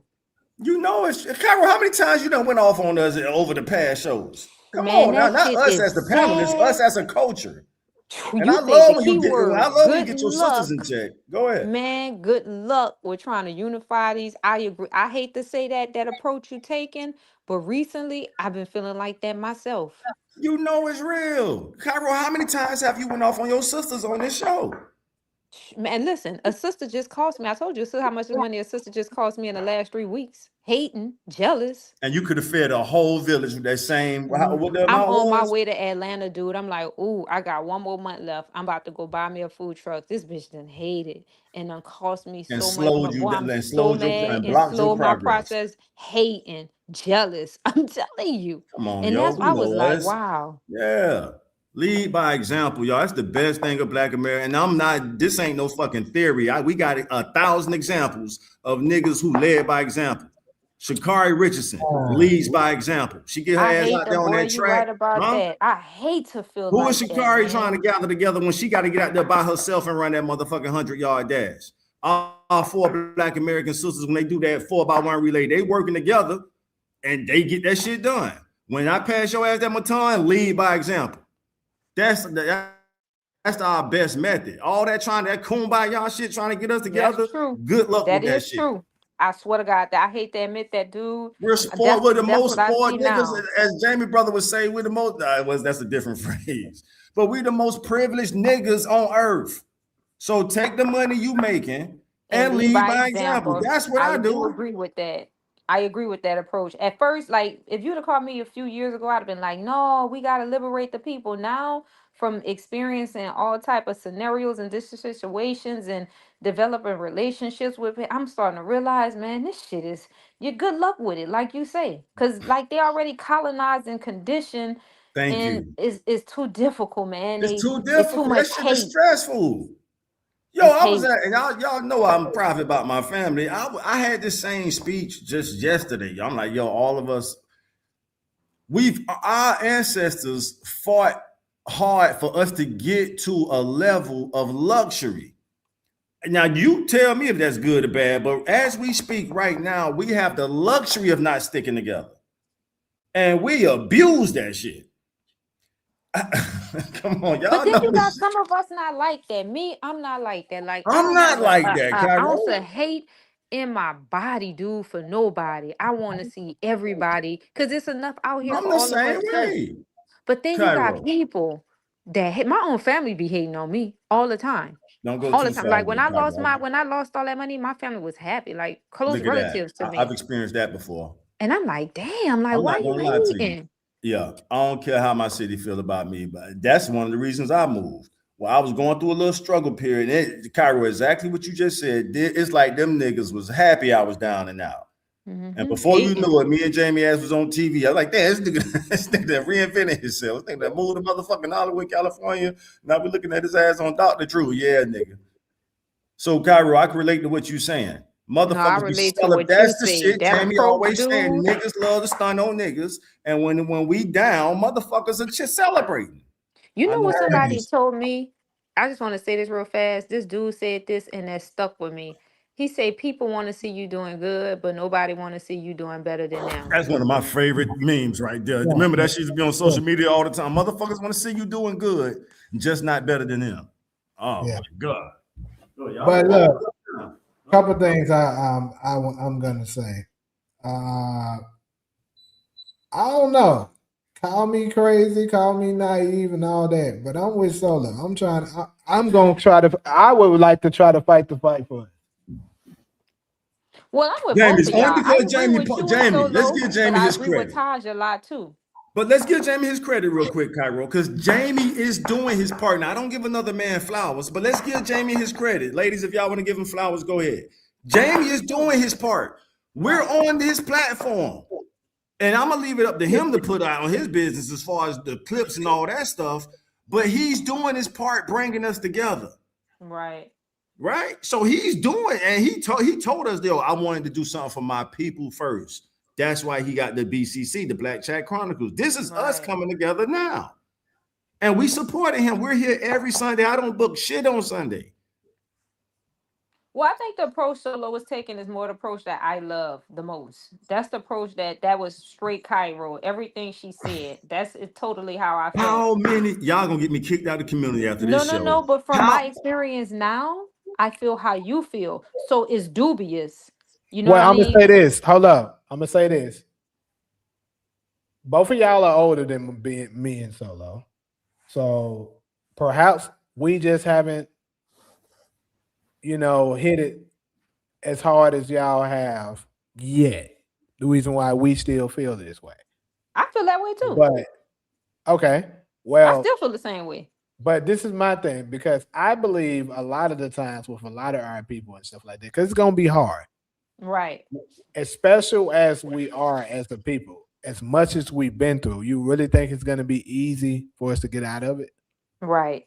You're gonna have to work probably 2 times as hard to get out of it. And it's gonna take. That goes back to what I was talking about with the sacrifice. Remember, I talked about that last week. Nobody's willing to sacrifice and do what it takes for the next people to make it. And I mean, shit, somebody has to do it, or else it's gonna keep going. So I think, as crazy as it may seem with her approach with the $20 thing, I love that approach. I believe that if you start it up, it's gonna start off probably bad. People gonna be like, man, I ain't doing that, I ain't doing that, I ain't doing that. Right. I would suspect that from niggas. But this is the thing. It only takes one to say yes. Right. Then it gives another one enough confidence to be like, man, I was thinking about doing it too. But I ain't want to be that person because everybody else was saying no. But now you give them enough strength to say yes. And now he gave him enough strength. And then all you got to do is land a big figure to say yes. Right. And then it'll be a ripple effect. Everybody will be. And then if you make it a trend, right, to stun on niggas by helping niggas, it can be the reverse effect. Right. I truly believe it's possible. But it's going to take you to actually put it in place and not give up on it. I think whenever we had our people that was fighting for us, they gave up in some kind of form. Whether it was they gave up on us by selling out or infiltrated or something like that happened to the point it got torn down. But it's gonna take a person to say, hey, no matter what. Matter of fact, we're gonna have to be for our people and say, no matter what, I'm not gonna give it. We're gonna have to love us as much as Will Smith loved Jada Pinkett. What about the Dr. York Malachi approach? What about the Dr. York Malachi approach? Because that was working. I'm not familiar. Refreshing us on. I'm familiar with who he is, but refreshing us on that. Remember when him and Wesley Snipes they moved in silence and they bought a whole lot of land out there? I do know what you're talking about. I just didn't know I know it's in Georgia. I know what you're talking about. Remember they bought that land? Yes, that's the reason why they put that taxes shit on them. Oh, right. So yep. Look at that. Exactly. So you do know. Yeah, I'm familiar. Yeah. My bad. Yeah. Uh-huh. So Poma, I'm gonna tell you this. Poma. I'm just gonna be straight up. Typically, I'm not allowing another ethnic group to come up here because this is a platform for us. I'm just gonna be honest with you. But I would like to know, what is it that you want to talk about so badly? Motherfucking digital sinners. You saw the movie Sinners. You let his ass in. Exactly. That's what I was. Hey, listen. That's what I'm thinking right now. The Why did digital he always version of get Sinners, damn it. You infiltrated? let his ass in, it's over. We all gonna be Over. possessed. It's over. Let Puma If his we ass in vote, if I he wants say to. That motherfucker hell standing at the no. door right now knocking. Yep. He Yep. needs to learn how to be told no, sir. No, sir. Yep. Oh, Exactly. man. Like you say, Jamie. How many they letting niggas in the KKK club? Absolutely not. Exactly. No. And like If Ty anything, said, let's that's talk sinners. business. Ty said it right. That's sinners. They knocking on the door. They need permission. You let him in here, You we let all Puma, done. it's over. This shit gonna be called White Chat Chronicles a month from now. You gonna let somebody up? Jamie Let open one that of door. the regulars up. He asked you for that invite right He now. said This white motherfucker chat chronicle. gonna give his ass 3 months, Cairo. This motherfucker gonna be white. Black Wait, Jack Chronicles, wait, the didn't white know what happened edition. on y'all favorite was his favorite TV show? When the white boy ended up owning his club, Ghost Club? Oh, on Power. Yeah. Was it? Remember that? It was What like are an we talking episode of about? something. Remember one episode of something? Didn't the white dude end up owning the club or took the club from him? Oh, on Power? Yeah. Yeah, Simon Stern. See what I'm saying? So like Ty say, I agree. That nigga asking for They daughter permission. say, yeah, Jay, leave him at the door. Yeah, leave him at the door, dude. Don't let him up in here. Like hey, Ty say, hey, this bitch gonna Ryan be called Coogler. White Chat Chronicles. Hey, brother Ryan, we love you for that message, bro. I don't know if this is gonna reach you, but you open my eyes. And when you hear me use that phrase, Yeah. sympathy is a hustle, Yeah. you put that shit in cinematic example, homie. Thank you. Every time the motherfuckers knocked on that door, they was using what? Sympathy to get in there. As soon as they got up in there, all right, I'm They gonna take told another that shit bathroom down. break. I'll be right back. And then like dude say, why you gotta ask? Come on in. Yeah, that's true. That was crazy. Like once she got infiltrated by them, she had to act. Yeah, I it's crazy. I still only seen it once. I do need to give it a second watch. Wait, but I didn't understand the end. Remember they went to old dude at the end and they was sitting at the bar when they walked in the door after they converted the brother into a vampire and they was having a conversation and he said he couldn't kill me. What was the deal with the old dude at the end? You don't remember that part? When he came in, he was sitting at the Kind of bar? blurry. I do remember the end where that the dude was older. The guy that was Right. the playing the guitar was older, and then Michael B. Jordan's character came back and stuff. Right. But what he came there to kill the old black dude or something, right? I don't know that part. Because I didn't get that part. The conversation they was having. I I'm do like, know the story. The storyline was based off this dude that was from there. This guy, what was his name? Something Johnson or something like that. It was he was the founder of I think he was the founder of rock and roll, possibly. But anyways, it was the dude who signed the contract with the devil. That's where it comes from. And what happened? I know he ended up dying broke and shit. Damn. He didn't even live long either. Welcome back to Black Chat Chronicles starring That Puma nigga say White Chat Chronicles. He said, "Oh, like hey, that was a good. You open that door, you give him permission. It's a wrap. It's over." Well, Ryan slid that shit in real smooth. Leave him at That's Jamie over there what looking stood like out he to me the most. That was the takeaway for me in that movie. Like, nigga, yeah, sympathy is a hustle, and that's what they're gonna use to get in. And when you let them in, Jamie let that motherfucker in, he gonna be looking just like Jamie next week, but it's Jamie gonna be looking like him. Right. Sounding different, talking different. Right. And Jamie body. But we rebuke that, Jamie. We don't let that happen. But only you got the power to let him in. That's on you. But wasn't the We'll leave girl the that first up to one you. who they attacked? That one girl?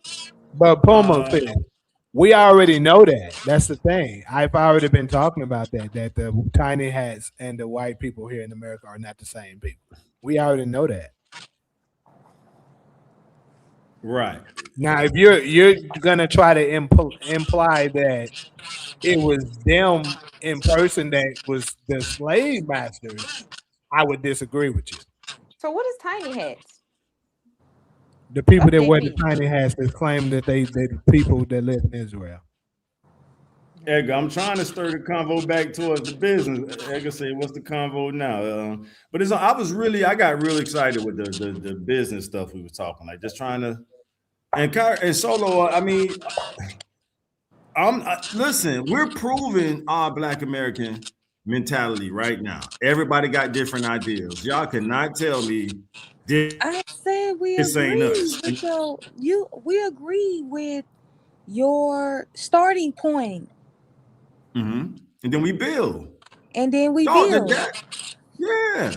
The data center is the shit. I actually gave out a gem with that one. I should have said that to us in private. That's like the new shit that's about to be. Everybody about to have those in a minute. The such and such data center, this, that, and the third. That's what AI is pretty much. Look that shit up. That's what's happening right now. And we just start off small, grow it out, but we I just agree with that. Yeah, we can't afford each other. And I say that for all Americans, not just Black Americans. Americans are expensive. That's why that was the whole purpose for outsourcing. Y'all think they just wanted to outsource? If everybody, because there's 4 of us, if everybody put at least $5,000 or $6,000 together, we can do something. And we can get that money, Cairo, by just taking the stepping stone, the building blocks of. Look, this content shit is the new crack. I don't know if I can. Well, it came out. It's out there now. I'm sorry, y'all. It's out there. And instead of paying money, people are paying attention, and then you turn that attention into money. Content is the new crack. I'm from the crack era, y'all. Content is the new crack. It really is. You ain't never lied. It's people want attention so bad now. Yeah. So we're gonna do it, Taj. We're gonna create a small group of 3 to 4 Africans that's gonna cut up our content, and we're gonna pay them to cut up our content. Yes. Because look how spoiled we are. Like, we've been doing this shit since last September. Don't none of us take the time. Even if we were being selfish, just only doing our sound bites and highlights. We're not Why even can't y'all make an AI doing movie that right now? We could put that on the list too. The data center gonna help us with all that. Because that So AI I that might- they just did was phenomenal. I'm gonna tell y'all this though. It depends on what it is you're willing to pay for this. Because I've already got experience in that. Because, like I said, I've done it through Upwork.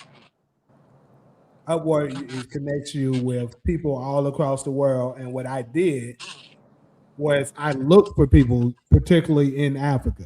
I was doing that already. And obviously, yeah, it is much cheaper to do it in Africa, but it depends on what it is you want, like how long you want it to be and stuff like that. All of that stuff factors in because it still adds up. Yeah, I mean, if TikTok is the shit, like, right, we could start with TikTok time limits. What's TikTok time limit? 15 seconds? And then we build from there. That makes it worse, actually. You said it makes it worse. It does, because think about it.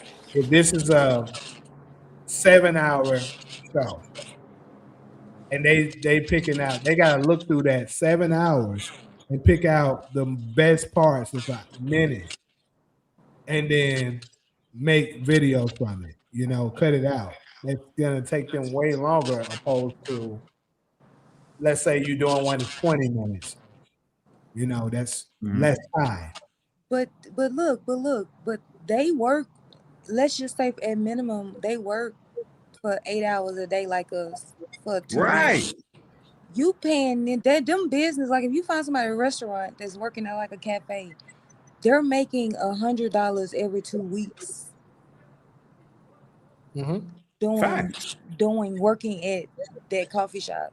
Right. So like that's them working every day. So we get you know what I'm saying, every day. You know what I'm saying? We're not paying them a lot in US dollars once you convert it. Now it's probably be a reasonable salary for them, But to us, you know, it's pennies on the dollar It's because of the dollar is going to go further. Them people don't make no more than $300 a month, and they working for 4 weeks all day. And we get to a point where we're matching what they're making a month. What would you say? What Every we 2 earning. weeks. Yeah. Well, right. They damn near ready to quit their job that they working a whole month to get 300. Man, Solo, Cairo, This is gonna be their primary job. They're gonna be sitting at home cutting the watching the show. Can't wait till we wrap this motherfucker up. They already taking notes. I like when Solo said this. I like when Cairo said that. They already got the notes taken. When Jamie made this point, boom, they splicing that shit up. Well, if y'all truly want to do it, I can make it happen easily. I can easily find that and do it. What the fuck he just called? Because AI does it, but it's nothing like having a human soul. Because I've seen like the clips we gotten from AI, and you can see it is a difference. A human soul gonna say, okay, yeah, cut it right there. You know, it's gonna you'll notice the difference. And then we create the economy, business development. I agree. I'm down. I would definitely. So we'll start as far as startup. We gotta buy laptops. They gotta have internet service, right? I think they would have to just need a copy of the show, whether it's the morning show on Wednesday or Friday or today. And they can use their phones to do that. They can use their phones to do that. Yeah, as long as the results look good. Oh, okay. So they can use their phones with that. Okay. So if they can use their phones, that's definitely gonna keep the cost down. Yeah. Wait, why you say yeah? I know somebody that collects old phones and send them shits. I'm not even gonna say the third world country name, but they send these old ass phones that we would just leave in our bottom drawer. Like it ain't. It'll be a fucking door holder. And they send these phones to a third world country, and these shits is like whatever, he's making money off doing that. I'm not gonna lie, I got a source. I kind of do that already, but that's another hustle I have. So there it is. But going back to how we started this, the infrastructure is there. We just got to make the connection. Right. The content. Here's what we're willing to pay for.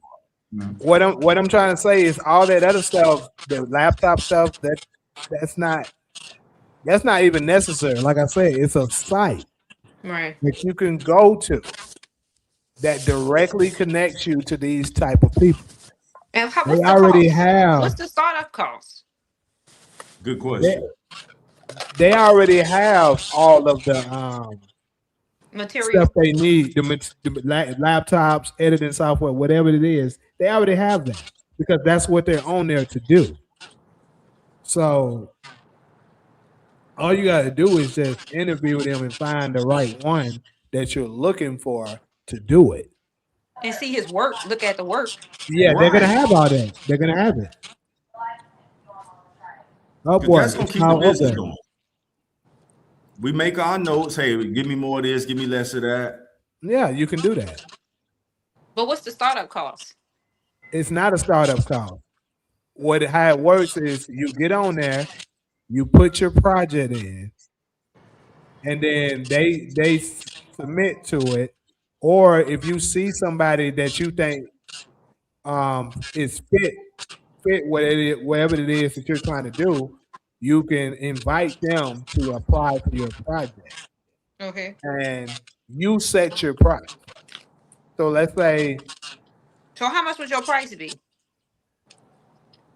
Let's just use Fiverr for example. Go ahead, let's say it's let's say we're paying $100 USD.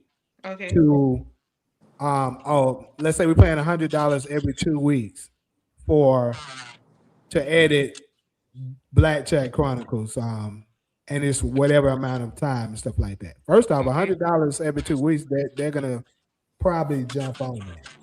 But that's kind of a lot. But let's say 100 or 200 every 2. So they just say $100 a week, whatever it is. They would do that because that's kind of a lot for them. But yeah, like I said, you put it in what it is that you look for. 'Cause what I used to do when I So used we to will all use split that cost, 4 of us. And so it depends. So let's say if all of us do our research and say, listen, y'all, this is how governments operate. When a city needs something done, they tell all the contractors in the city to submit their bids. So what y'all think I was doing earlier? And let me just use somebody else, so it don't sound like I'm trying to make it about me. If Solo or Cairo say, hey, listen, y'all, I'm looking for some content, people that can handle my content. Put your bid in. This is how cities operate. It don't matter if it's city of Hollywood, Florida, city of New Orleans, city of Memphis. They put out, hey, we need landscapers, and all the registered landscapers in that city submits their bid. It don't necessarily mean the lowest bid wins, but the city considers the best bid, and then the city says, okay, we're going to hire such and such to trim our trees. So we could pretty much take the same approach once we do our research. Because if Jamie or Solo come back with something and then Cairo goes, hey, well, what about this? I found one in Zimbabwe, and these motherfuckers said, yeah. Look, this shit is already happening on Fiverr. Cairo, you familiar with Fiverr? All right. Some of them have hourly wage too. Like some of them will do like $10 an hour and stuff like that. Right. So that's capitalism, if y'all want to be honest, where everybody say, okay, here's what I came up with. So Jamie might say, I found the company. Y'all want to go with this one? And I don't think, if all of us agree and the cost is better, let's do it. But if Solo say, well, I found episode 1, that's where I found that editor from. The site that I'm talking about. That's where I found that one from. I'm trying to remember what did I pay him for that. But it wasn't. But I'm saying the cost will be divided amongst 4 of us. If we agree on the bid. That's why I was using I want to give y'all the way governments operate. If you watch the trucking thing where they transfer truckloads, they do that. They tell them to submit your bid. Speak on it. Yeah, they do the same thing what's them people that carry them loads across state to state or from city to city? They have them to submit, like those 18-wheelers of people who they have all of them to submit a bid. And like you said, it doesn't necessarily mean the lowest bidder bid, but they take all in consideration and then they, make a decision based off of that approach. Right. So I'm familiar with that system and I think that's genius. Thanks, Cairo. You and Solo, when we agree, it means a lot. Jamie too, but y'all know I'm crazy about the women of our culture. So when I get one of y'all in agreement, that it hit different. So you being familiar with that, my phone. Exactly. You already know how it goes. So Cairo, that's how we get that. We're not trying to take advantage of nobody, but that's how you get the best. Because if you don't do it that way, then the person goes back to that phrase we hate, Cairo. Well, what's your budget? And niggas in America, we love that fucking phrase. I ain't met any I get off the phone when they say that. They've been telling me that when I'm trying to open a restaurant out here, right? Because I'm calling around and some of them don't have prices. And I'm like, as soon as they say that, I'm like, man, I don't even want to deal with this. Same in film. They do the same thing. That's us. That's what we do. Maybe we get it from white folks. I don't know, but that's American nigga shit. But that's American people in general. Because the people that I've been dealing with don't whatever budget you give them, huh? The people like a lot of these realtors out here, the ones that have been contacting me, and one just sent me a restaurant on my thing, but it's a little bit too big for me. But he was asking at first too, like, what's in your budget?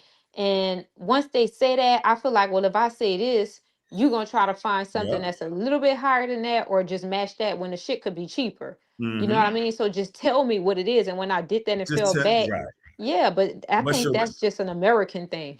It is. Thanks for that's the point I was making earlier. Y'all was on me earlier. Y'all was damn near jumping me.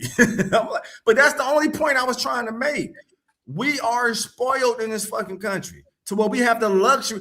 That's a luxury to ask a nigga what's in their fucking budget.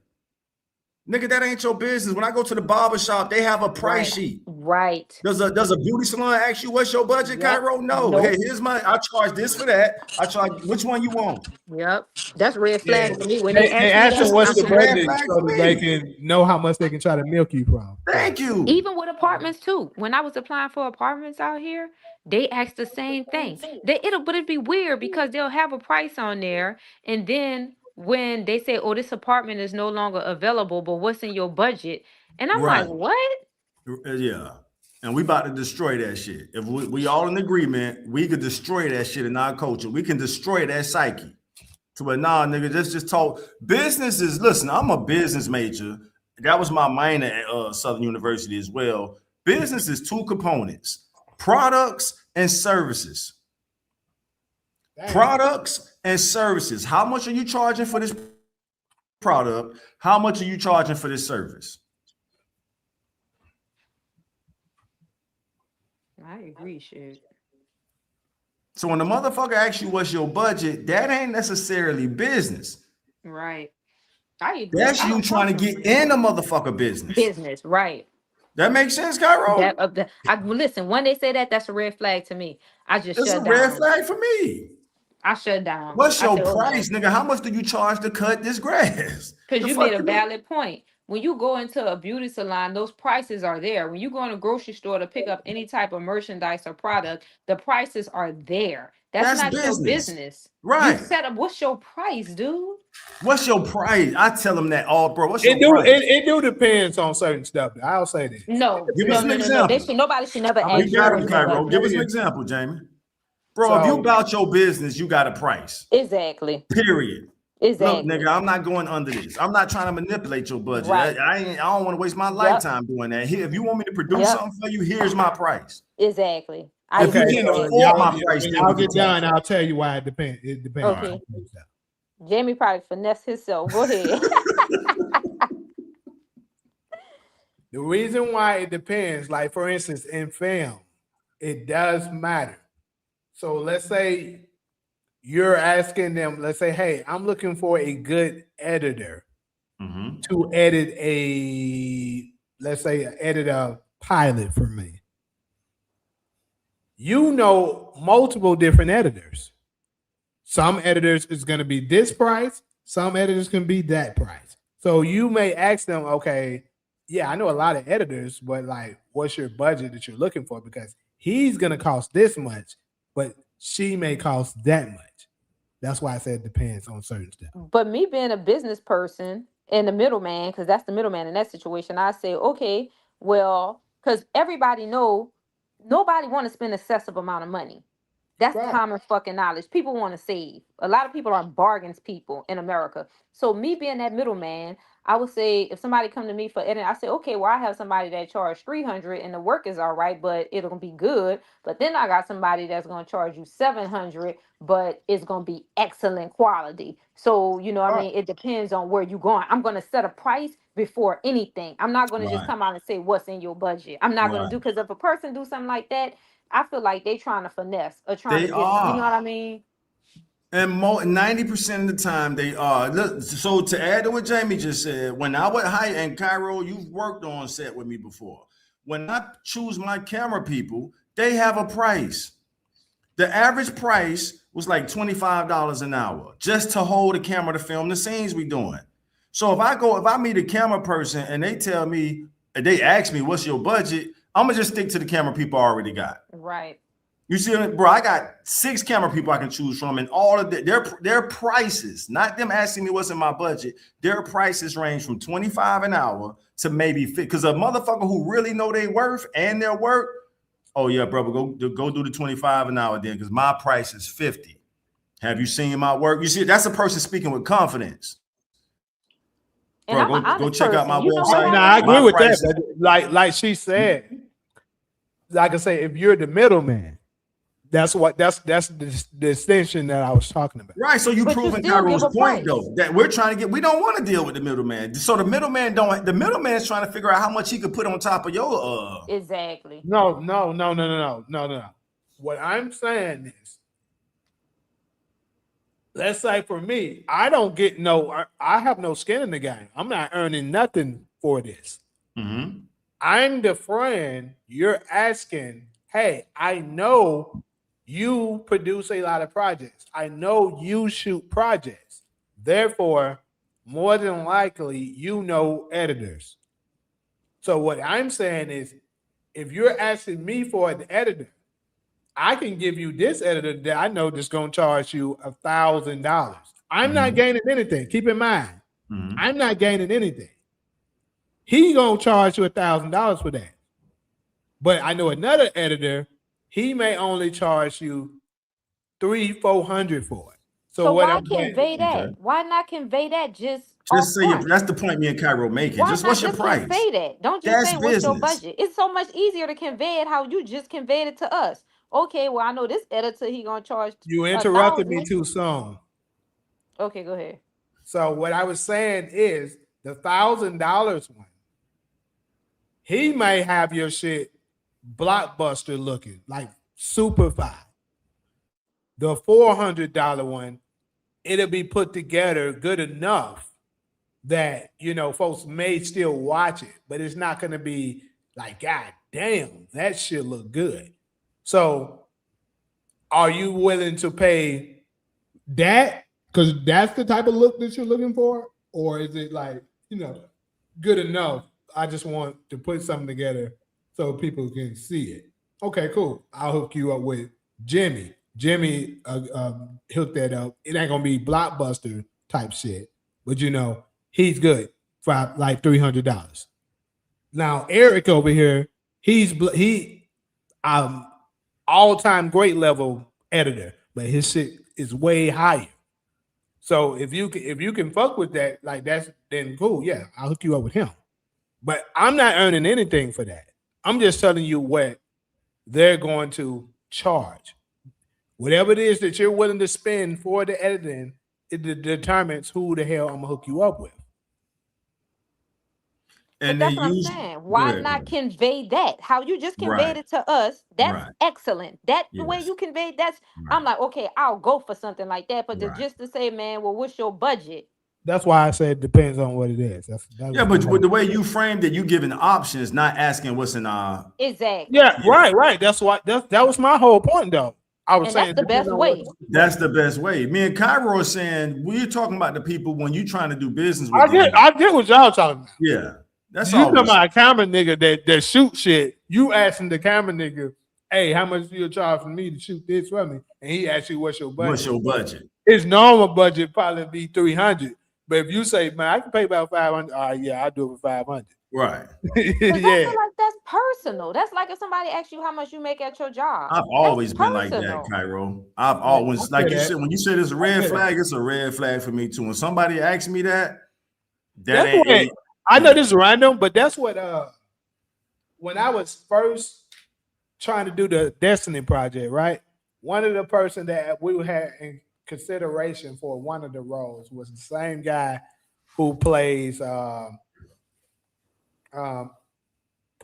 Dorian from the game, right? It's crazy. I so happened to see this nigga in person while I was going to. This was during COVID, because we couldn't go to gyms during this time, but we could find some outside spots. And this nigga so happened to be there. Wait, Dorian, what did he play on? The game. Oh, the cute one. Okay. And Darla agreed they should just have a price list, but carry on. So I talked to the nigga. They should just have a price list. You talked to the dude who played Dorian?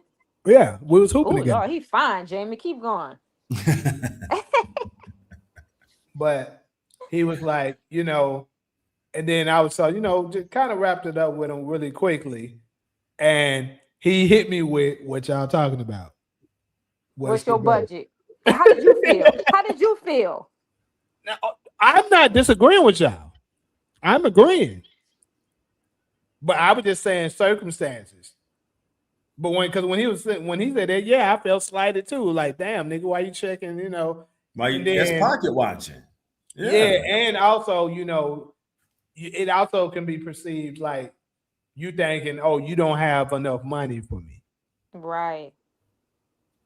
There's so many ways they can play it. We can't even pin it down, to be honest with you. I know of experiences where you don't have enough, like you said, Jamie. Let me add on to what you just said. You don't have enough to meet their regular price, so they're going to give you a lackluster. Okay, I ain't gonna put my all into it, but I'm gonna just get your little 300 because I can use that to buy some shoes. Right. Nigga, I'm not about to give you what I would do for 500. You know what I'm saying? So it's like, damn, bro, I want top performance. So if I can go find somebody who's gonna give me their all for 300, why should I give you the 300 and you gonna come and do a half-ass job? So that's what I'm saying. The whole point of this segment is that legitimate businesses have price lists for whether it's a product or you've never walked into a business to buy a sandwich or a tire. You know what I'm saying? And they like, what's your budget? Exactly. It's like, no, these tires cost this, these rims cost that, this oil change. When I go get my oil change, they don't ask me what my budget because they got a price list. You want the $30 oil change? You want the $50 oil change? That's business, y'all. Wait, Jamie, remember when that time you wanted me to do that catering? Uh-huh. I didn't ask you, well, what's your budget? Matter of fact, when you told me you was gonna give me, I was like, no, that's too much. You only got to do this. And I should have charged you a cancellation fee because something ended up happening and I didn't do it. No, I'm trying to remember what did end up happening. Remember, something ended up happening. What the fuck? Because I was supposed to do it. I was gonna do a vegan because you was like, no, because it's gonna be vegans there too. Because you was doing something. It was big too. What happened? I want to say it probably was surreptitious. And I was supposed to do it and then something because we was like, I was supposed to do the vegan. And I had everything. I was like, okay, I'm gonna do this. And then you said y'all end up having to cancel.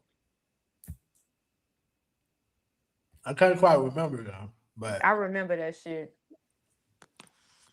But some people are some good people out there. I know this is random.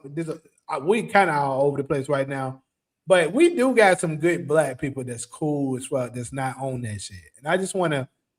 They probably have never see this, but I just want to give a shout out to the ones that's not like that, y'all. Because me dealing with the film industry, shooting my own projects, casting, talking to agents and all that. I don't have experience with a lot of them. So I'll just throw out a couple of them real quick. So the ones that's not like that. Leon, y'all know Leon, David Ruffin. Okay. Yeah. He's not like that. Okay. They were actually, they did let me know that the price I was offering is low, way lower than what they particularly would take. But they was kind of willing to work with me, to try to get That's what's up. Another one, Vivica Fox. I gotta give her. I know we give her a little hard time about her dating life, but she was like that. Vivica 50 say Vivica ate his ass. I was done with that. Another one. He gonna say she think I'm gay because I let her eat my ass. I was done. I said, oh my God, dude. Damn. That's when I was like, I'm not 50 ass. Oh my God, Lord have mercy. Another one that I really like him, and I still in the near future would love to do a project with. Clifton Powell. Who is that? Pinky. Pinky from Friday. Yeah, that's the first character come to mind, but he done plenty of work. Yeah. He's like the most iconic for Pinky. He'll do it cause like, bro, he was willing to take he was willing to take $2,000 a day. That's what's up. Even Ali say Pinky. Yeah, that's his most iconic role. Say this shit one more time, and this shit is over. It is over, nigga. But yeah, iconic roles. And I was, and it's crazy. He cold. Yeah. It's crazy because he actually did an interview on Art of Dialogue for those of y'all that's familiar with that platform. And he was talking with Art about why he would do certain projects that's much lower and stuff like that. And he said he wants to give back. Right. For, small creators that he know don't have it like that. So he like Right. he don't mind, taking a pay cut. He like, hey, long as I'm still able to, live good, you still taking care of him. And I see you trying, he'll do it for you. Jamie, So what yeah. happened with surreptitious? So I would love to start it back up. I'm putting stuff together, but my main focus right now is the one in Memphis. I've been trying to get that one done. I'm about wrapping up my script for it.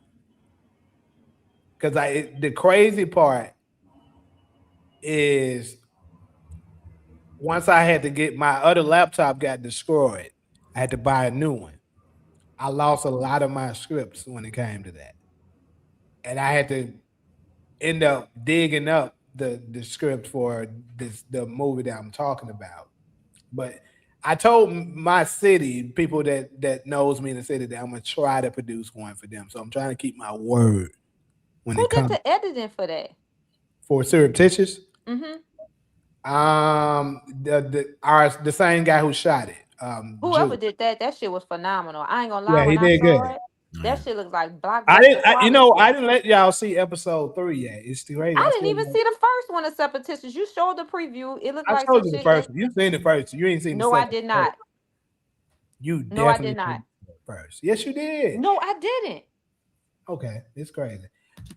I'm gonna You were make sure supposed you to send see it it. to me. I didn't send it because I kept waiting. Okay, I'm gonna send it to you. I wanted to see it. I was like, oh, this, because that's when I was like, I know, because you never, me and you, I never knew that you was creative like that.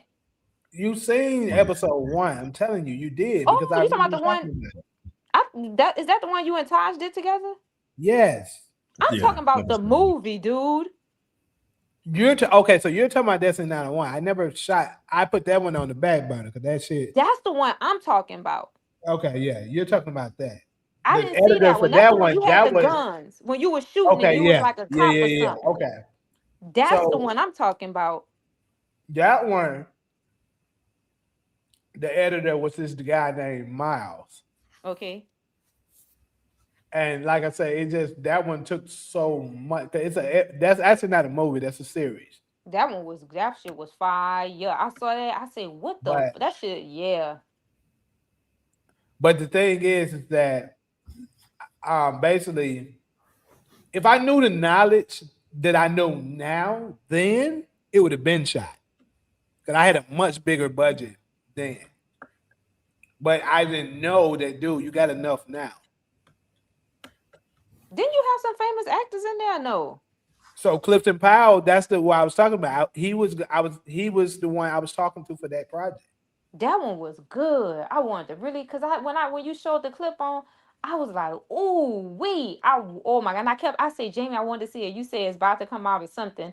And then because I saw you, the quality was so good because you had a gun or something and you hopped out and I think pointed or shot somebody or something.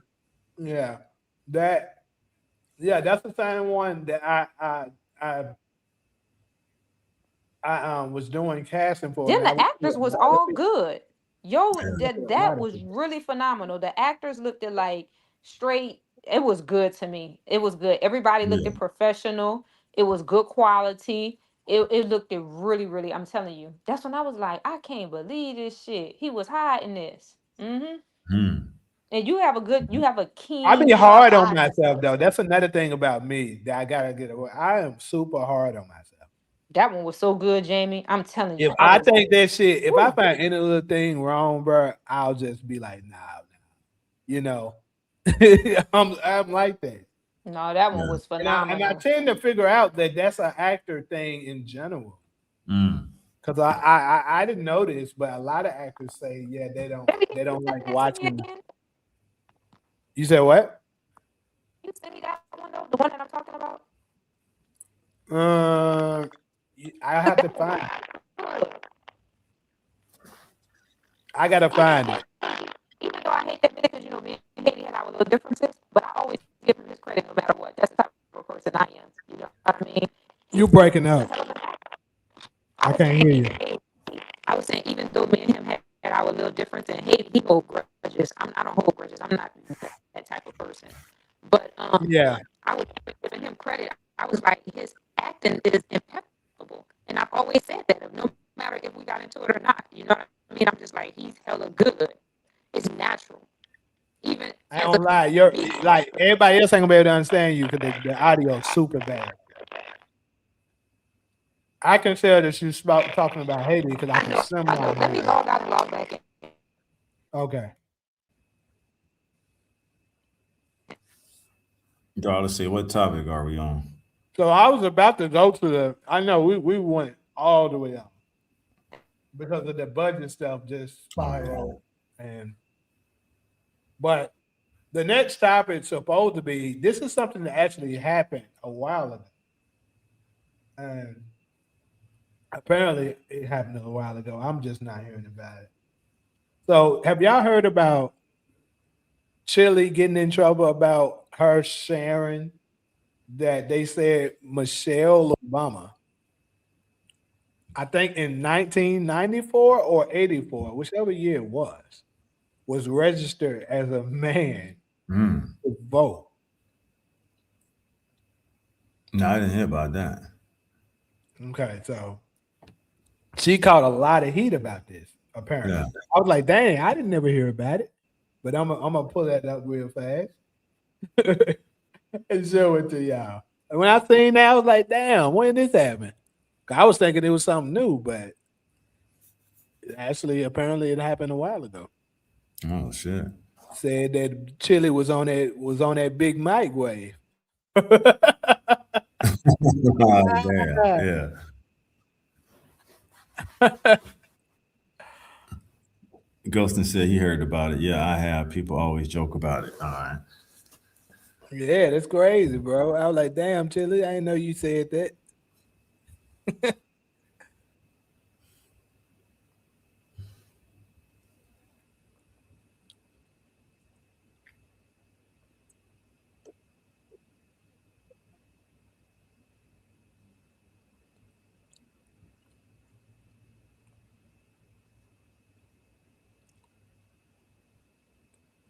Let me pull up the video with that describe it really bad, because she put out a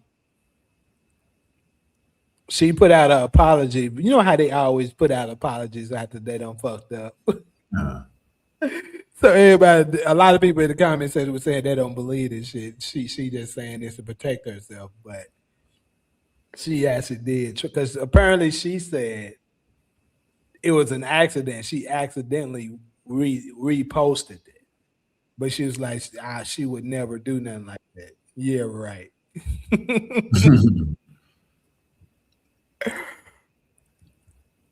But anyways, here we go.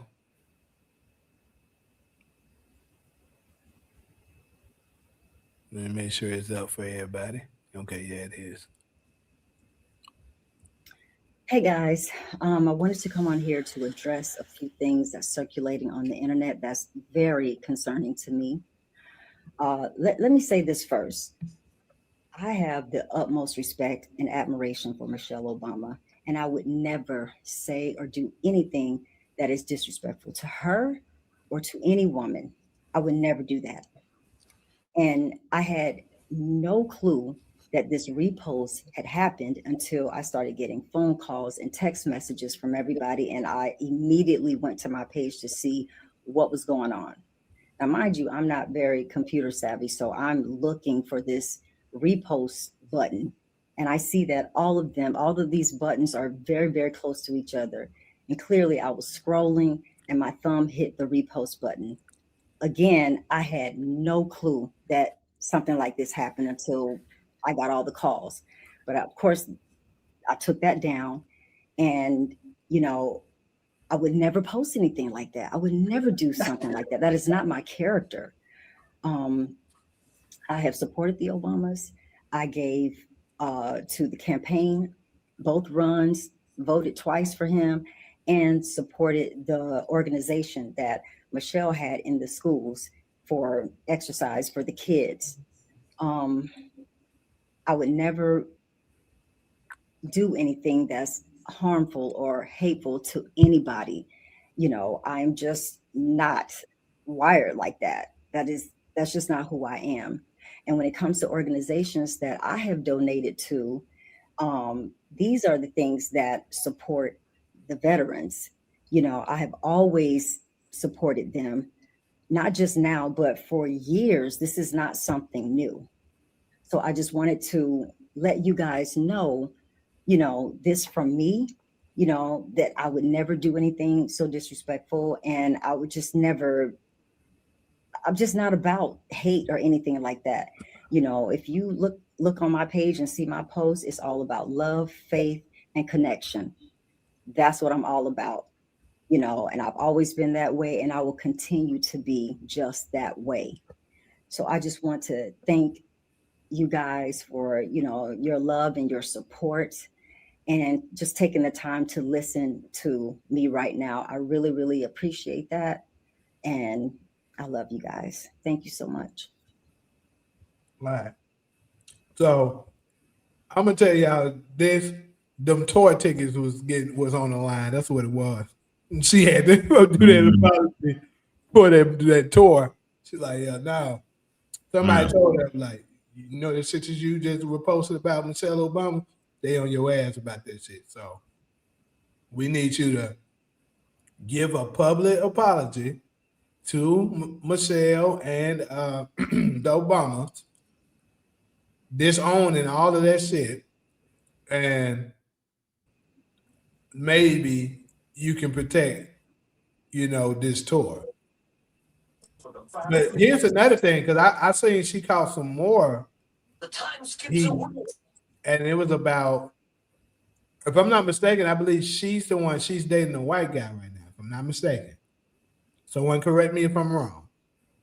I believe she's dating a white guy, and she was saying that, you know, dating them is putting you in your what soft girl era or some shit. And all this that she said or something. All I'm gonna say is that it makes sense for her to have posted something like that, especially when Darla said, she just said that they posted receipts of her liking those Michelle Obama comments and Charlie Kirk comments as well. So it aligns with it. More than likely, she did purposely repost that shit. And I was like, damn, Chilli, you're going outside. And then, you know, with her saying the soft girl era, we know, I was thinking about making this a topic, but I don't know, I just decided not to. But what's the content creator's name that tragically passed away? They said she had the white boyfriend, let's say Ashley something. So, you know, it so happened to be all in the same time period. It's because, you know, it was a couple of them pushing that. But damn. So what y'all think of this? I think she made a lot of sense when she said she donated to the organization. She donated to them. So why would she do something like that? I mean, she got me with that one, because I'm like, that does make sense. Like, if she supported the Obama campaign, she voted for him twice, you know, donated to the organization, why would she retweet something like that? And then, is Michelle Obama a man? I mean, I don't know. Is she? I'm gonna tell you this. Allegedly, if I had to take it to Vegas or a gun to my head, I would say yes. Because Joan Rivers said she was a man. She was the first one who publicly came out and said it. Then after a few months later, Joan Rivers was dead. I know. And Michelle and her brother look like twins. They do look alike. They look like the same person. Yeah. Mm-hmm. Yeah. It's the couple of things that really raised my eyebrow. It's crazy. A black man that was my Uber driver was the first one to bring this to shine this to light with me. And he asked me, did I know about Michael Laverne Robinson? And I was like, what are you talking about? Because I had no idea. It was close around the election time. This is when Trump and Biden was going for the office, and he ended up talking to me about Michael Laverne Robertson, and then I looked it up. It turned out to be Michelle Obama, and he was showing me a bunch of stuff on. It was this Facebook group. They took this Facebook group down. Now it's crazy. Like maybe a week later at tops, when I tried to go back to it, they shut the page down. And it had a lot of images up in there that was showing this Michael guy. It was pictures with Michael with Obama, well, Barry, as they were saying then. And when you do the side-to-side comparison, it looked almost stellar, like absolutely like Michelle, like the same shoulders, same, like all of it. And it's just crazy that all of a sudden Michael Laverne Robinson disappears and Michelle emerges. Now they say that they got images of her as a little girl, if I'm not mistaken.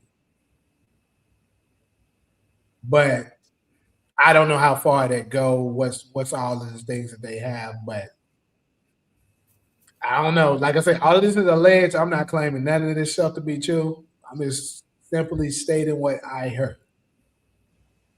And now this right here, I can say is factual, what I'm about to say. I shared this before. In college, it was a man. I believe he works in law in some kind of capacity. I don't know if he's a lawyer or whatever he is.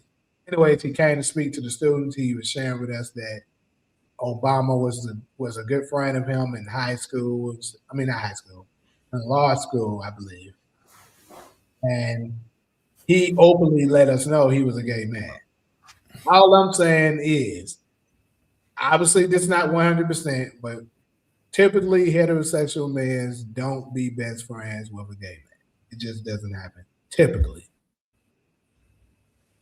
So you can, do whatever it is you want to do with that, and it also was images. I didn't really use this as proof, but I did see videos of them. It looked like something was moving around in between Michelle's legs one time when she was down. But AI, they could easily fix that to make it look like something. So I'm not going to say that proves anything. But yeah, Chilli caught that heat.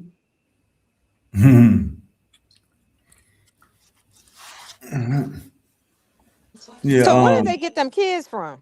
Yeah. I mean, the mom. They said it's crazy. From Epstein? Because I always thought that Sasha, the oldest one, when you look at her, that little girl look Ethiopian. She doesn't look nothing like either one of them. And I was like, that doesn't make any sense. Like, how the fuck she just look Ethiopian like that? She looks 100% Ethiopian, dude. And I was like, I don't think that's their kids. What they said is that I believe it was a babysitter or some shit that was close to them, that she was the actual mom.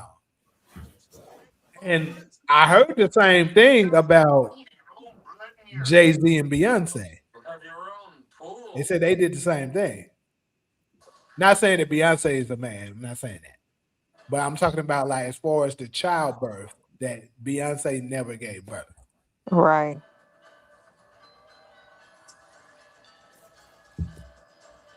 Well, a lot of people came out and said that. I heard a lot of celebrities said that. Yeah, they said one time when she sat down, her stomach bent in. And if you're pregnant, that can't happen. So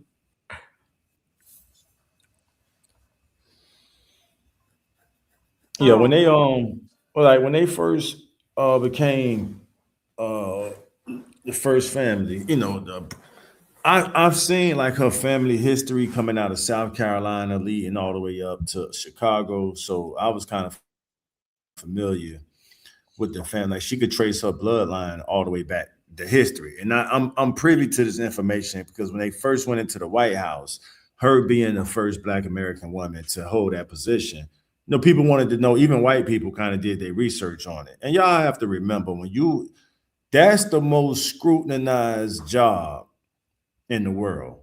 Like politics in general, you talking about dirty laundry. Them motherfuckers gonna do their homework on who you are. You know what I'm saying? So I'm just sharing like the research I knew before these rumors even hit the internet. I was familiar with the research of her going all the way back to slavery. Her family comes out of South Carolina. I think her granddad, I can't remember on which side, went from South Carolina, I want to say, to one more in between state, and then they ended up in Chicago, Illinois, before she met Obama as a mentor. So she was President Obama's mentor when President Obama came to Chicago, and they met at a law firm. And then the other thing is, as much as we talked about just being Black in a white society, I don't think they would have allowed a Black family like that to slide without exposing that with actual facts, just to make us look however they want us to look. You know what I'm saying? So, so that's what those are like the research. I want to say facts, but that's the research I could bring to this segment for sure. That I've seen the research. Now, if y'all want to question the family history and the research, I'll leave that up to y'all. But I have seen where she come from and how they got to Chicago. Well, I want to say this, Taj, to what you just stated. I saw it and I couldn't understand what woman would want her child to experience something like that. She was a guest on Ellen DeGeneres show, and they was talking about the day when gay marriages was finally legalized and how they had a celebration in front of the White House, and she wasn't allowed to like go. She made like a little joke out of it, how she was describing that her and a little daughter had to sneak out to actually go and celebrate with all of the gay people. And I didn't understand that, being a heterosexual woman, why would you want to expose? And everybody is different. Like, I don't discriminate on people because of their preference, but I'm heterosexual and we think one way. You know what I mean? Even though we don't discriminate against homosexual people, because I have people in my family that's homosexual. The only thing that I find wrong is when you trying to force that shit on people. It's okay if you want to be gay, do whatever you want to do.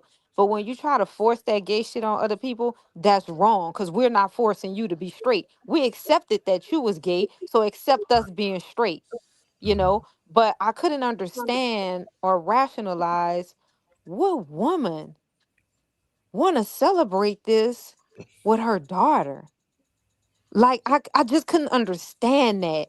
And it didn't register to me. And she was adamant. Like, if you go back and pull up that interview, he, or whatever it is, was really adamant about getting out of that White House to go outside and celebrate with all the gays with her daughter. And that little girl wasn't even 13 years old. She had to be at least 11 or 12.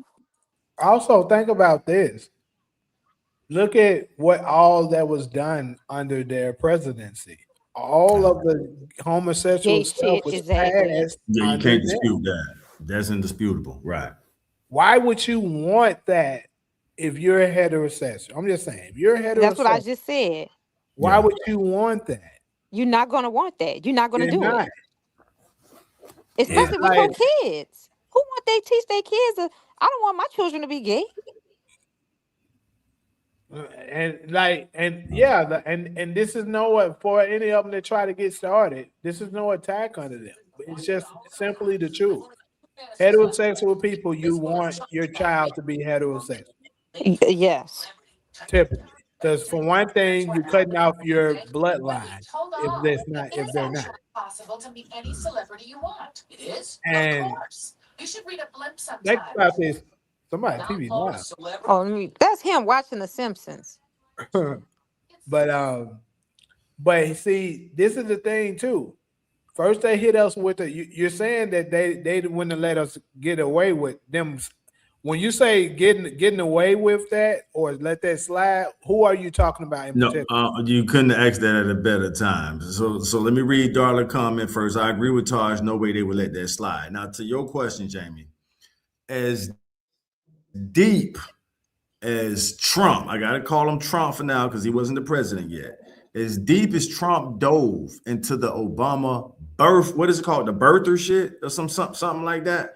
You don't think so? Why would he give First Lady Michelle a pass? Think about that now. Obama went ham. Ham is an acronym for hard as a motherfucker. Trump went ham on exposing the potential. He was never able to prove it, but he went hard on trying to expose that President Obama was not a born U.S. citizen. He was trying to make the case. So I'm saying if he went that hard to try to prove that his whole thing was this man should not be the president because he's not a born naturalized U.S. citizen. Why wouldn't he expose the segment we're having right now? Why would Trump give them and by the way, how come Trump didn't say, oh yeah, and by the way, y'all might want to check his wife out? Because who are white people favorite black people? Gays and sellouts. They love a gay black person and they love a sellout black person. That's what they give all the opportunity to. Gay, I'm telling you, I know my sister gay. She gets more the opportunity she get for being a gay black woman. I would never get for being a heterosexual black woman. Never. I've experienced this. All right. So do you believe Trump would have given, or pretty much in past tense, are you saying it's possible that Trump gave Michelle a pass? And I got an answer for that. Okay. So here's the thing. Despite this left versus right bullshit that's going on, they might have they different views on how they do stuff, but they all still have the same objective, right? And it could have been part of because like Trump knew they knew Trump was going to be president 20, 30 years ago. Yes. Keep that in mind. Yes. Everything these people do, they plan way ahead of time. Yes. So it could have been against the rules for Trump to say that. Right. Because they want to push that agenda. Right. They needed Obama to do it. Yes. So, and keep in mind, they needed Trump to push hard against Obama because they knew he was going to be the next president. So they needed to have black people put that in their head. Remember what he was pushing hard on Obama? He's a racist. He's a racist. What did the Democrats' biggest talking points when going up against Trump was? It was never what we gonna do for y'all. It was he's racist. So they needed him to push only the race thing, not nothing sexuality, because that's part of the plan. That's the reason why. All right, so now when Trump becomes president, we started off by saying when he was not president. So now he's the president, first term. Was Trump homo-friendly at all in his first term or now? No. All right, you answer that real fast. So you saying, so now let's rewind. So you gave an instant answer that Trump is not homo-friendly at all. His presidency is going down in history. It's like, no, Trump is gender specific. You was born with XX or you was born with XY. And still to this day, he's making announcements like that. So why would he bite his tongue when he was, all right, do y'all know what y'all saying he was picked to be president 20, 30 years ago? It's my first time hearing that. Absolutely. The narrative, and I'm not saying this narrative trumps, pun intended, what y'all saying, but they're saying what really motivated Trump to tell somebody to hold my bill, I'm about to run for president, is when President Obama teased him at a certain speech. And he was like, and oh, by the way, Trump, I think it was a correspondence speech or some shit like that. And Obama was like, oh yeah, by the way, Trump, you'll never be president. And they're saying basically that's the moment when Trump was like, who is this nigga think he is going to tell me I ain't going to be a president? Hold my bill. And he became president. But I don't want to get too far away from my question. So the same president y'all saying is not homo-friendly was homo friendly when Obama went into the White House. Like I've seen memes where they show one picture where they got the gay painted White House showing Obama's a picture, and Trump pretty much showing you the masculine testosterone picture. Oh no, nigga, we got the American colors on Trump's White House. What is he trying to show you in pictures like that? Here's your fruity president. Here's a masculine president. So my question remains: why would they give them a pass? And I heard your answer, Jamie, but I'm not really convinced by it because I'm like, it don't add up because Trump, you just said it yourself, he's still not a homo-friendly president. True, but that's the thing. Like I said, they're all on the same team. They just push different agendas. So there's rules to the team. That's what I'm trying to say. All right, which team? The team is the people that's controlling shit. They're the face of the people that's going to control shit, whether you're Democratic or you're Republican. They're all on the same team. They're just doing it differently. Republicans got their way about it. Democrats got their way about it. So what I'm saying is what's against the rules, Trump, is you cannot attack Michelle Obama on that shit. You can't do that. Cool. Because like I said, they already knew this nigga was going to be the president way ahead of time. That shit that you were talking about when Obama said what he said was just what they used to ignite it, to be like, oh, this is the reason why Trump was motivated. That nigga knew way ahead of time. Keep in mind, we got interviews of Trump talking about, or damn near he damn near put this in a book, talking about if he was to run for president, he would run as a Republican and shit like that. He been talking about that shit, 20 years before it happened. That's true. He knew. All right. And you saying he went the president that's known as being what they call anti-establishment. Anti-establishment means the reason MAGA chose him is because they knew he was, if I could use a fancy word, an outlier. I don't even know the full definition of that, but I'm gonna use it anyway. So, like Darla's saying, with the disdain for black women, no way Trump would give Michelle a pass. And you and Cairo are disagreeing with that, with us, because I'm in full agreement with Darla. Because I don't think it's rules. It's rules, bro. So you saying Trump and MAGA? It's not a man. Michelle is an Antarian. This is what y'all don't know. This is esoteric knowledge. Michelle and Obama are Antarians, dude. They're shapeshifters. Your audio's bad again. Sorry. Yeah, the audio breaking up, Cairo. They don't want me to tell you. Can you hear me now? It's still static. We gonna be here though. Come right back. We want to hear what you got to say. Yeah. I just don't believe a system like this will allow people like us to get away with the shit y'all talking about.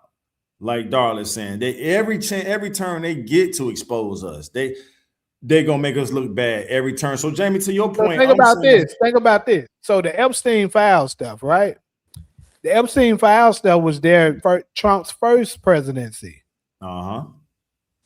Why didn't they, when they wanted Joe to win the first time, why didn't they expose that then? They would have gave him the knockout blow. You still got bad static. That would have gave him the knockout blow if they would have exposed it then. Why didn't they? The reason why they didn't is because it wasn't time yet. It's rules.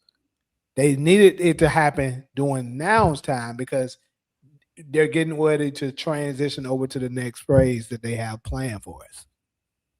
It's all planned, bro. All right, so let me read TK comment.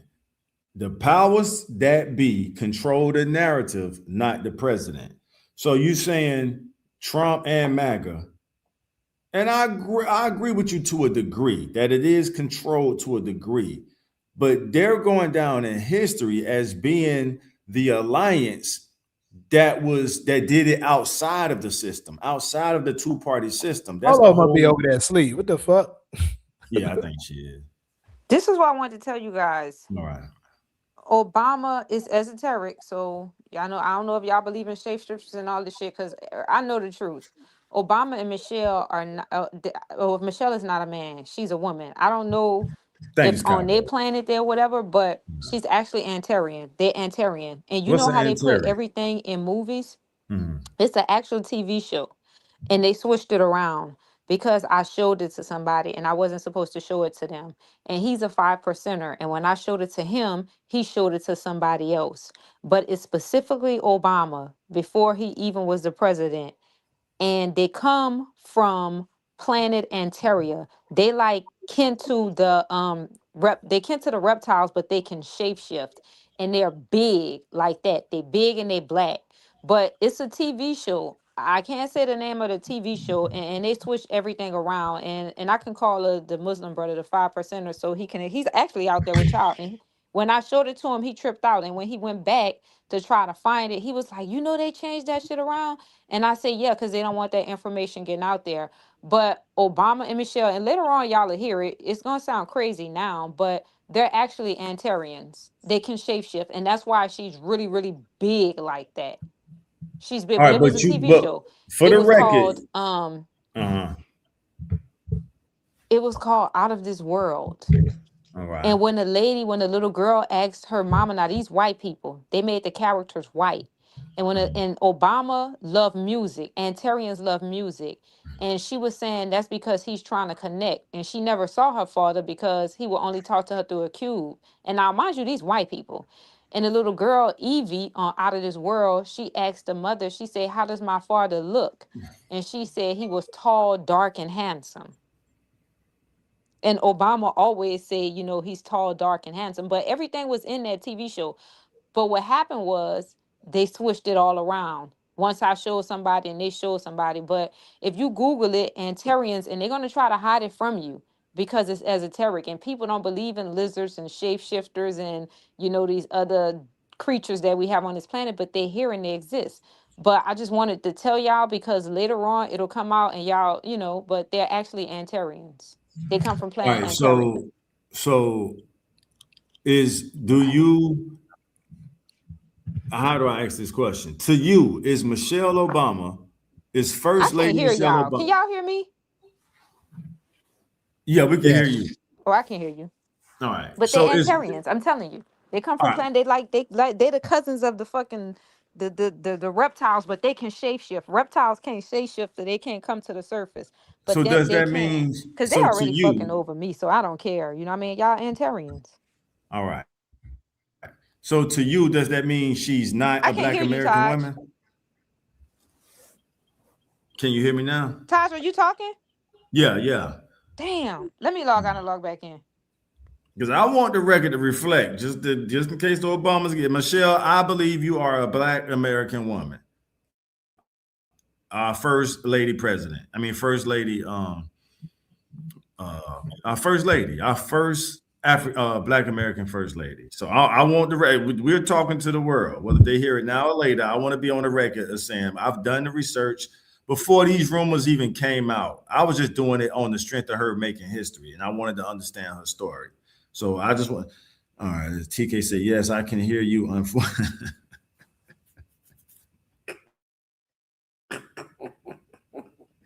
Hey, thanks for the laugh, TK. How's South Florida treating he you? always on somebody ass. I needed that. I needed the energy from that laugh right there because I'm sitting here like, do y'all believe she's a woman or not? I mean, I'm on the record saying Michelle Obama, First Lady Michelle Obama, is a Black American woman. Bow, bow, bow, bow. BAW. Yes, I can hear you. Unfortunately, yes, TK.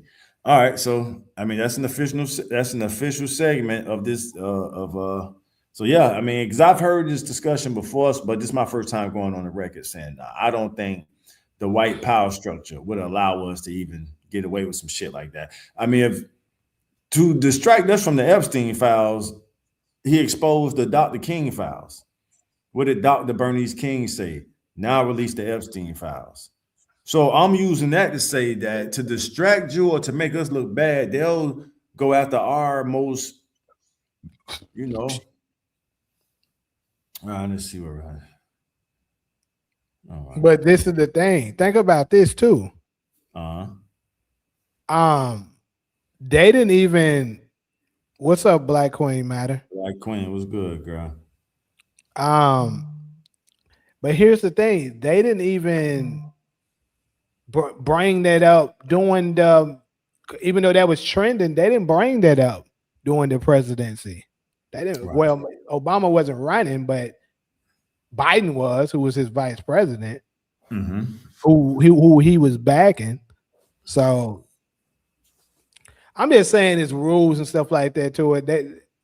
They don't control everything they do. Right. The topic is basically Chilli was. We're talking about Chilli being on the fire for reposting I think it was a video about a news article that's saying Michelle Obama was registered as a man when she voted in 94 or 84. It was one of those years. But anyways, we're about to get ready to wrap this one up and head to this last topic. Hey, Solo, your ass still up. I got. We saved the best one for last. So Solo, before we move on, I mean, and okay, Black Queen, I was just about to ask you. I say, would a handle named Black Queen matter? I think her opinion would matter too. So we got Black Queen saying Chilli was bogus for that. Solo, what's your take? Chilli? Yeah, as far as what she did to First Lady Michelle Obama. Black I Queen don't have an opinion. Well, before we move on, we on the record? Keep in mind, it don't matter if the world is listening now or later. We're talking to the world. We don't need a million followers. So to you, Solo, is First Lady Michelle Obama a Black American woman? That's it depends on what you call Black American. A Black American is somebody as the descendant of American slaves, someone who can trace their family history at least into the year 1900. Oh, That's yeah. Okay. I thought she was from Chicago. No, her family is she's from Chicago. Her family history comes from South Carolina, and then they made their way to Chicago. You were asleep when I was sharing that history earlier. I was not asleep. Yo, it's crazy, Ali. I heard that for the first time maybe a month or two ago. I was like, I didn't really dig into it to do no research, but they did say that about Serena and Venus. They said that they were born, somebody said that they were born boys, and he treated them like they had or something. They had a transition to be. Now I don't know nothing of this, but I did hear that. It's crazy. So Black Queen couldn't have came at a better time. So Black Queen say, I think we got to stop being quick to bring each other down. Now, wasn't we just talking about that earlier when we were talking about Black and Americans? Not only do we love stunting on each other, every opportunity we get to tear each other down, we proving it right now. So now we about to do Serena and Venus like this. Like, come on, y'all. I ain't got no. I just want to be on the record of saying I'm defending my people, and especially the women of our culture who already feel like the men of their culture don't defend them. So I want the record to record me of saying I'm defending Serena, Venus, and First Lady Michelle Obama as Black American women from Compton and Chicago. I just want to be on the record. Like that. I'll be on the record to say I don't know about no Serena and Venus. I won't say it for what's it. I'm sorry. Oh yeah, man. Everybody entitled to, I mean, that's what the segment is for. I just, let me see, darling. And again, they're tall, dark-skinned, and not having what's considered soft features, so they get called a man. Shaking her head. That's darling. Nope, I know plenty of them like that I know 100% is a woman. Ain't got nothing to do with that.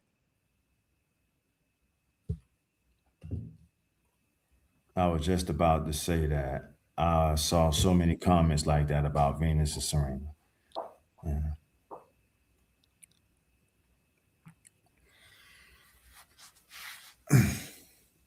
Yeah, like I said, I think where you from? You welcome. Something like that. Dollar, I appreciate that, dollar, because a few shows ago, y'all had me thinking like y'all was trying to make me out to be a no. I love. How many times have I said I love y'all on this show? You can't count how many times I done said that. So a part of me saying that comes with me defending y'all as well. So I just want to be on. I've realized that somebody might watch this 100 years from now.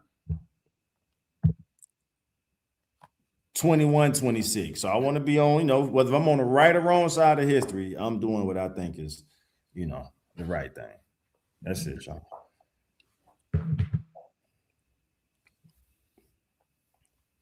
Well, like I said, I'm gonna finish mine up with this. We'll move on to the next one, last one. I'm not saying whether he or she is or isn't, but it's highly suspicious. I will say that. And if I was forced to say yes or no, I'm saying yes.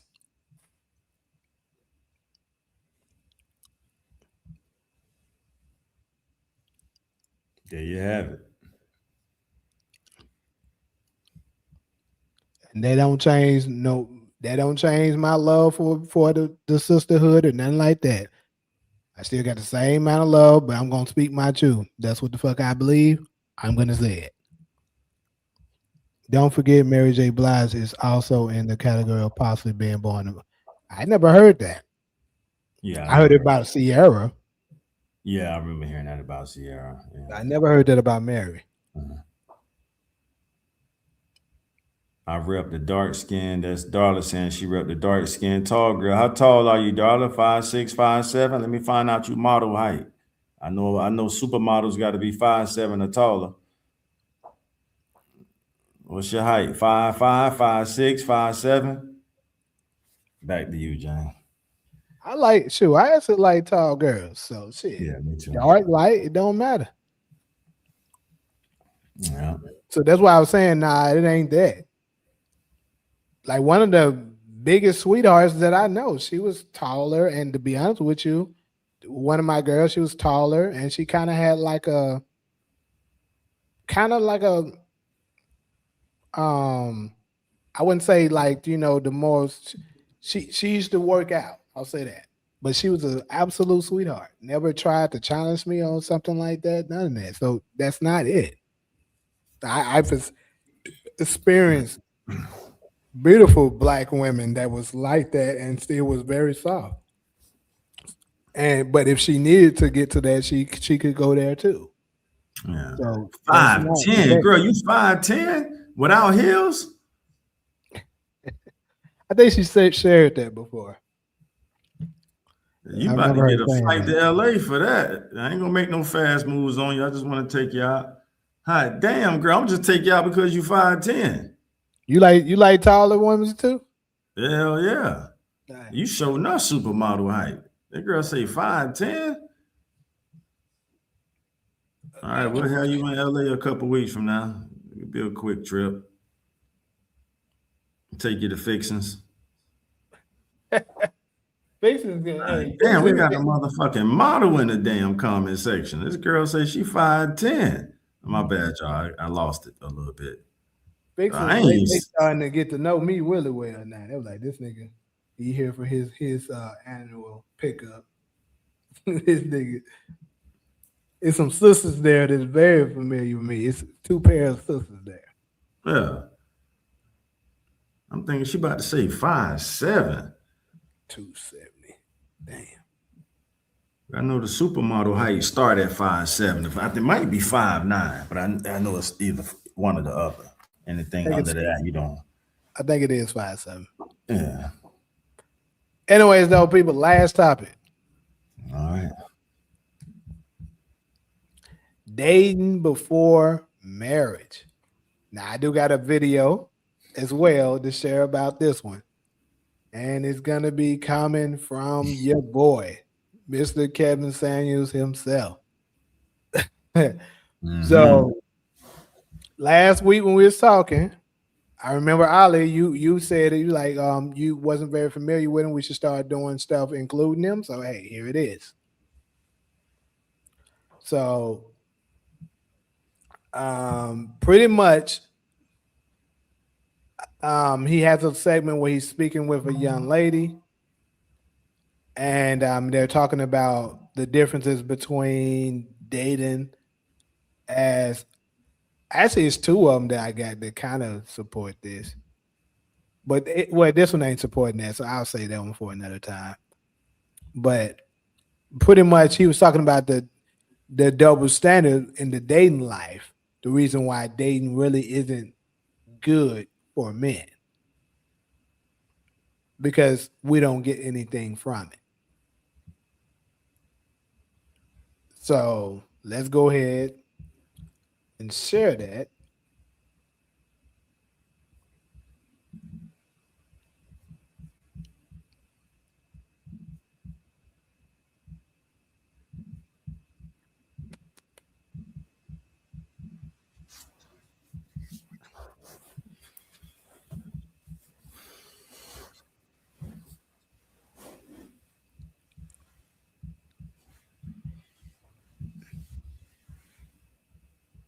All right, damn, come on.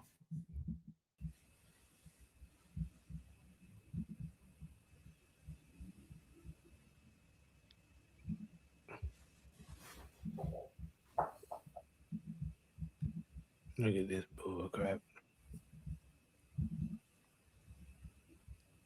What percentage of the financial load does the typical woman carry in dating in a relationship? Oh, no, man, it does matter. What percentage of the financial load does the woman tend to carry in a dating relationship? Excuse me? So men contribute an unequal share of the money. Okay. What do women contribute in excess of in a relationship? Not equally. I'm going to challenge that. Do women fall in love sooner or later than men in a relationship? Really? So in other words, gentlemen, you contribute the resources. They pay us back. Is their love matters more than ours. So we love you. Your love counts more than my love. Okay, then you can't say that you contribute more love. You said love, tender, and care, and that is nothing you can take to the bank. That's nothing tangible. It's a feeling. What do women contribute in a dating relationship at an unequal level? Because men have to contribute at unequal levels in dating relationships. What do women contribute to a dating relationship at an unequal level? What do they give that's more? To feed you, that means you'd be cooking, right? Excuse me, ma'am, in a dating relationship, are most women cooking or most women going out to eat? Yes, dating. That depends. Anytime a woman says it depends, they're admitting they lost. Man, it doesn't depend. So, folks, understand something. I want you guys to understand how many times women get upset because they want to be equal when it suits them. I want equality when it benefits me, but then treat me like a lady. All right, where are you contributing like a man? In reality, ladies, dating is a value exchange, and men get the short end of the value stick. That's why dating is dumb, especially for men.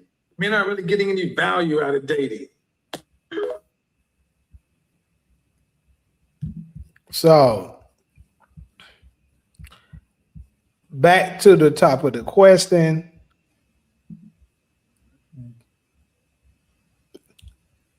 Is dating dumb for men? Do you believe, because I'm going to go ahead and fill in a few dots for those of y'all that's not aware. Like I said, him, also Anton Daniels, also if you're familiar with Yada Awakening, this is one thing that they all three agree on, is that they don't believe in dating. But you should, that with marriage, you should just marry your best friend. So basically, if we're good friends, me and whoever this girl is, we've been friends for a long time. We know each other inside and out pretty much at this point. And that friendship turns to love okay, I'm gonna marry you. I already know you. You know what I'm saying? We already best friends. Now, I do know that a lot of people think they don't want to risk that because it'll mess up their friendship. Definitely aware of that. But I do agree that kind of what he said is the truth. In the dating phase, it don't benefit men really. But I love to hear everybody else's opinion. Well, my definition of dating, I see a lady I like. I want to get to know her. When it comes to stuff like that, I'm not a cheap guy. I actually enjoy the experience of going out to sit down at a restaurant I haven't been to. So if I pursue a lady for the first time, I'm taking you to a restaurant that neither one, that's one of my questions. Have you been here before? Good. I haven't either. Let's go have a brand new experience. This is a deposit in our memory bank for both of us. I don't want to take you somewhere another dude done took you, or a restaurant I've taken another chick to. And I just enjoy those type of experiences. In the process of doing that, you know, we have our little interview date or whatever. And then after that, you kind of can feel for if she's really feeling you or not through the phone calls, the text messages, and stuff like that. So it's what I've always known. You see a chick, appearance comes first. You see a chick that catch your attention. Damn, I like her. I like how she look. I gotta approach her to get to know who she is. Say, how you doing? My name Taj. What's your name? Your name is, what your name is, and then we go from there. I love to get to know you a little better. Let's meet up. Get something to eat and take it from there. So keep my answer short. Yeah, I mean it's what I'm used to. My approach have been called boring by one of our lady panelists. I ain't gonna say her name, but it's just what I know. I knew that shit coming out mute. I'm open to other alternatives, but that's just what I know to do. You see a lady you like, you offer to take her out to eat, and that's our way of, that's the pursuit. So yeah. So what benefits do you require or expect in 2026? All right. Is that for me or is that for Taj, Ali? And then, okay.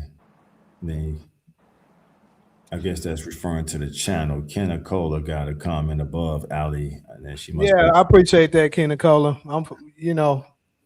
If you're from Memphis, we use the terminology ugly. If you're familiar with us a lot, it has nothing to do with my personal attributes, physical, what I look like.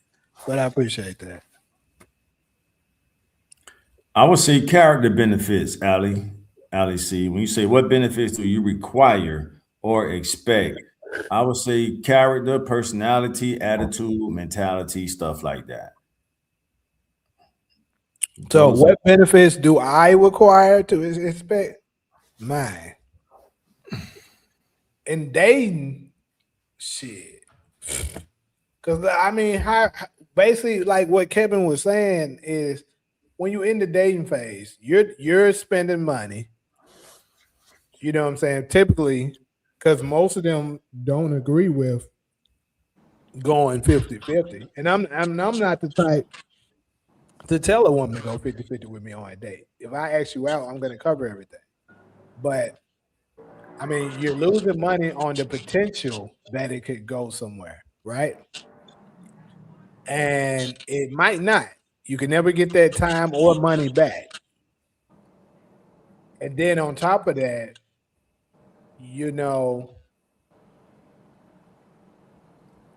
basically, if you're dating, if you're taking it for serious, you're dating them for the potential of it being something serious. And if you do get into a relationship, for me, if I get in a relationship with anyone, I'm in a relationship with the potential of marriage.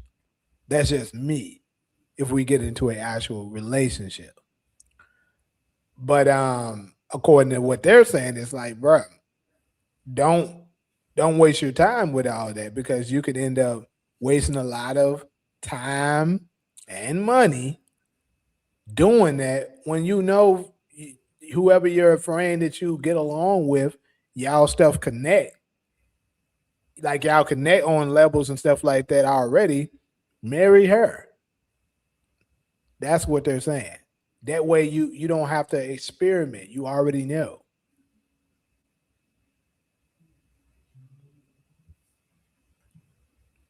Since Solo and Cairo quiet, I'm gonna let me. I sure would like, come on. Yeah.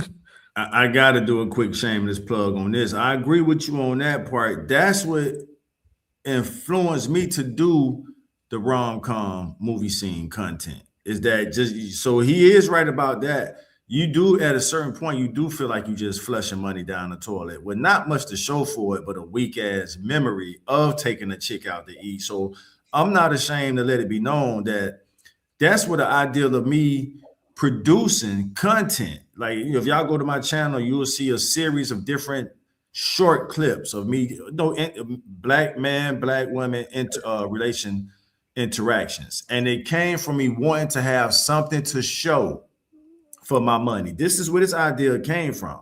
Because y'all just heard me say I like going out.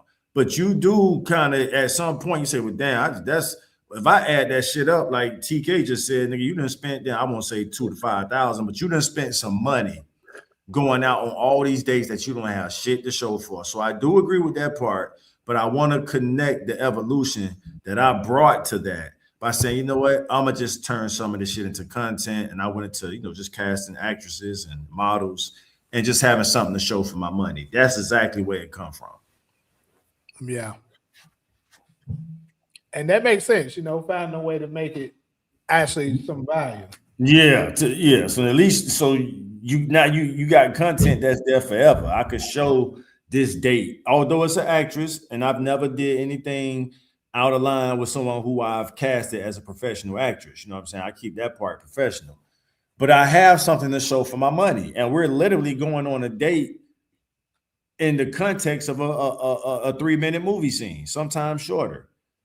And I have something to show, even if I have to spend an extra 100 or 2, I have something I can show forever. So I just want to share that with the audience. That's where that whole concept come from. And I specifically focus on relationship content. So what we got, Cairo and Solo? What we got on this?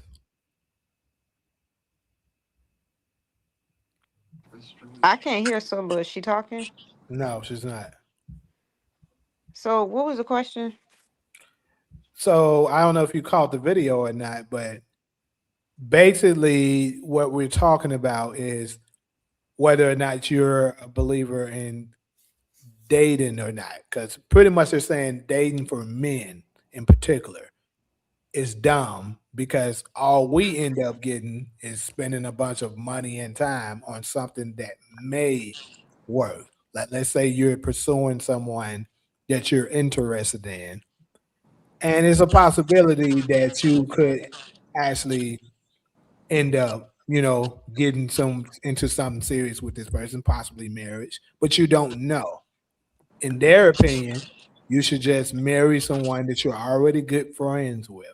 You already know who they are. They already know who you are. Then that turns to love, and you marry that individual, opposed to asking and taking out all these women for potentials that you can never get that money or time back. Right.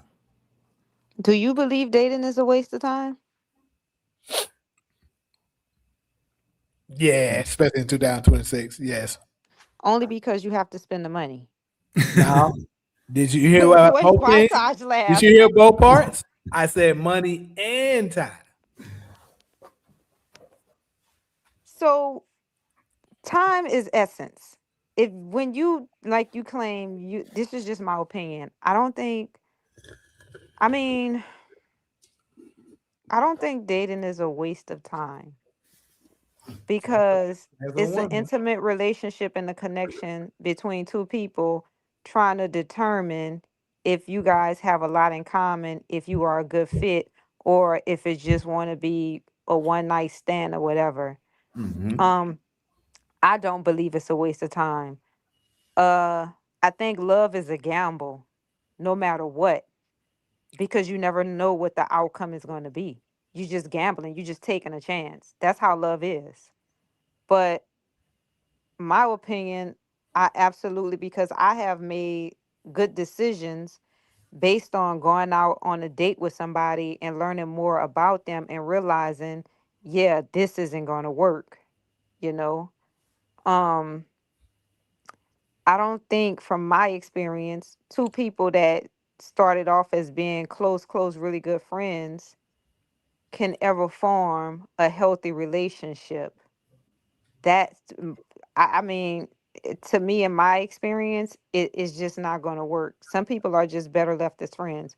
But just to go back to what you were saying, no, I don't think that it's like an interview. You know, whenever you go to see a psychiatrist or a psychologist, they're interviewing you. Whenever you go to the doctor, they're interviewing you. Whenever you go to a job, you're being interviewed. So dating is the same structure. You're interviewing that person to determine if it's going to be a better fit, or not only to determine that, to determine, all right, I'm just about to try to fuck this person and then I'm going to get on. You know what I mean? So, and women, we do the same thing too.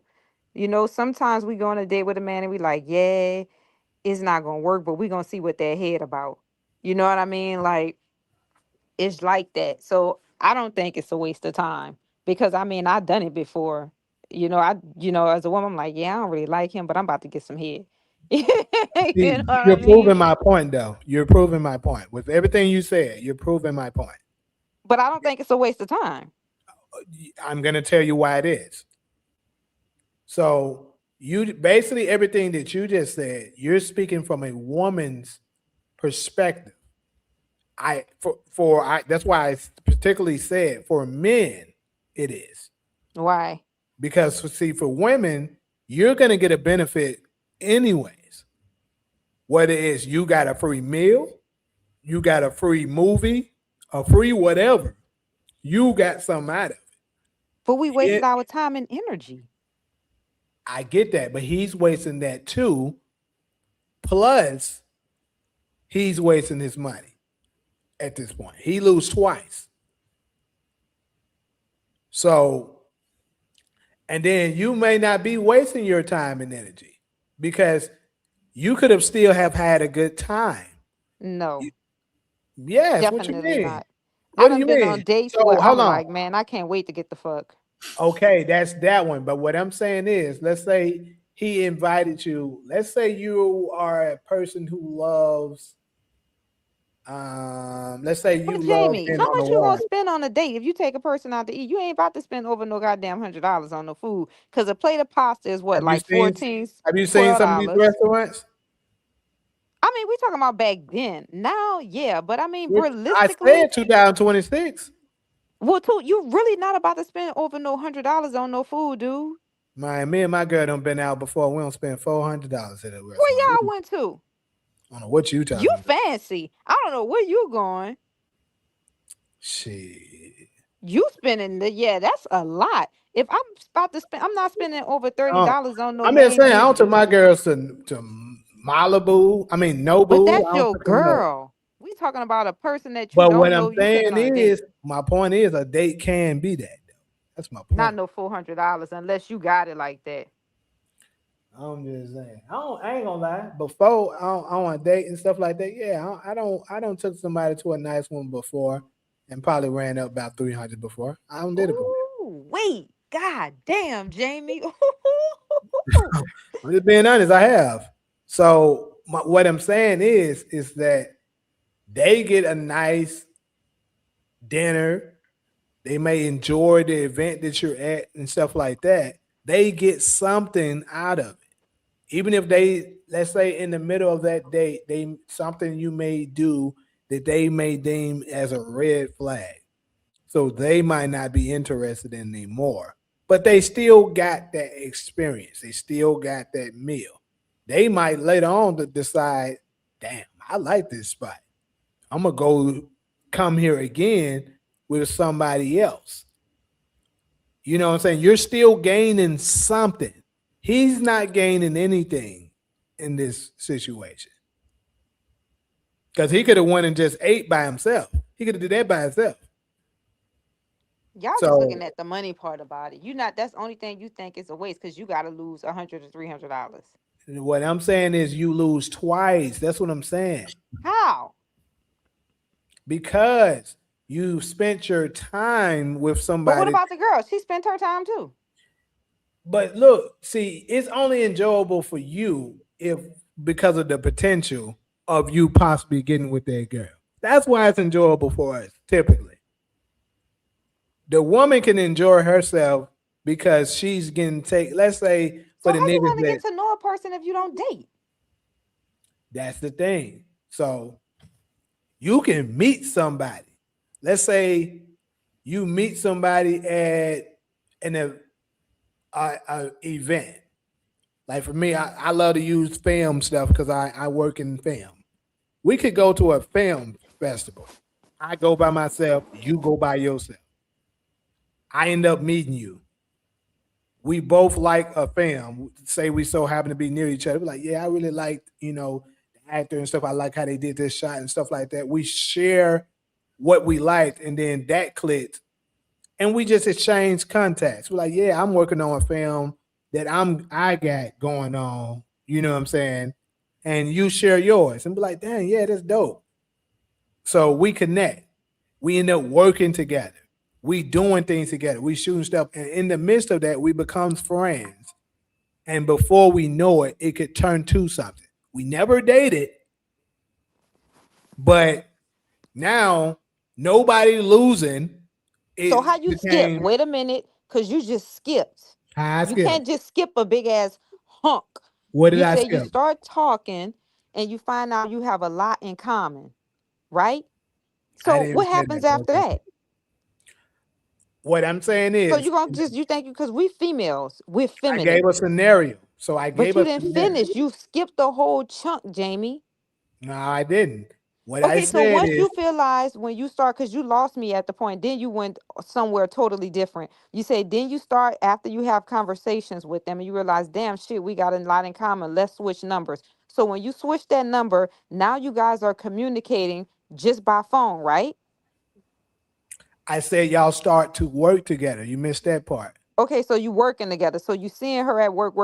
So y'all doing work together. In Okay. the midst of y'all working, okay, you start to be like, dang, I really mess with her like that. Okay. Dang, I really mess with him like okay, that. okay, So, but like I said, y'all getting to know each other doing that. And then in the middle of that, you be like, man, I want her for the rest of be in my life for the rest of my life. okay. It okay. could happen like that. I can give you an But example. what of happens after something. that? So you that's the part you stop. I'm about to get to it. Okay.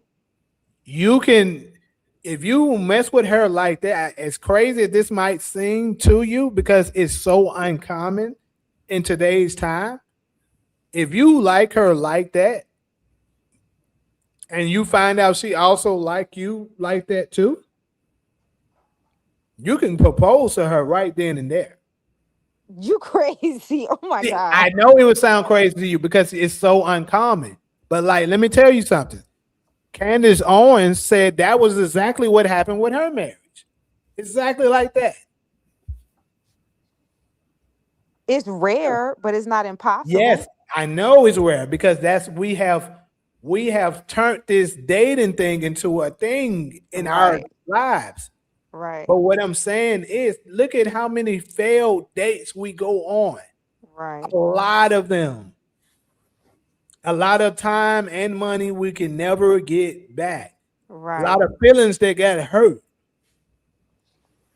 out of something because you went on a few dates and stuff. It's certain dudes that end up going on that first date with a girl, and you think everything went good, man. I can't wait to see her again and stuff like that.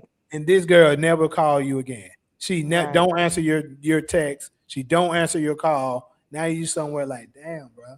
And now your self-esteem is also going down. Right. Because you like, dang, bro, the next girl might do me like that. You'll never go through that if the woman that you end up being with is somebody that you was always close with. You friends with her, you're friends with him, and then it turns to that. That's what I'm saying. Wait, what is Taj over there doing? I agree with what you're saying, but he over there rolling cracking around. up. Hey, for some reason, I just like, I like when people in the comment section get on me. This nigga say, hey, what's up with the snooze on the bed? My bad. Wait, Taj, you over there rolling around and shit. No, I was just laughing at the dude clowning me in the comment section. Hold I'm on, listening. Solo. You ain't spoke on this. What's up? What's up? What's up with the snooze on the bed? I was letting everyone go. I mean, I'm whatever. going to get my. Well, I like where you was going with it the first time, Jamie. So that's what y'all gonna start doing. Y'all gonna just start proposing to us. Hey, if I feel that with somebody and it's everything is there, like you fit everything that I got in my box, you check every box, I would. Well, let me ask you one more question. What happened to that girl that you spent $300 on? Why we all up in, why we doing Because all I'm trying to, if somebody take me, dude, if a dude take me to now I done mess with some dudes that got some money, and they never one of them niggas took me to no restaurant where they spend no $300. If they would have took me to a restaurant where they done spent $300, I'm like, oh yeah, this a keeper. Cause he already, you know what I mean? He's showing that it ain't nothing. Man, I'm like that. I'm not gonna lie. If I fuck with you like that, I like you like that, I'm like that. Shit, the most my date ever spent on me at a restaurant, that shit probably came up to, because remember, I've been with Yaki for a long time. So prior to him, that shit probably was like $50, and I thought that was a lot. So for somebody to spend 300, I'm like, boy, you ain't going nowhere, whether you know it or not. You know what I mean? Mm-hmm. Well, I mean, Black Queen, we still here. Yeah, we still on where you went. Yeah, back there, y'all. So Solo, what did you have though? I mean, it just sounds like you guys are worried about how much money you spent on a date when you guys are the one picking the date. So if you're going to a Who gonna say you must restaurant be from where Louisiana then? entree is $75 and a drink is $20, who fault is it that you spent $300? Not saying you, I'm just saying you guys are picking these extravagant gay dates because you guys are picking girls who you think will be impressed by you spending all this money on a date. And that's them the type of girls that you guys are going for. So you guys, if you want a bad bitch, you have to spend the money on a bad bitch. So when she doesn't choose you, then I don't know what you want us to do. I'm not paying. If a guy asks me out, I'm not paying for a date because I know damn well I'm not asking you out. So if you want me to sit at the table and try to get to know you, friends, or you're trying to date me romantically, why should I pay if I'm not the one asking you out? If you're asking me out and I'm saying, okay, why would I pay? Right? So from my perspective is, how do you expect to marry? I get you do say marry your best friend, but I mean, just because you guys get along, that doesn't necessarily mean you guys agree on how you're going to build a family, how you're going to raise kids, how you're going to raise them, right? So I don't necessarily think that that's the best strategy. Would it be nice? Probably that would be good, I think. But I also think that you guys have to line it romantically. I don't just think that if you guys are best friends, you guys will work out as partners. So I wouldn't necessarily rely on that. Does it sound good? It sounds good.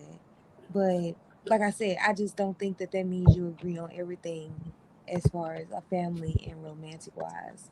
So I mean, I think the biggest issue men are having with dates is that you're thinking that if I spend a lot of money, that's gonna impress her and let her think that I make a lot of money and I have a lot of money, and that's gonna like add like stature to me as a person.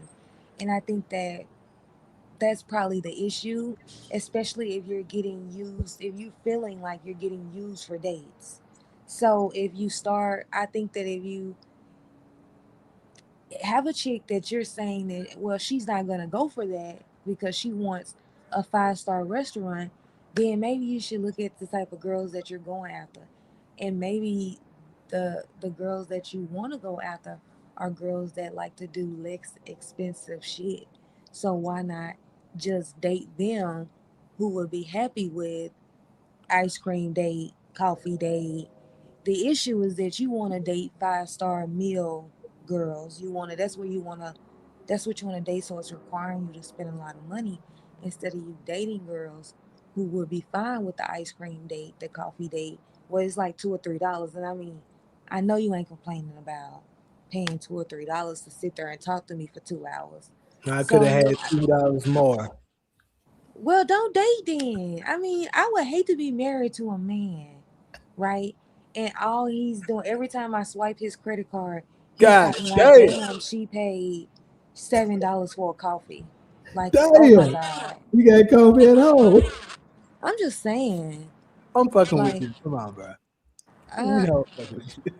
so like, I mean, just date what you can afford. If you can only afford to take the girl out on a date one time a month and spend $100, then, or you can take her on a cheaper date since it ain't about money. I mean, can you guys go grab ice cream and spend time together and get to know each other? Do you have to go to Maggiano's, whatever that expensive is? Marla, what's the name of the restaurant you went to? You talking to me? Yeah, you. You said you went to a expensive restaurant. I go to a couple of expensive restaurants. What are you talking Okay, I'm talking about the one you mentioned earlier. about? Nobu or Noble some is the shit. Noble. Okay, yes. So instead of going to Nobu, how about you guys one time a month? How about you divide that up into a ice cream day here, a coffee day here? In fact, Let's I just go did shoot 300 not too pool long ago. here. Let's go have drinks here. Let's go spend $40 here, $50. Like, I mean, is it the women that you're dating that's making you spend, the women that you're seeking making you spend a lot of money, or is it you picking a place that requires you No, to no, spend a lot of no. money? Let's not do that. Now I'm asking, which one is it? No. So when I said I've done that before, that was like years ago. No, But I'm not talking about you specifically. I'm talking but about the topic where he's saying that it's expensive for men to date. They're not getting any value out of dating. And my yeah. question is, the money that you're spending, that you're complaining that you're spending, is it that you're picking expensive places, or the women that you're dating want expensive places? So for me, I'm picking, but Okay. that's for me. I Jamie, don't your let So wife no. is gonna so be if so you're lucky. dating someone, you take them on a date. Let's just say you spend $100 on a tab, and I'm just saying that because that's what roughly me and my homegirls do. We go and spend $100 on a tab. See, I don't look at that as like really a lot of money. So, but let's just use that as an example, and it's a lot to you, assumingly, because you're sort of complaining about how much you spent. So it's $100, Fighting right? outside my window. My bad. What? It's some niggas fighting outside my window. He said Wait, when is Jamie' birthday again? July What's his 22nd. sign? I'm not sure. Men should get married, not just dating forever, and never settling down. Oh Date with Jamie, what's your zodiac sign? this I'm black a queen. cuss. A what? I'm a cuss of Cancer and Leo. No wonder.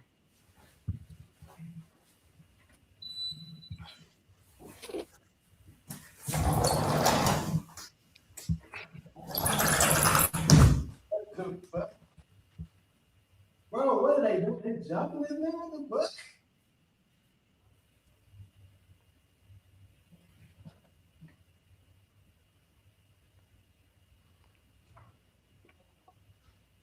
Hey, y'all need to come back and focus on what y'all got going on over here.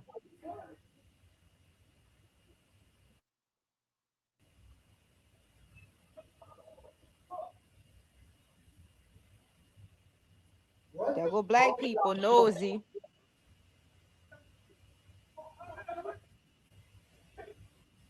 Why y'all jumping in there like that. God damn. Go help him.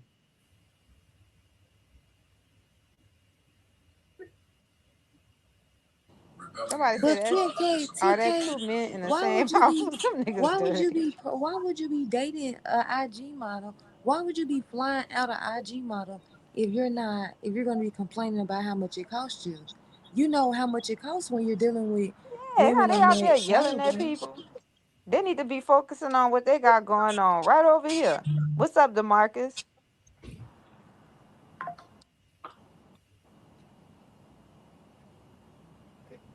They outside yelling at people. Y'all done took a whole deal. That's dirty. My bad. Had a quick little break. Well, why you ain't gonna help the man? You talking about why y'all jumping him like that? They were beating his ass too. That's fucked up. I went for the run down there and shit for that nigga. What the fuck? See? I don't know that man. And he wouldn't even. To be honest with you, it was a Caucasian. Definitely went out there and helped him. It was niggas jumping at Caucasian. Oh wow. I'm just being honest. So I mean, I wasn't about to get in the midst of Todd's having still niggas. watching. He ain't come back yet. Tosh is in Florida. He's not here. Oh, okay. Well, hey, y'all left and got up at the same time. But yeah, though, to follow up what I was saying though, like what we're saying is it's not really about the money, it's just the money is included, right? And we're like basically in order to avoid that, it's like if you so happen to click with somebody, then that becomes something. Opposed to you just asking somebody out and taking that risk, wasting that time and money over something that ends up when you know, like, because this is the thing. If you so happen to end up getting to know, like, say you start to catch feelings for somebody that you became really good friends with, right? You don't really hurt yourself when you do that because you kind of already, you know, even if I believe if you're close enough friends, even if it don't work out, you be like, hey, we still got each other back. I still fuck with you.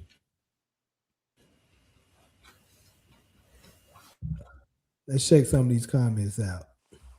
It's a lot of comments too. God damn.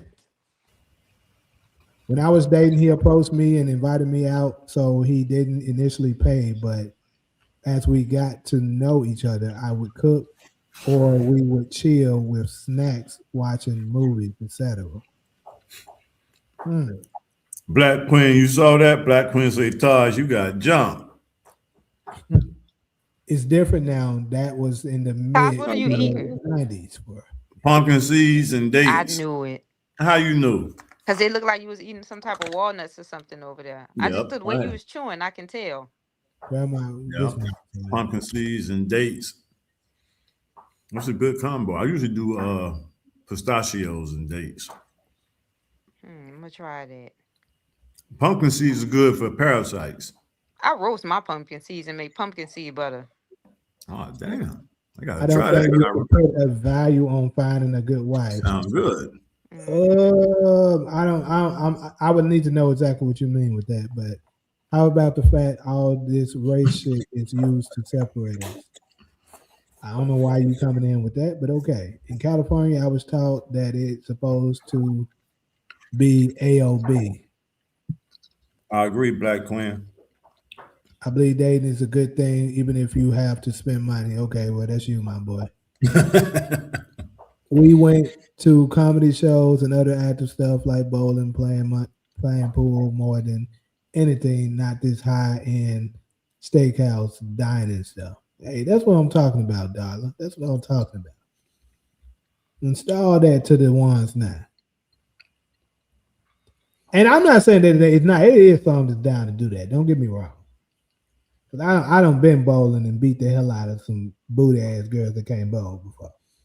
But I'm just saying, dating isn't a waste of time spending it excessive amounts of money. Well, see, this is women saying that. I don't, Alexander, he's saying it, but like I said, I believe a lot of people doing it because that's what been held standard. Like, that's what everybody is used to now. But I believe if everybody had that mentality, they would see what I mean, what Kevin, Anton, and even Yarder means by saying this. Some women will go on a date simply to get some free drinks and content for Instagram with no intentions of ever seeing the poor brother again. That's 100% facts, and that's exactly what I'm talking about. It's a lot of them that will do that. But wait, it's like y'all blaming everything on a woman. Let's look at the opposite side. Some men take women on dates just to smash with no intentions on ever contacting them again. And when they don't hit, that's when they feel used. Exactly. Yeah. So I'm glad you said that. You really fell into the trap. But either way, what I'm saying is, did you get something out of it? I'm going to get something out of it anyway because you're taking me on a date. You're getting my time. Exactly. Okay, so what? It ain't no exactly. My point is, you got something out of it. You got something Point too. is, you got something out of it. He didn't get nothing out of it. No, he didn't get nothing out of it. That's what I'm saying. You got my time. Exactly. So what does he want to get out of it? Wait You're a not minute. making What does he want to get out of it? Between You're your not making legs, sense. because he done bought you 2 martinis. He want to get between your legs. Right. Yeah. So that's what. So you mad because y'all ain't getting nothing up out of that? No, this is what I'm saying. Is either way, for the opposite sex, for women, you're getting something out of it regardless, whether you decide to sleep with the man or not. So you're saying that you flip it on the other side, they're doing it. It's certain ones that might try to hit it and never talk to you again. Cool. Exactly. We know that does exist. At the same time, you still got something out of it either way. What I'm saying is there is a side for men that he could end up getting absolutely nothing. Shit, even if he end up hitting, the sex could have been good to you. Could be. You still get something out of it either way. A meal, good sex, and he decide he don't want to talk to you no more. But either way, you still got something out of it. So you don't think her time is him getting something out of it? What? Her time. What the world? I'm not saying she doesn't lose time. I'm saying you don't think that her giving you her time is you getting something out of going on that date? No. Why not? Because no, it ain't got Because shit they to do have with men that pay for escorts, not for sex, just for their time, so they can look good on their arm when they go out or to accompany them when they go to like a social event. Okay, so he's gaining something from that. Entitled to that. No. You're not about to flip this bullshit. He's gaining something from that. Even if it's him having a nice looking woman on his arm for an event, her image beside him, he's gaining something from it. Whether he wants that image for the colleagues that may be there or to look good for an event, wherever it is, he's still gaining something from it. When you go on a random date, with somebody that has no intentions whatsoever of being with you, she already knows this from the beginning. You have gotten nothing out of this. That's what I am saying. So tell me, what do men want from a date when they're dating women who have no interest in them? What do they want from their That's date? the problem. They don't know that you don't have any interest. This is the thing. They don't. I You do. say Y'all, please, well, all y'all you need to want. have They better don't. judgment. Ain't that what y'all tell us? Y'all need to What? have better judgment. No, it's You not. can It look at doesn't him. work. You can look at her and tell her she ain't up to no damn good. Now, Anyways, what how I'm can? saying, Yeah. you can meet somebody, and this is the thing: women's moods change like the goddamn weather. She may have been super nice that damn particular day. Everything you talked about, you could have made her laugh and stuff like that. And she was cool. You exchanged contacts. Then you later ask her out. She could later on then be like, yeah, I mean, yeah, it was cool. We had fun. It was cool cracking jokes and stuff, but I really ain't interested in him in that way. But he offered to take me out for some crab legs. I'm not about to turn it down. And I know I don't have any intentions whatsoever in getting to know him better from that level. That shit happens all the time. So what I'm saying is, when y'all first met, everything was cool. It was going well. Y'all both shared laughter. It was cool. So what I'm saying is, you can't really judge that off you just meeting them.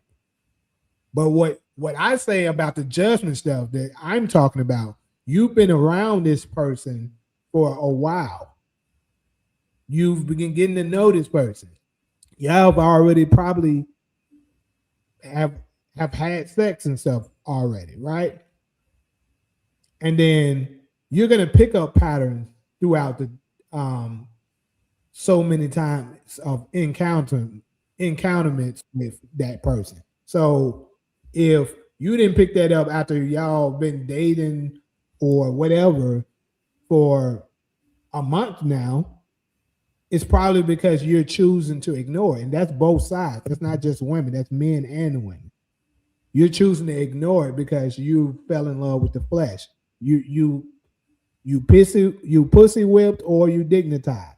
One of the two is going on, and you're not paying attention to the signs. That's totally different from what I am talking about. In 2026, many men have stopped casual dating hoping to get lucky. Now they jump on escort sites and drop a quick $40 to $60 Who is this? for a Gotta be guaranteed him. happy ending. I do it, Tim. I do it. Hey, y'all know that fit one of my prophetic phrases. The hoes go The in. hoes gonna win. Hey, TK, good looking out. Let me read that again. Let me read that again because it proves the hoes gonna win. Here we go. And 20. Oh, there you go, Jamie. And already highlighted it. The hoes. I think these words gonna age very well. The hoes gonna win. Y'all keep playing. Because I'm just saying, bro, this is the truth. They'll know. They have no intentions at all. And this is another thing. I'm not saying it doesn't exist with men, because it absolutely does. But typically, if a man just having intentions on just smashing you, he's not taking you out on a nice date. He's trying to say Netflix and chill to get that. Yeah. If he's spending time trying to plan a nice date for you, he's typically interested in you. Yeah. That's how it works. Yeah, for real.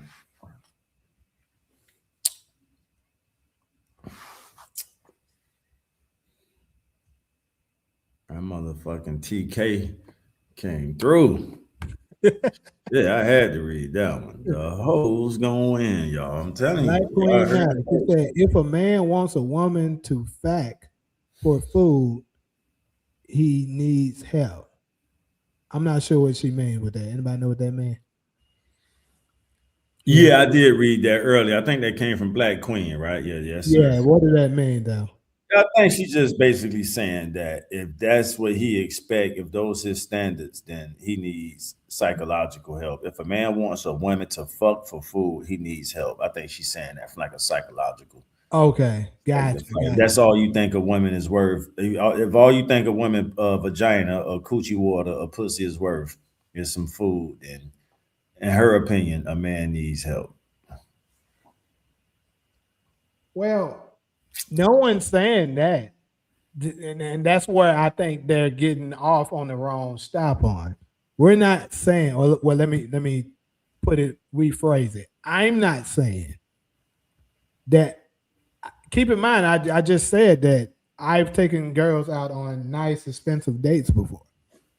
That's not a problem to me. The issue that men are talking about is that it's way too many that will let you take them out knowing that you don't have any intentions of moving any further with him before the date. But they're like, I'm going to take this because he's offering me something that I like. You know what I'm saying? Like, that's the problem. That sound good, DV. DV talking about just pay for the date. That's good. They go Black Queen again. Ninja's just trying to smash. At the end, that's another phrase I got, but let me finish TK comment. Ninja's just trying to smash. Ask women, do they want to smoke? Free game. Right. You know? Exactly. What's y'all plans for 420 today? Try a kale, spinach, pineapple, peach with stinky icky smoothie for a healthy concoction.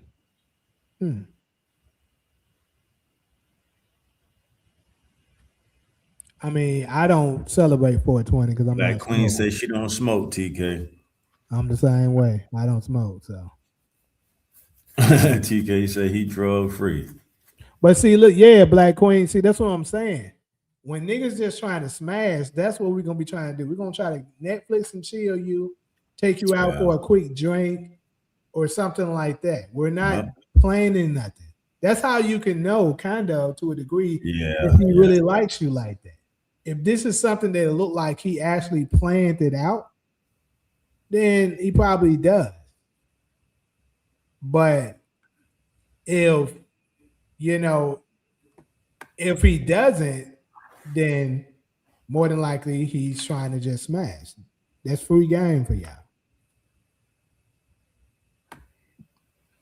And then remember Nephew Ghosting, and I've been meaning to shout Nephew Ghosting out the whole show. That's messed up. It took me this long. But Nephew, I know that graduation date coming up next month. You still with us. But I remember that comment he left a while back. We were like, in his generation, a bottle and a blunt. Yeah. Anything beyond that is considered corny. And speaking for Nephew generation, that's what he said. Like anything more than that, they looking at you like, even the chicks looking at you like you a lame. Oh my God, not the Sullivan Queen. Well, she put it out there. Now we know. I mean, that's typical. Come on. You know how many Sullivan girls I know now. Yeah. Where if you smoke together, it brings the best sex. So agree. But this shouldn't be date one.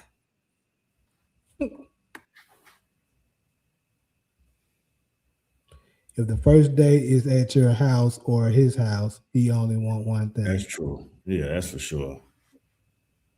Like if it's already at the house, then it's was understood, shouldn't be explained. Smoking isn't a date at all. If you don't mind me asking, Black Queen, you ain't got to say the exact age. Can I ask your age range? And I want to know where she's from after that. What city? You can give either one, the city you're from or the city you live in. I'll leave that up to you. Well, to hypes, it's a date. All right. She said, this nigga said I'm 4. This nigga said, come on, man. At least she got a sense of humor. Shit. Right. This nigga said I'm 4. She forgot the 0. She meant to say she 40. Okay, she 32. There we go. All right, cool. I kind of figured she was around my age range. Typo. I thought, okay, we figured that. Celibate with sex toys don't count. I heard that. Jill Scott said, let's talk a long walk and smoke a tree. It makes you talk. All right, we hear you, Alice C. Where you from, Black Queen? Or where you live? Either one. Rep your city. Or,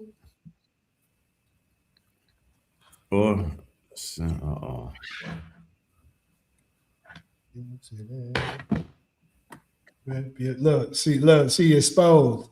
Take them sex toys on her ass. Okay, she in the Midwest. All right. Can you tell me why do men expect sex on the first date or after when you are in the talking stage?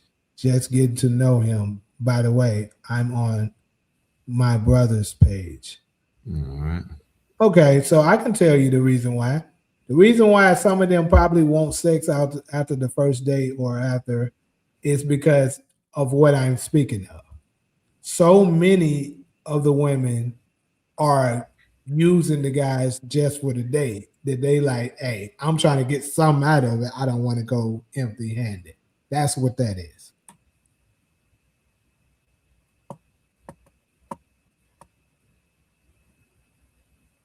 Man, shut y'all ass up outside.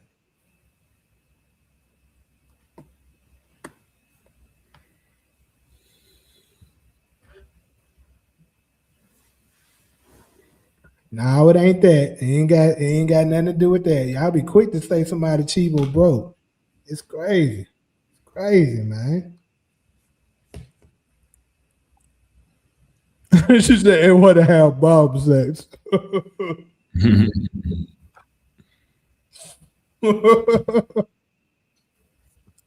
Black Wayne, you should come through here more often. Mm-hmm.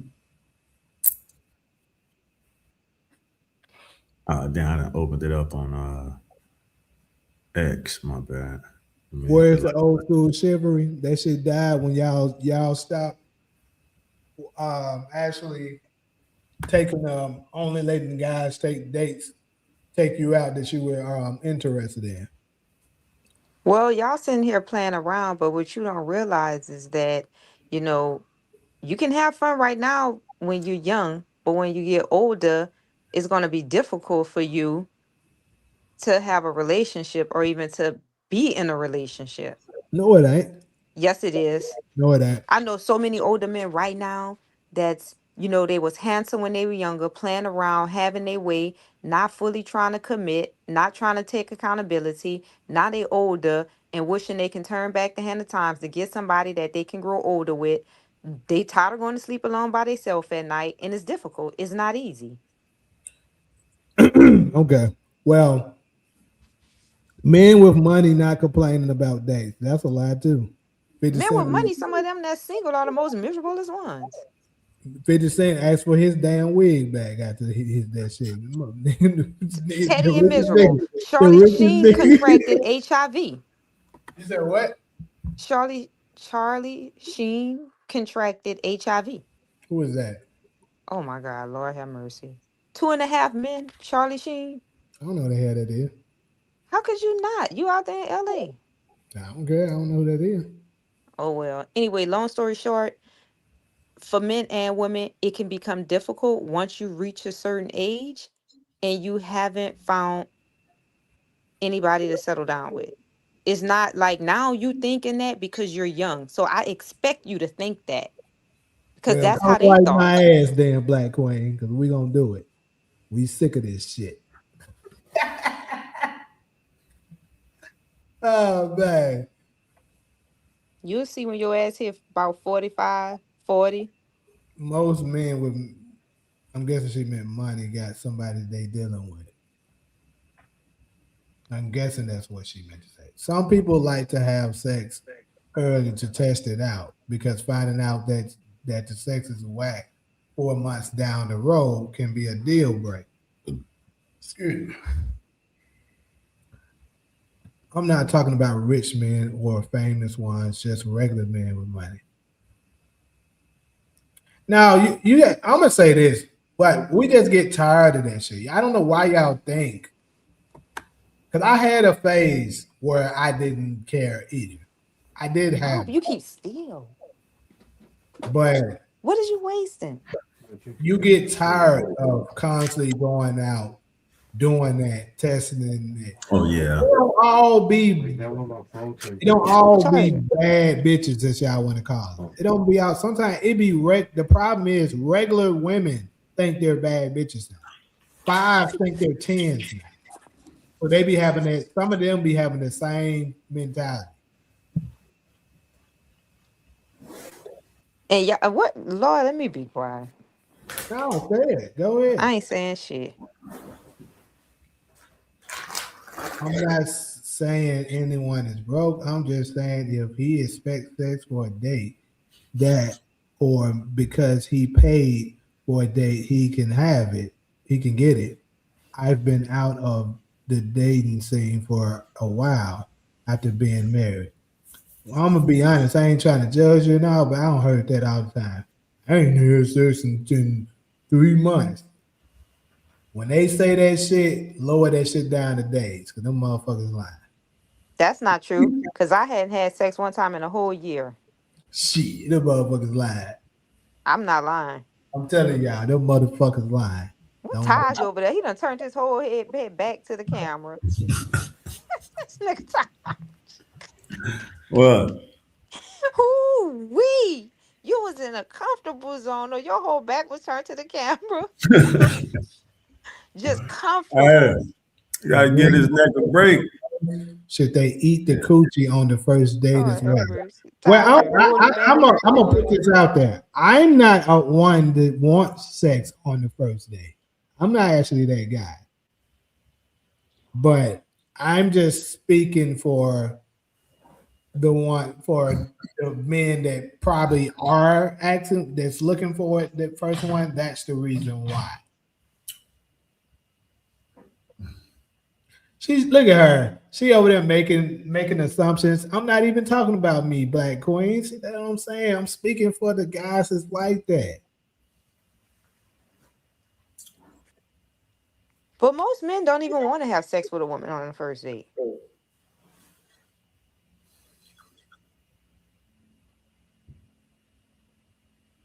Mm.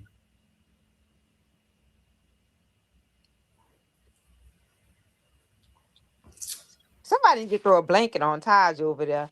I just want to God do. I'd rather pay for myself. I just want the company. Taj, only thing you missing is a woman to come and throw a blanket over you. Well, whoever you are, we can go on a date.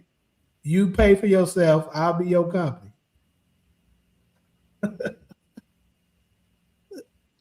If you don't want to pay for a date, you're not ready to pay bills, take trips, get married. This is crazy work out here. I heard that. So just because you don't want to take their ass out, that's trying to use you for that $40 to $100, something wrong with you. That's crazy work out here. Yeah, but watch when you hit 40 and you single or 45 and you got to pay them young girls just for their company because you ain't got nobody. Damn. Watch when you hit that age. You talking about them little dinner dates. Watch when you hit 45 and you still single and you got to pay them little girls for their company because you single. I don't know. I know some old ass niggas. They look like they all right. Wait, are they single? Yep. And do they want to be single? Is it by choice? Man, I know some niggas. Or by circumstances? Exactly. What do you mean? What do you mean exactly? Because we were meant to be paired with somebody. Yeah. No one is meant to grow old and alone by themselves. Like me, I have a partner. I'm gonna be honest. It feels good laying in a bed next to somebody.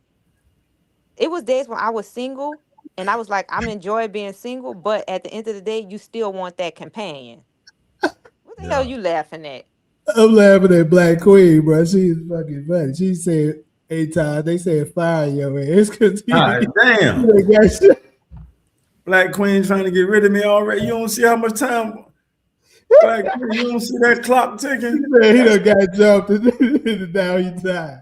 I told you Time that's for why the only Taj. thing he missing is somebody to throw a blanket on him. He over there I'm glad rolled you up. caught that part when I got jumped. To my Taj got jumped. Yeah, they jumped me earlier. Nah, we're gonna take Shit. up my. Hey, I believe Solo on that couch knocked out. What you Yeah, talking you're about? not, yeah, talking about fighting. Taj, she ain't used to Solo yet. We gonna let Solo get away with napping. I ain't gonna put Solo out there like that. Nigga, Solo Taj was fall rubbing the asleep. top of that head at one point. He turned over, started rolling back, and look, there you go. There you go. Boy, I kept Like, Zoo. I said, Taj is over there rubbing the head, rolling back and forth. Now he done You got a saw it. pillow and turned over. Hey man, we done put in a whole shift. That's messed up, Black Queen. You gonna do me like that? It's all good. I done read that before, dog. We got to talking about paying for days. Taj and got sleepy. Oh no, she ain't. You know she a Black Queen. She knew, but no, I'm not. That ain't me, Black Queen. I don't mind. I done said that 1,000 times on this show. Hopefully the regulars will defend me. All right, tell for Chicago. Wait, Taj, you heard that Soldier Sim song when he said, "I'll pay for it if I Yeah. want it." That's right. I remember that one. Uh-huh. I was doing my rap thing around that time. Yeah, I'll pay for it. Nobody is against. Uh-huh. Nobody is against paying for a day. Shout out to Soldier. Magnolia Slim. I'm just saying this, Jamie. You're young right now, so you don't like a lot of young people feel like, oh, we have time. Because we were once you guys' age too, and we felt the same way. But now that we older, yeah, for real. Bad. But you with somebody, so that look like to me, right? Huh? Because like, ain't I'm winning. Wait, say that again. I just said, but you with somebody. You just got to say it without. I would pay the Black Queen. You knew I made that statement 1,000 times. I ain't got no problem paying for the dates.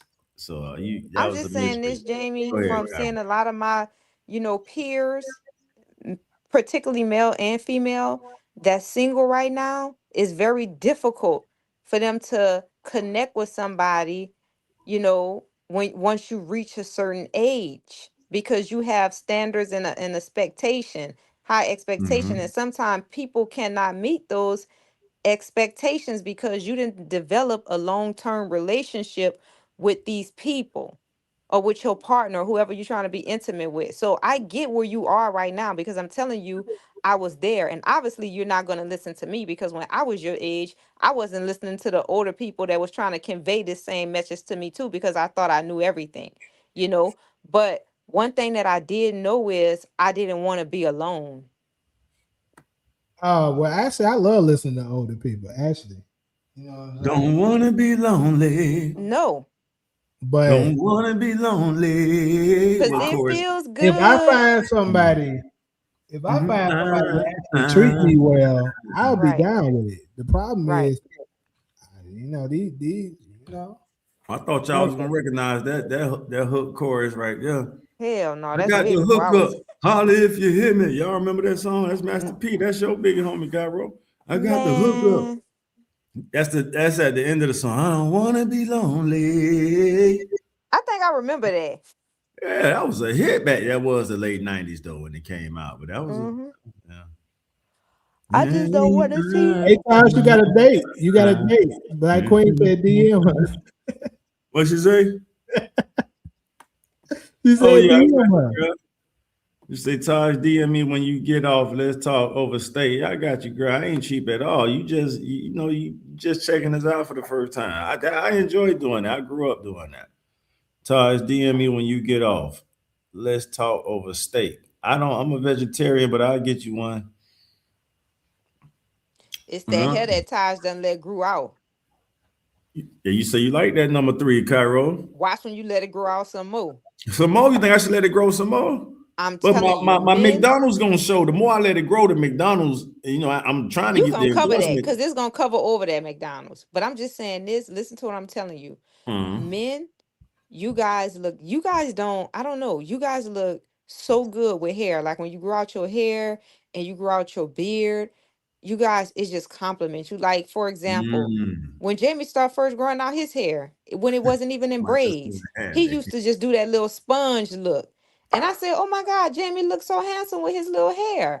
And I gave him a compliment. He said, oh my, because I wanted to know who did it. It looked nice.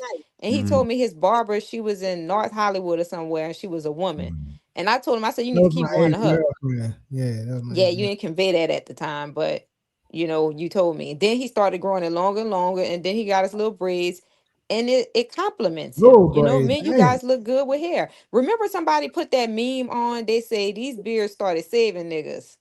I do remember that. Yeah.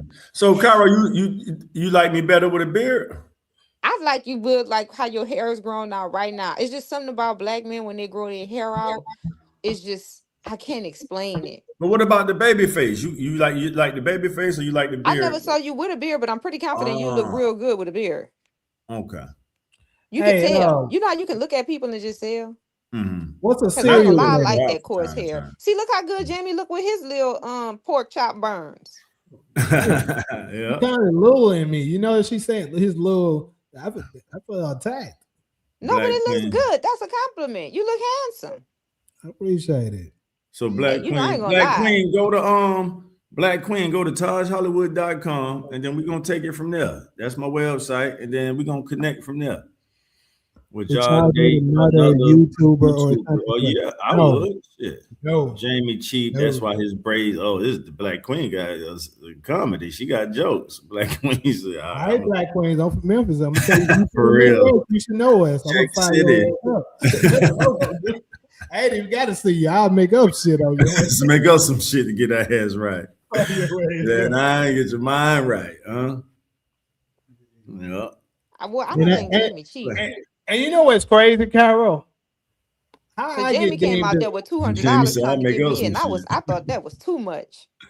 how I get deemed the cheap one when I the one just said I go out on dates for shit. I don't had a $500 date before, but I'm the cheap one. Well, How? I know you're not cheap. You done That's took old girl to crazy. Vegas. How did that equal cheap to her?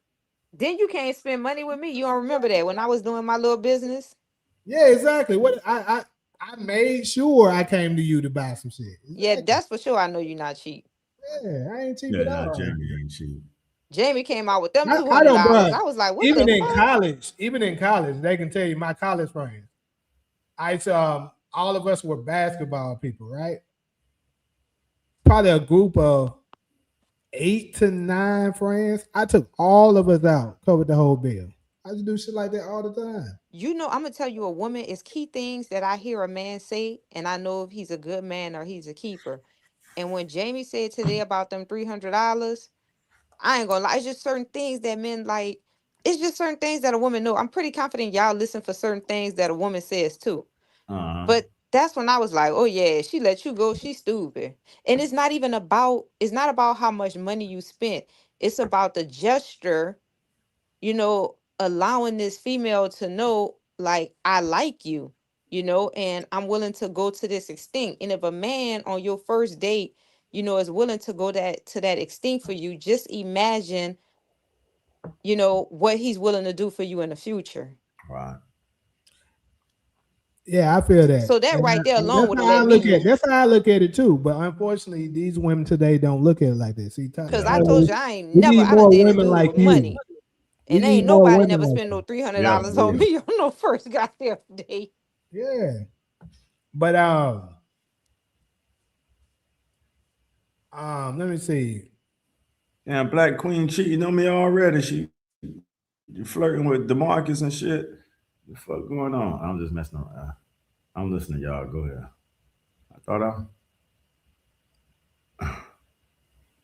I had a man take me out on an expensive date, and later on he wasn't shit and went broke. Uh-oh.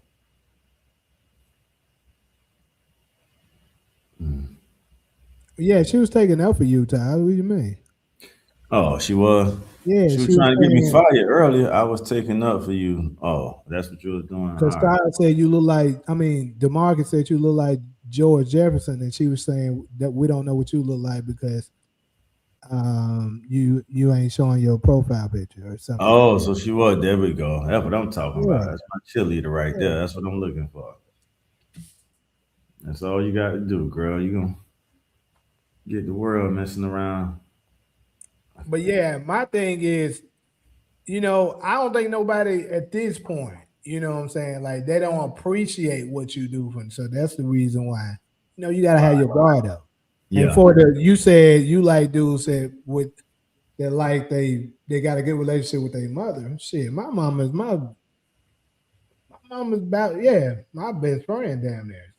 My standards of marriage, I gotta love you about as much as I love my mama. I don't give a fuck what you say. I said this last time, and I'm gonna say it again. Shit, if I don't love you about as much or damn near more than my mama, shit, fuck, we getting married.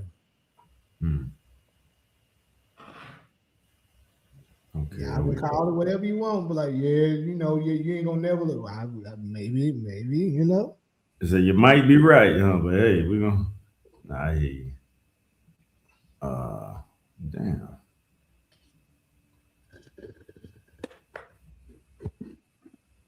I don't want to be lonely. Exactly.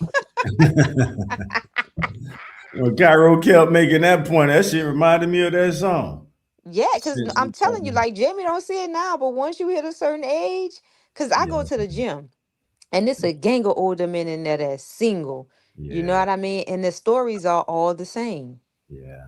I'm in that category too. You say older man. So you talking about a different breed. See, we got a reason to. These hoes ain't shit these days. I'm trying to tell you. They weren't shit back in them days either, too. Them hoes probably had some level of. I think they did. Yeah, these new ones. I don't know. Exactly. Thank you. I'm telling you. Well, who you think their parents are? Them hoes.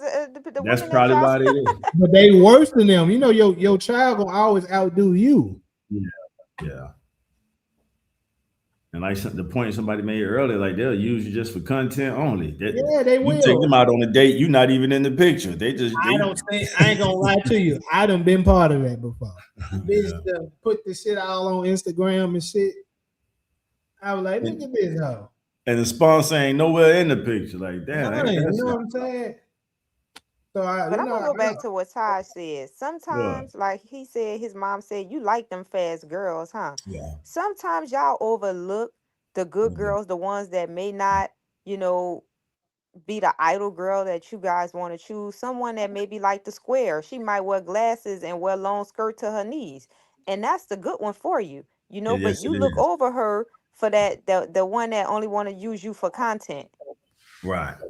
You know, the squares go unnoticed. Like them. I've been saying I need to find me a Wendy's girl. The problem is I don't go to Wendy's. That shit stuck with me, Cairo. She told me that in middle school. She picked that up about like her them son fast girls, in middle school. Yeah. I never forget that shit. Yeah. And that's the thing. You guys overlook sometimes the good girls, the meek, the humble girls, because you want the fast ones. Yeah. And the only thing that meek and humble girl needs is a little bit transformation, and she better than that content chaser. She is, and better for you. Now you spot on. I What do y'all think about men that had money and went broke, and the women left their side, but the one that had his back, he did wrong. But yep, I see that all the time too. I mean, I think I get what she means. Let me read the that. Wolf of Wall Street. Remember the Wolf of Wall Street? His wife helped him to become who he was. When he got on, he left her for old girl. Then when he went down, old girl left him. Oh well, that's white folks shit. Ain't got shit to do with me. But it's an example. I mean, black people, look at Frank Lucas. His wife did it to him. Oh shit. I didn't know that. Yeah, but remember his mama told him, his mama said, she's going to leave you. I'm going to leave you. Oh, you talking about she did say that in the movie. I remember. There wasn't a FBA either though. No, she wasn't. What the hell is an FBA? Come on, man, I'm old. Foundational Black American. Oh shit! You all these y'all see you talking about these YNs y'all be talking about YT motherfucker. I say what? Come on, man! I don't know what this shit mean. All these initials, huh? Yeah. My bad. I'm trying to. But I'm just saying though, she wasn't no black girl either. Right. I mean, she was Puerto Rican. I get that, but that's still a different culture. That's still a different culture, yeah. Okay, Tiny and T.I. He stayed with her. What you mean? No, he almost left until It don't everybody matter. got on Almost his don't count. He ass. with her. He Nah, with her But he he today. set almost one of the left. best examples. Yeah, Almost don't count. I salute him for that. He set one of the best examples. But He he didn't almost let left. Y'all forgetting that part Almost when he don't went with count. Laura when London. did he almost leave? When he And went how with many Laura children they London and had everybody before that got happened? on him. People was like, dude, how you gonna leave? They had got on him. He had left Tiny. Yes, he Did they did. have Y'all don't children remember that. already?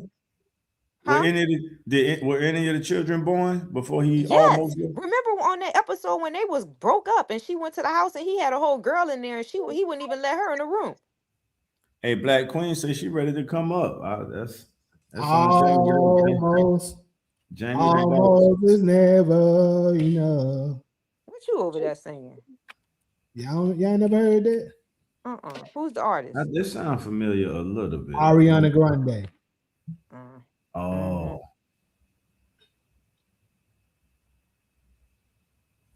Yeah, it sounds familiar. Y'all not about to double team her. Look at her. She ready to balance the We about to double team now. What you gonna do about it? This nigga. Shit. Oh my god. Yeah. Hey, Puma's spitting right now. Hey, y'all friend Puma said there's no humble girls right now. I know, that's why I said he's spitting. Yeah. I ain't came across one in a long time. Women do not respect men. They think they are better than men. Yeah, that's legit, bro. Like it's crazy how it is now. Yeah, that is the vibe. But Black Queen look like she different. Wait, Solo is different. Solo is different. Way. Look at him hating. It'd be funny. No, but Solo do kind of. I gotta tell my school wife to sleep, bro. That's all. Solo want a yes man. So that's the push away for me when it comes to Solo. Yeah, me and her couldn't get along because of that. And then for me, I am too much. I don't know, too much of certain shit. I don't know. So you always doing Solo wrong. But Solo looking. I'm always doing Solo. This is crazy. So look, hold up. I wish she was up for this because y'all have no idea how bad she be talking to me.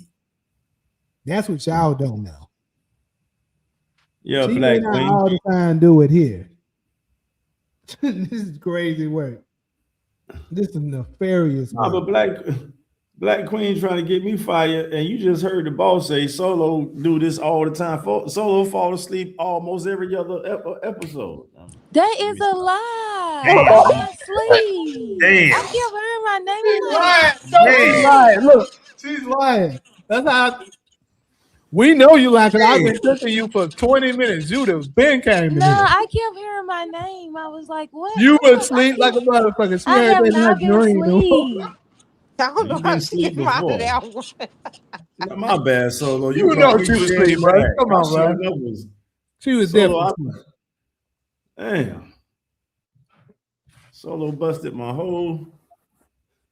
Yeah, Solo. Black Queen trying to get me fired to my Taj taking a nap. Fire Taj. I said, well, hot damn. So you gonna bring me in that?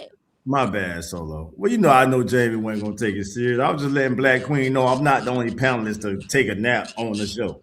Look at the clock. She didn't know that about me. Yeah, this is my first time seeing that handle. Black Queen matters. Yeah, I think it's her first day. That's what I'm saying, but she didn't know me prior to tonight that I be falling asleep on the show. Listen, I always deny that. I don't. So Solo just owned it. At least you just owned it just now that you be falling. My bad. You right. I shouldn't have put you out there like that. But I was just trying to. Well, I'm gonna say my remarks that I was about to say since you don't woke up. I was about to cook you. Jamie got that mischievous. I was about to detonate on her, but she gonna woke up now. No, shut the fuck up. That shit was so deep. Black Queen say, Jen, I want my husband to be like you, not wearing that. Go take that off. Oh, while he hitting on the couch looking sexy. Okay, yeah, no. Taking notes. Not a new pack of batteries. What's wrong with that, TK? Don't that save you some money if I have some batteries? Oh, somebody said she got a new pack of batteries. Oh Lord. Solo wasn't asleep. She was busy. Damn. She She just just got a got new a pack new of batteries. ooh. Nigga, y'all funny. That boy. I ain't read between the lines on that one. I ain't I even caught think that that. quick. You might be on to something. Uh-huh. Ooh. Mm-hmm. Man. Solo is on a whole nother level. But I'm gonna start doing me some GoFundMe stuff soon, you know. Start raising for the new stuff that's coming. Right. We here for it. Solo, you still gonna read my Memphis script? I know I supposed to have been sent it out to you. Sure. That's what's up. I'm gonna send it to you this week because I thought I had lost all of it, but deep in like my computer, some kind of way, I found a PDF version of it. So I just got to transfer it over to my writing software, touch it up a little bit. Should be done with it by this week. Mm-hmm.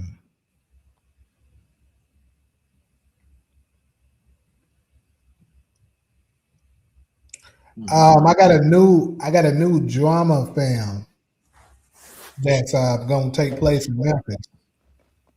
It's basically gonna be about two high school basketball players. One of them grew up with a nice family, mother and father. The other one, he's like a prodigy. He's a all-American level player. The other one is like a dude that's kind of on the rise. And he got a dad who used to be in the NBA, but he kind of barely was in his life. And he also got caught up with this dude in his past life that got caught up, that took a charge for him, that went to jail. And this nigga ended up growing a grudge for him. And he ends up getting out of jail his senior year of college. He went to jail like when they was in middle school, and then he gets out of jail. Now he got this grudge against this nigga. And once he gets out, he starts extorting that nigga to blow games and shit like that, so that he can profit off it.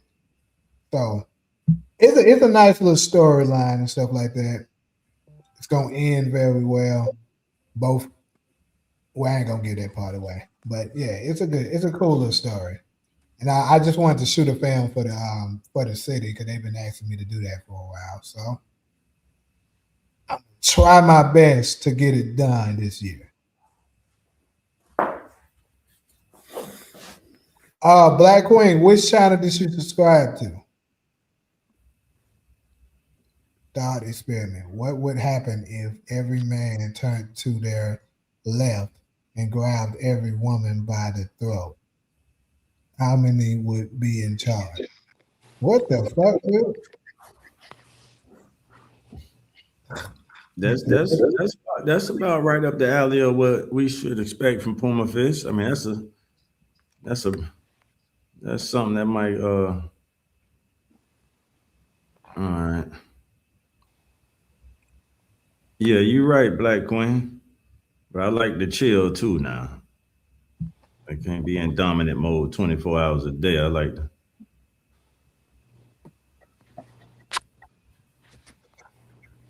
All right, damn. I want to know why y'all going in on me in the comments. What I do? I've been quiet.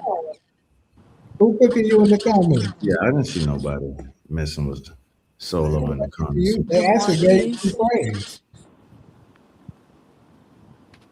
You said DeMarcus? Where? TK ass. No, TK actually praised me. Hey man, Solo is different. I'm trying to figure out what That was see, you was asleep that I time, wasn't asleep. but he was saying that when we were talking about, they were saying girls these days are something. Something. It wasn't a good thing. And then somebody said Solo was different, and he said, "Amen, Solo is different." I remember that. Yeah. I was not asleep. And She then I said, defended. Hey, you sure? I wasn't asleep. Sound like you're pleading your case, which I is a did fall guilty. asleep. Now, all she these other did fall times asleep I one actually time. be asleep, but not tonight. If you say so. Okay, Jen, appreciate that. Which channel are y'all subscribing to, though? I need the subscribers on that Black Chat Chronicles one. That's what I needed. It. Right. Black Queen on that black chat. Right. Hold up. Subscribe to that Black Chat Chronicles. Right, she was resting her ass. She was resting her ass on that damn couch. Leave. So this is the Black Chat Chronicles link, good people. All right, shut y'all ass up about that. I'm going to sleep on y'all. It's 3 a.m. in the morning out here. Yeah, it is there too, ain't it, Ty? Well, it's Well, I'll 12 see y'all here. next week. I'm about to be out. All right, we got you. Okay, bye.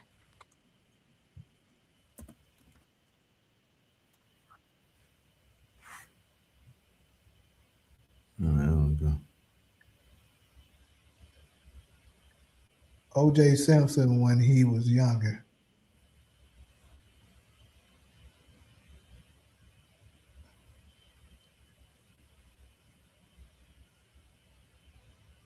She said you like O.J. Simpson when he was younger. I've heard that before. No face, no, well, not the no face, no case, but yeah, that's what they used to call the bald shave, the OJ look. When I first got to LA, they would say that. We want the OJ look.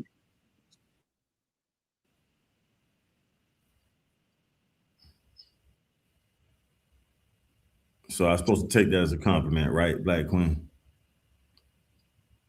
Is that what that is?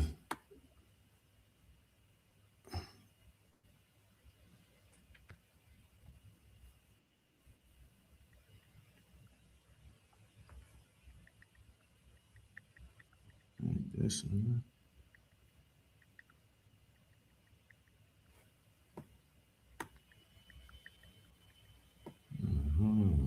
damn.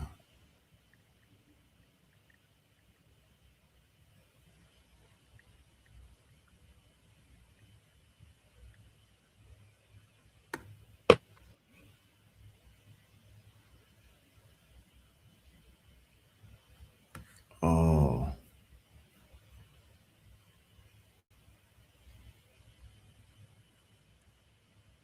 All right. Well, and we got any last follow-ups?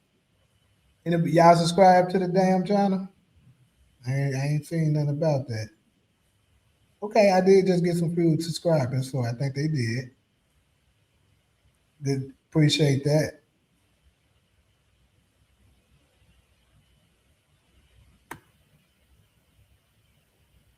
Yeah.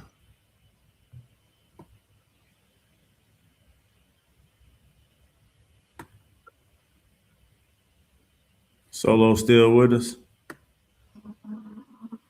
Look at her, barely. She can barely get the word out. I am. You gotta give me time to unmute the mic.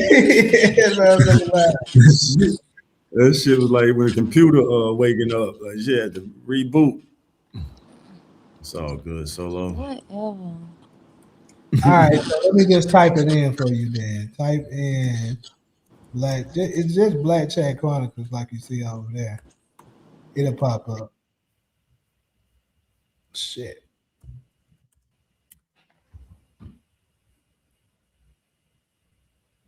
All right, TK, my boy. Appreciate you. Always, TK. Always. Please, All everybody. right, Carla. Damn, they taking out. They taking out. Yeah, they going to bed because it's Yeah, 12 o'clock yeah, on the Why West Coast. So nobody you asked you know it's what late to do? as hell. We didn't ask you. yeah. Nigga. No, we got some sliders. Michael. Yeah, Oh yeah, I'm definitely checking out that movie. That's one movie I will be checking out for sure. Put it on the community wall. Okay, yeah, that'll help one.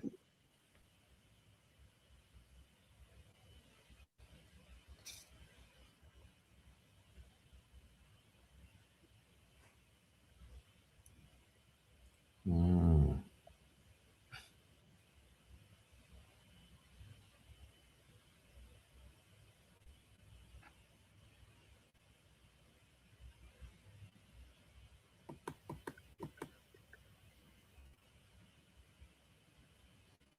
I'm about to get ready to put it on there now.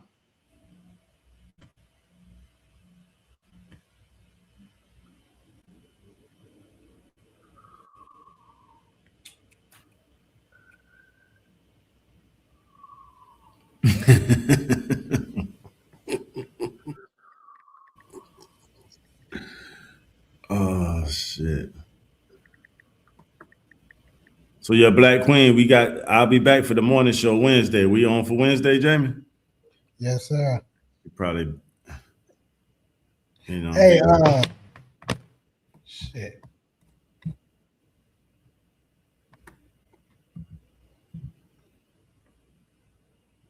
Yeah. Hold on. What's this I'm saying under here? My shit fucking up. I see something that say braids. I feel like she tried it's some shit. Hold up. Let me read. Jamie said, I'll make up some shit on your ass. Damn.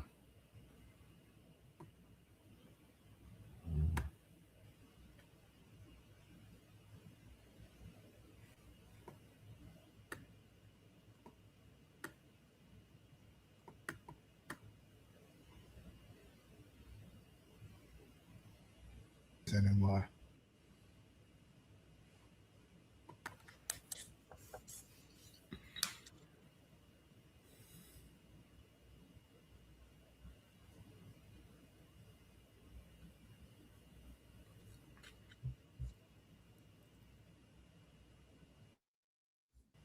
But yeah, shout out to everybody for vibing with us tonight. Another shift. Yeah.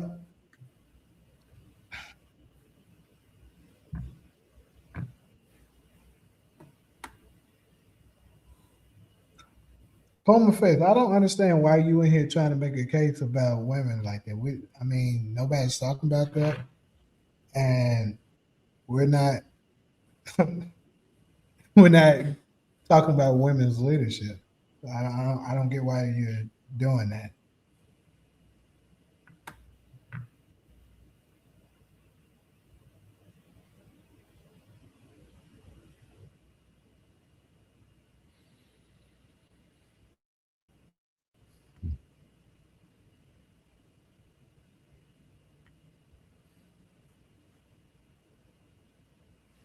Neck braids and OJ.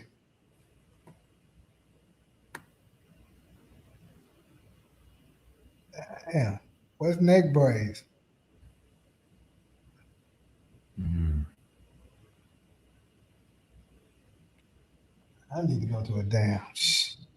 My back's let's say, okay, you go get me one of them damn massages or something.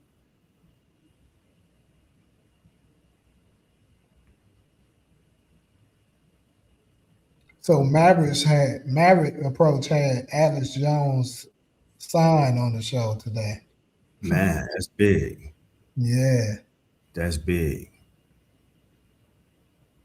I thought about that the other day because Trump just put him back into the little, with Trump kind of going at him. But Trump made a post where he actually left Alex out the name drops. And it was almost like, okay, yeah, Trump respected that man's request when that man said, say my name one more motherfucking time. But then he came right back like a day or two later, and he went right back at him. So let's see what happened. So Trump did it. Yeah, Trump. He left him off. Good. He left him off like a couple of days ago, but then he came right back at him. I think he done went at him like twice since then. Who is that, DeMarcus?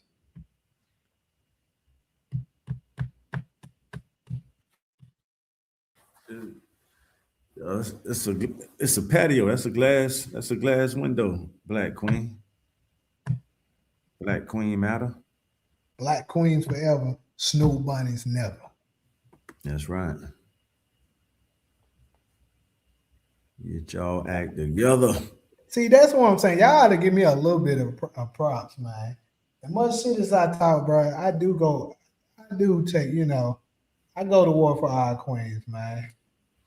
And I'm not bunny hopping. You know what I'm saying? Nigga, you not getting no flowers for doing the bare minimum. You see that? She wake up out of her damn to attack me for no reason. I wouldn't sleep. It's crazy. Thank you, Black Queens, even though you calling me braids and shit. But thank you. See, Solo, she can't even give me that, man. I can't get no nothing. Exactly. She can't give me shit. It's all good. Yeah, it is.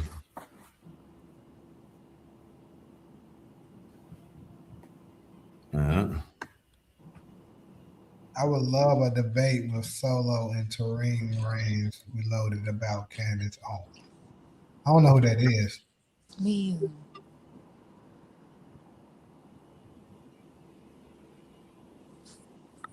Yeah. Solo about to take it there. We don't know who Candace is, so. Oh, you right here? Let me see.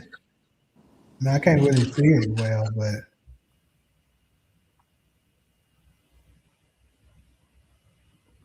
Oh shoot! It's look like it's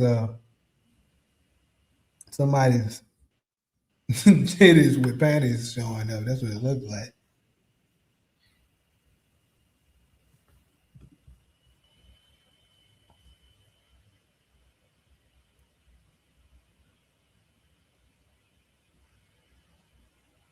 Yeah, that's what it looks like, Black Wings.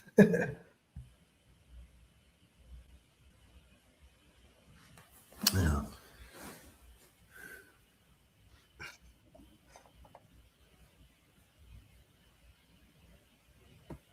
Black queens forever, snow bunnies never. Never.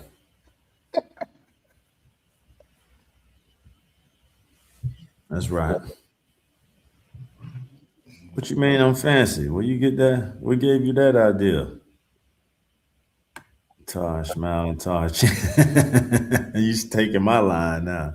My Taj cheating on me already. I said that about you.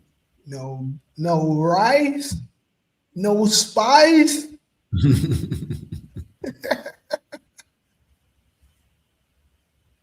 She said you smiling about them white titties. Oh. That's it. What white titties? What's she talking That's about? the profile pic of the Jan person. Oh. Well, I didn't even see that. See that now you done directed my attention to the white titties. Okay, I see it. Oh, now look at you. Look at you, Black Queen. All in your insecure bag. And just to make you comfortable, white women ain't my type. You feel better about that? Look at you. Stop going at Jen. That ain't even my type. So let Jen be Jen. What's up, Jen? It wouldn't be as much fun be Black Queen divorce or just, yeah, she just having fun. Fall back, Black Queen. You all right. I like that though. Black Queen fighting for her man. I see you, Black Queen. Jen good peep. Nah, man. I keep it in the I like that, Black Queen. Shit, I need somebody in there that fight for me. I get attacked all the time. Don't matter. I like that. For real. They be on my. Let that be a lesson, Black Queen. You around here bringing another chick to my attention. I was in a whole different tab. You talking about Taj looking at Jen. Where you from, Jen? And I'm just asking, Black Queen, relax. Solo fight for you. Well, I'm gonna leave that between My biggest critic. What the fuck we talking about? Stay out of that one. What? I'm gonna stay out of that one.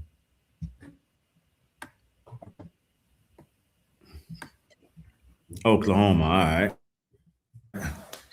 How is the we good today. You know, the other day it was 80 degrees. I think it's probably like 80 something now. Yesterday. Let's see what we're looking at for today. Well, let's make a difference, Puma Fist. We hear you, we see you typing. What difference we gonna make? We only looking at 76 today.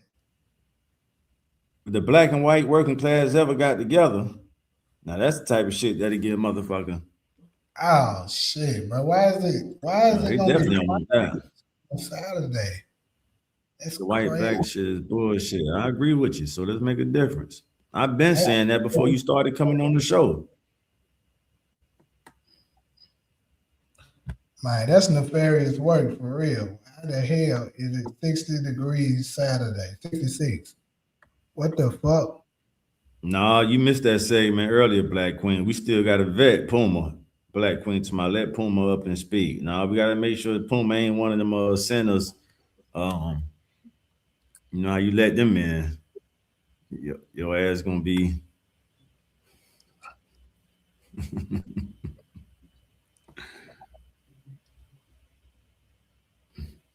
Yeah, we ready to do business with you too, Black Puma. So yeah, let's see what you about. Let's get that coalition going. We've been extended the olive branch. I can confidently say that about my community. We've been extended the olive branch. Y'all the ones who wanted to feel like y'all was better. What y'all told the governor in Alabama, I'm stuck in the past. Hey man, leave them sons alone. Yeah, now you talking, Black Queen. Make everybody turn on their camera before y'all let them up. That don't help us. That don't help. It ain't nothing to see, Black Queen. Just I mean, this shit ain't no interior decoration in here. I'm just in a. It ain't nothing else for you to see. It's nighttime over here.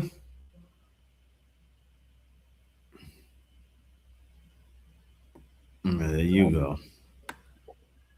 I'm gonna tell y'all, this is crazy. The craziest shit I ever had on this channel.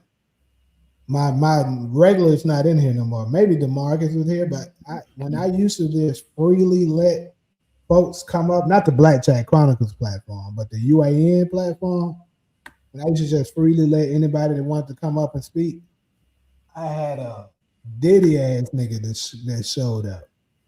And ever since then, I was like, yeah, I gotta screen the hell out of people before they come up now, because they be, it's some weird ass niggas out there. Right. Drop a YouTube channel or something. Let us check out some of your content before we just let you up like that.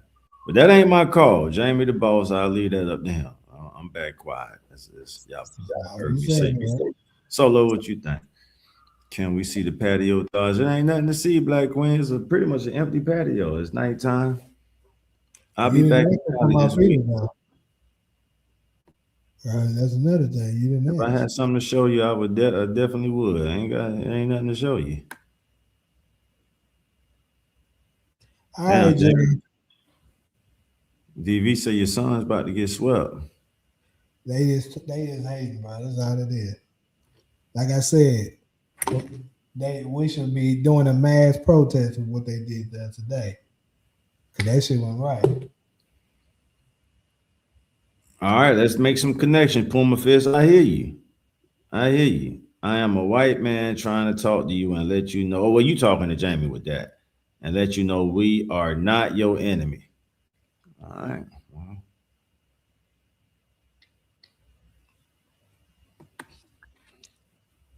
I don't have the power to let you up, but the queens of the panel said no anyway. Yeah. They said no. They were like, hell no. What's your YouTube, Puma Fist? Drop your YouTube so we can check out your they channel. not dictate nothing, but they definitely got influence.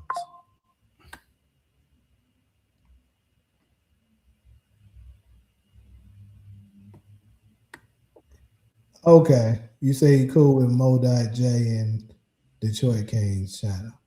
Yeah, I'm still not. I feel like I've heard that name before, but I really don't know who he is.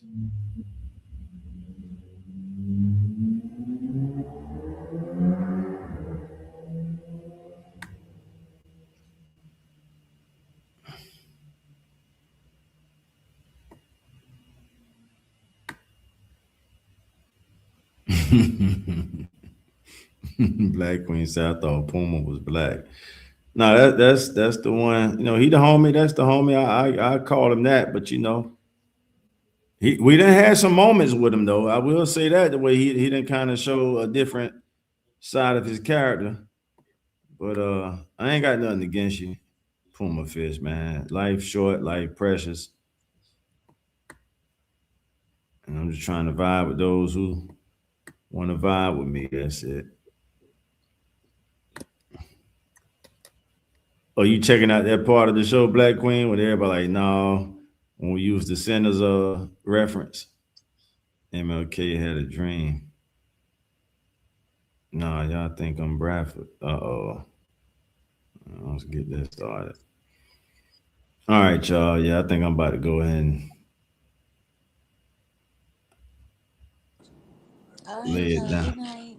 Yeah, for real, y'all. That's where we put in this. We put in a shift. But this was going on 8 hours. Good God, literally. To my Taj smiling about them white titties. Look at you, Black Queen. I can't believe you came at me like that. Yeah, damn, Solo, you could have said goodnight. Shit. Damn, she lost. Oh, yeah, she ain't. She popped off like that. Good job. See, Cairo always say goodnight before she leaves. This motherfucker right here.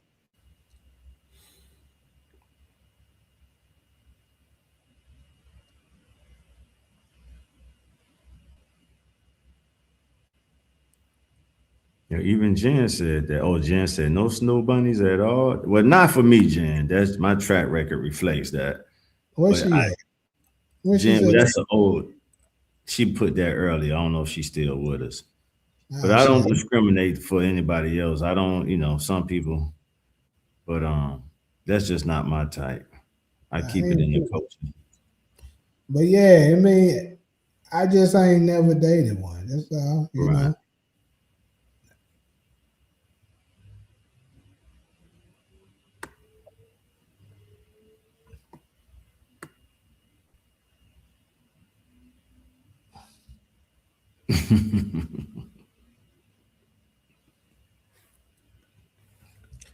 Yeah, but yeah, Dr. Umar said no. So I mean, I'm sorry.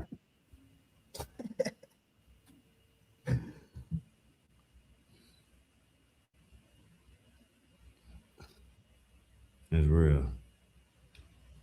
Man, we're gonna win a game. I got a bet with Grandman that we're gonna win a game. But we better win one game. That's all I care about. As long as I can say we ain't get swept. But Oklahoma City tough, man. I gotta say, them motherfuckers tough. That's why I was mad we lost that game. Because I would have much rather have faced the Spurs than to face them motherfuckers. Puma, we hear you, Puma. Just keep rocking with us, man. The coalition on the way. Let's do this. Let's make the nation greater than it's ever been.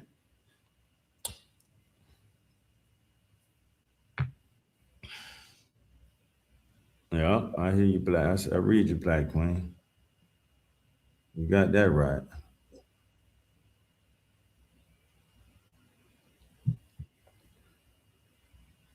Join the Discord. Yeah. Well, Puma is already in there. I think the only one commenting now is Black Queen. Y'all do the video chat in the Discord too?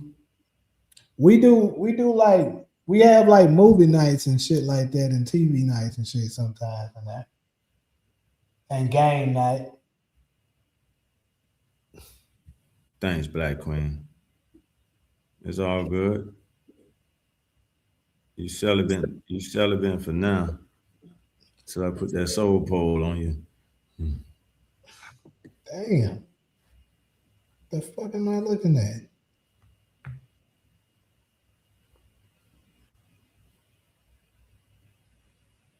How long you been celibate? 2 days. Huh? Oh, she laughing at that soul pole. Yeah, the soul pole, girl. You spelled it right too. You like that too, LC? Not the soul pole. Yeah, the soul pole. Everybody pole ain't got soul in it. I ain't gonna do Puma fist like that. I was about to. The soul pole. Yup. Okay, I hear you, girl.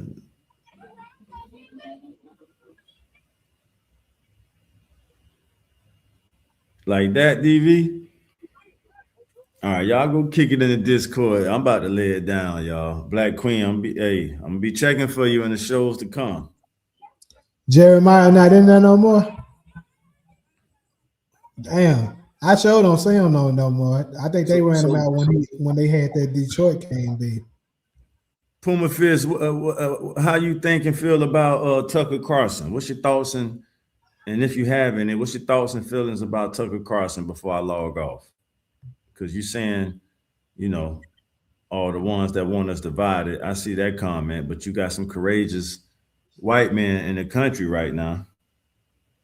Hey, Black Queen, listen now. I don't do the insecure shit. So I done told you already what's my type. So why you keep promoting Jen? That ain't a smart route to take. And you lucky I don't like white women. So, but if I did, why would you be promoting her to me? You giving me a reason to go check her out. To my her white. No, stop. Don't beat it. Come on now. I'm gonna beat that out. I ain't my bad. I said that the wrong way. I'm gonna beat that out you.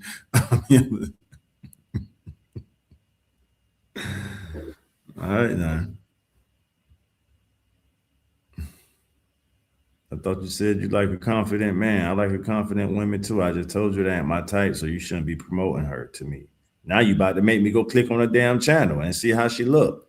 That ain't. See, I see like that. No, not like that. Not Ike Turner. Ike Turner was a great philosopher. Yeah. No, she caught the pause. It's about I'm beat that out. I ain't mean it that way. I mean with the soul pole. It's my hey, what I just told. See, now you showing me you don't listen. We both gonna be cheating. There we go. But you're supposed to be Miss Discord on the community wall too. And she's supposed to be celibate, and she's already talking about we both gonna be cheating. Come on, man. I told you they don't.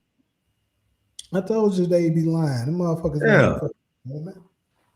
I don't listen to talking on the internet. I think for myself. So what does that mean? Now I got to read your mind, Puma Fist. I'm going back and forth with a chick. And you won't even give me a straight answer, Puma Fist. Do you support Tucker Carlson or not? It's not a loaded question. It's not a trick question. I'm just trying to see where you at on the white spectrum in the United States. Do you support Tucker Carlson or not? I mean, it don't have to be yay or nay, but just what's your thoughts about it? We're gonna be on dates and he won't complain to pay for the right. But the first character flaw you need to correct, Black Queen, is don't be promoting no other chicks to me. Yeah, I support Jesus too. This nigga talking about he don't care about celebrities. All right, man. Okay, so I guess all right. I'll take that as still ain't a straight answer, but I ain't gonna. You said that already, Puma Fist. All right. I'm just trying to buy. I hear you. Yeah. What about Alex Jones? Well, I guess Alex Jones is break this bullshit. Shit, up.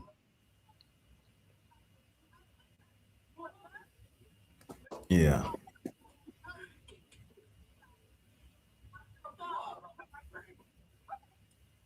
So you understand what I'm telling you, Black Queen? If you don't want a man to go, I want to hear Puma speak. He's so passionate. All right, well, I think he can speak in the Discord. Y'all can hear his voice in the Discord. Yeah. And she done switched out on me already. All right. I'm gonna cheat on you with the baller. God damn, we ain't made it through the first night and she doing all kind of threats on me. Black Queen, you something else. And I don't believe your celibate statement no more. You know what's crazy, DeMarcus? I just saw that the over is on Paramount Plus. It's crazy. Like, I haven't followed this season at all, but I also don't think I have a subscription for Paramount Plus, and I got like so many subscriptions right now. I don't know if I want to add another one to it. But if somebody want to be, good enough to share their subscription, be my guest. But yeah, I got so many subscriptions now. That shit, I might as well pay full blown cable.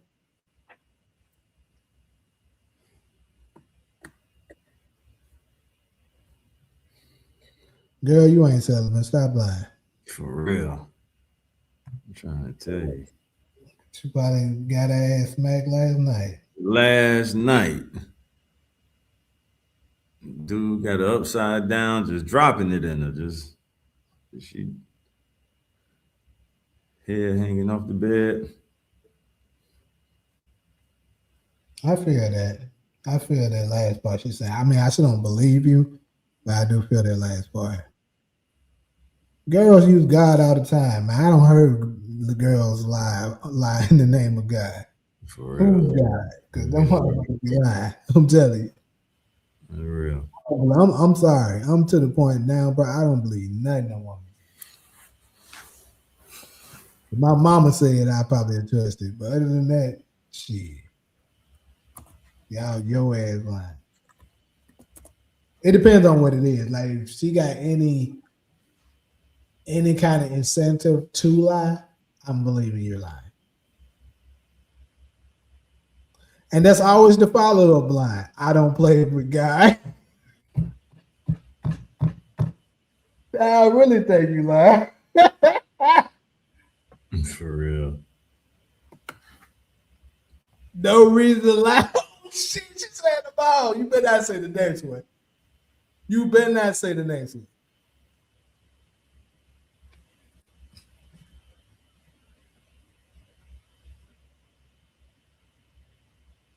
Hold up. Before she said, hold up.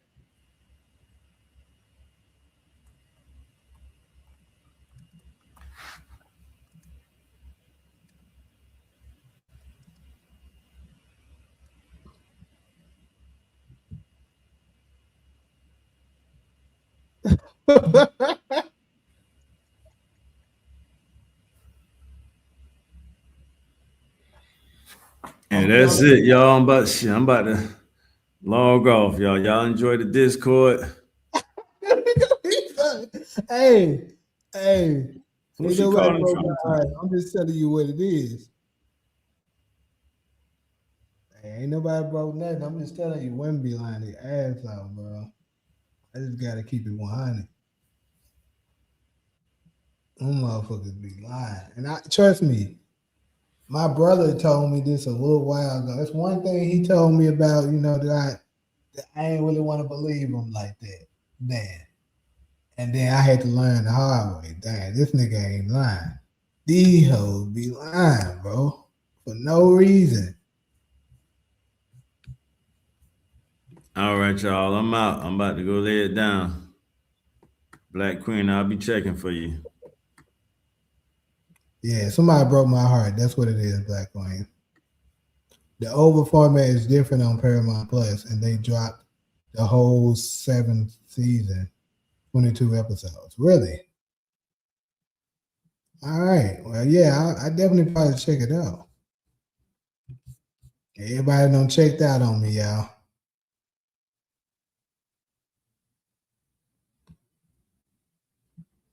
You hope I heal? That's what's up. Trust me, I'm healed. I ain't worried.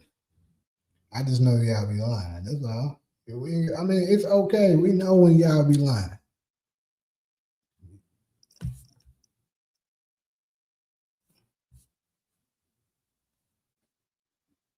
She said OJ tried on a glove. Hey, this guy is stupid for real.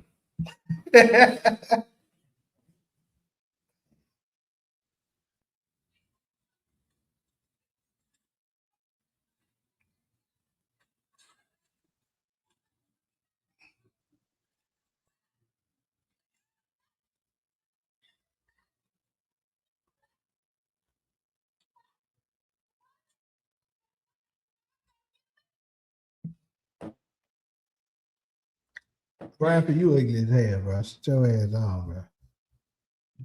Shut your ugly ass up out of here.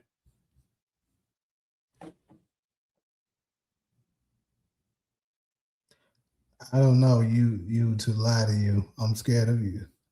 Yeah, I mean, you ain't got to be. Women just care about their image, so they'll just lie just to protect their image. That's the thing.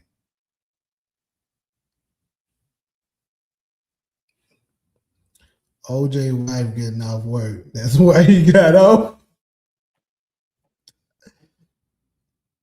I don't know what TRL podcast is.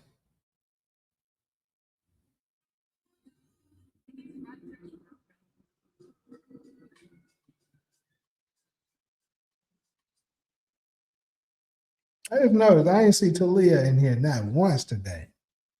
Not once.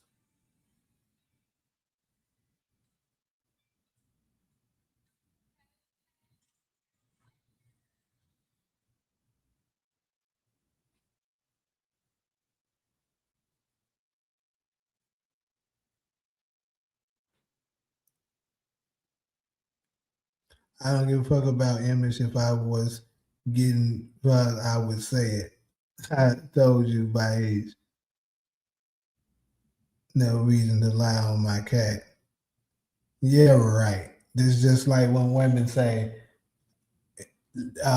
if something was to come up talking about their bodies, oh, I only smashed about eight guys my whole life.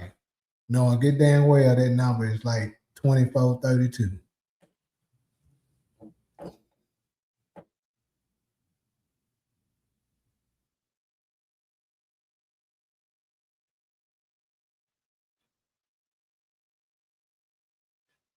That's what's up.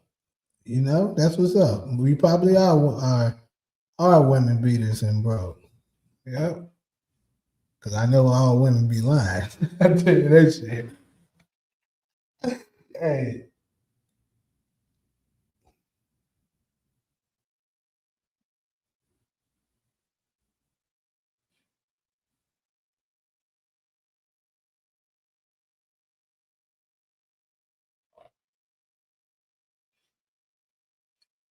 I'm projecting this on all the women that I know they are. That's what I'm doing.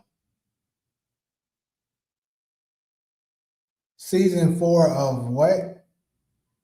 Of From dropped yesterday too. What is that? What are you talking about? Or did you mistype?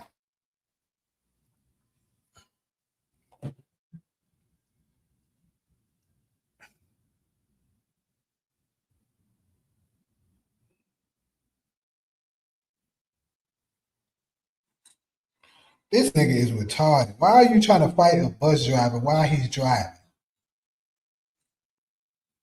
This is insane. A passenger should come and help him.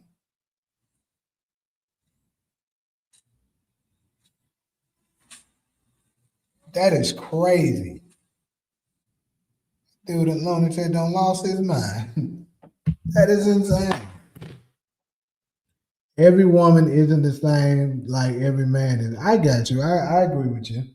But I agree y'all all liars. Y'all be lying, y'all ass. You ain't about to convince me. Like to say all of y'all are hoes and stuff, I won't go that far. To say all y'all be lying, I'm gonna stand on that.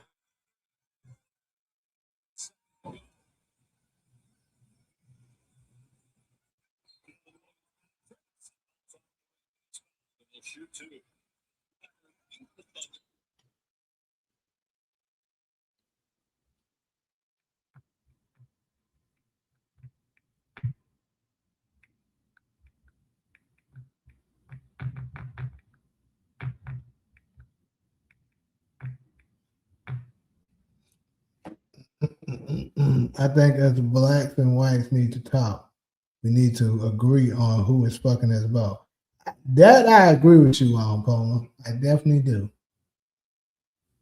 TRL was a follower of Kevin Samuels. TRL? What does TRL stand for? Nah, I'm Sullivan for real. The last man didn't change.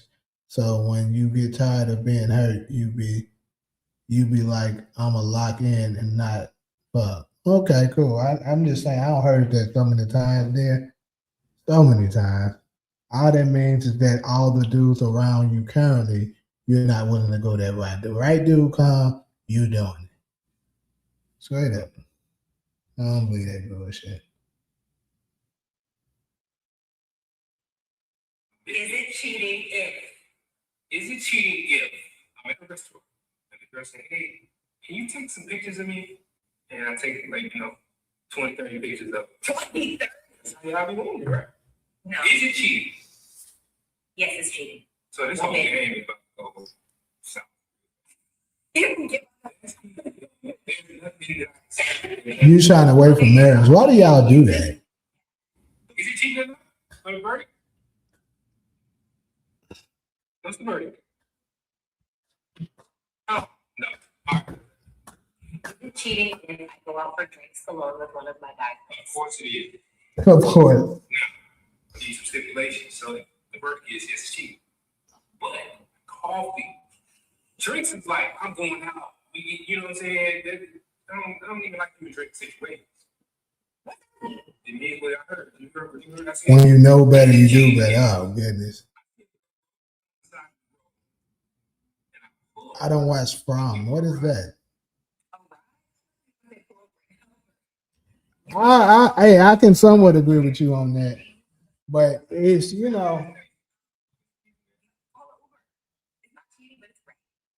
my back hurt, man. I tell you that shit. I'm finna get out here just because of that.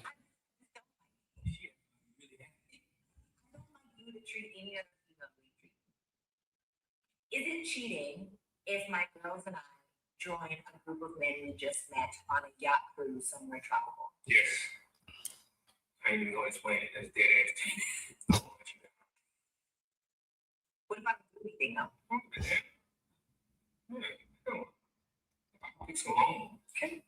Is it cheating? Good night, Black Queen. Good night, everybody. I'm sure about to check out. Checking out. Boom. Catch us Wednesday.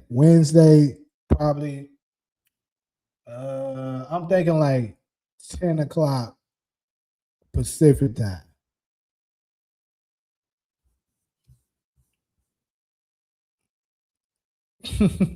All right. Good luck in that balcony.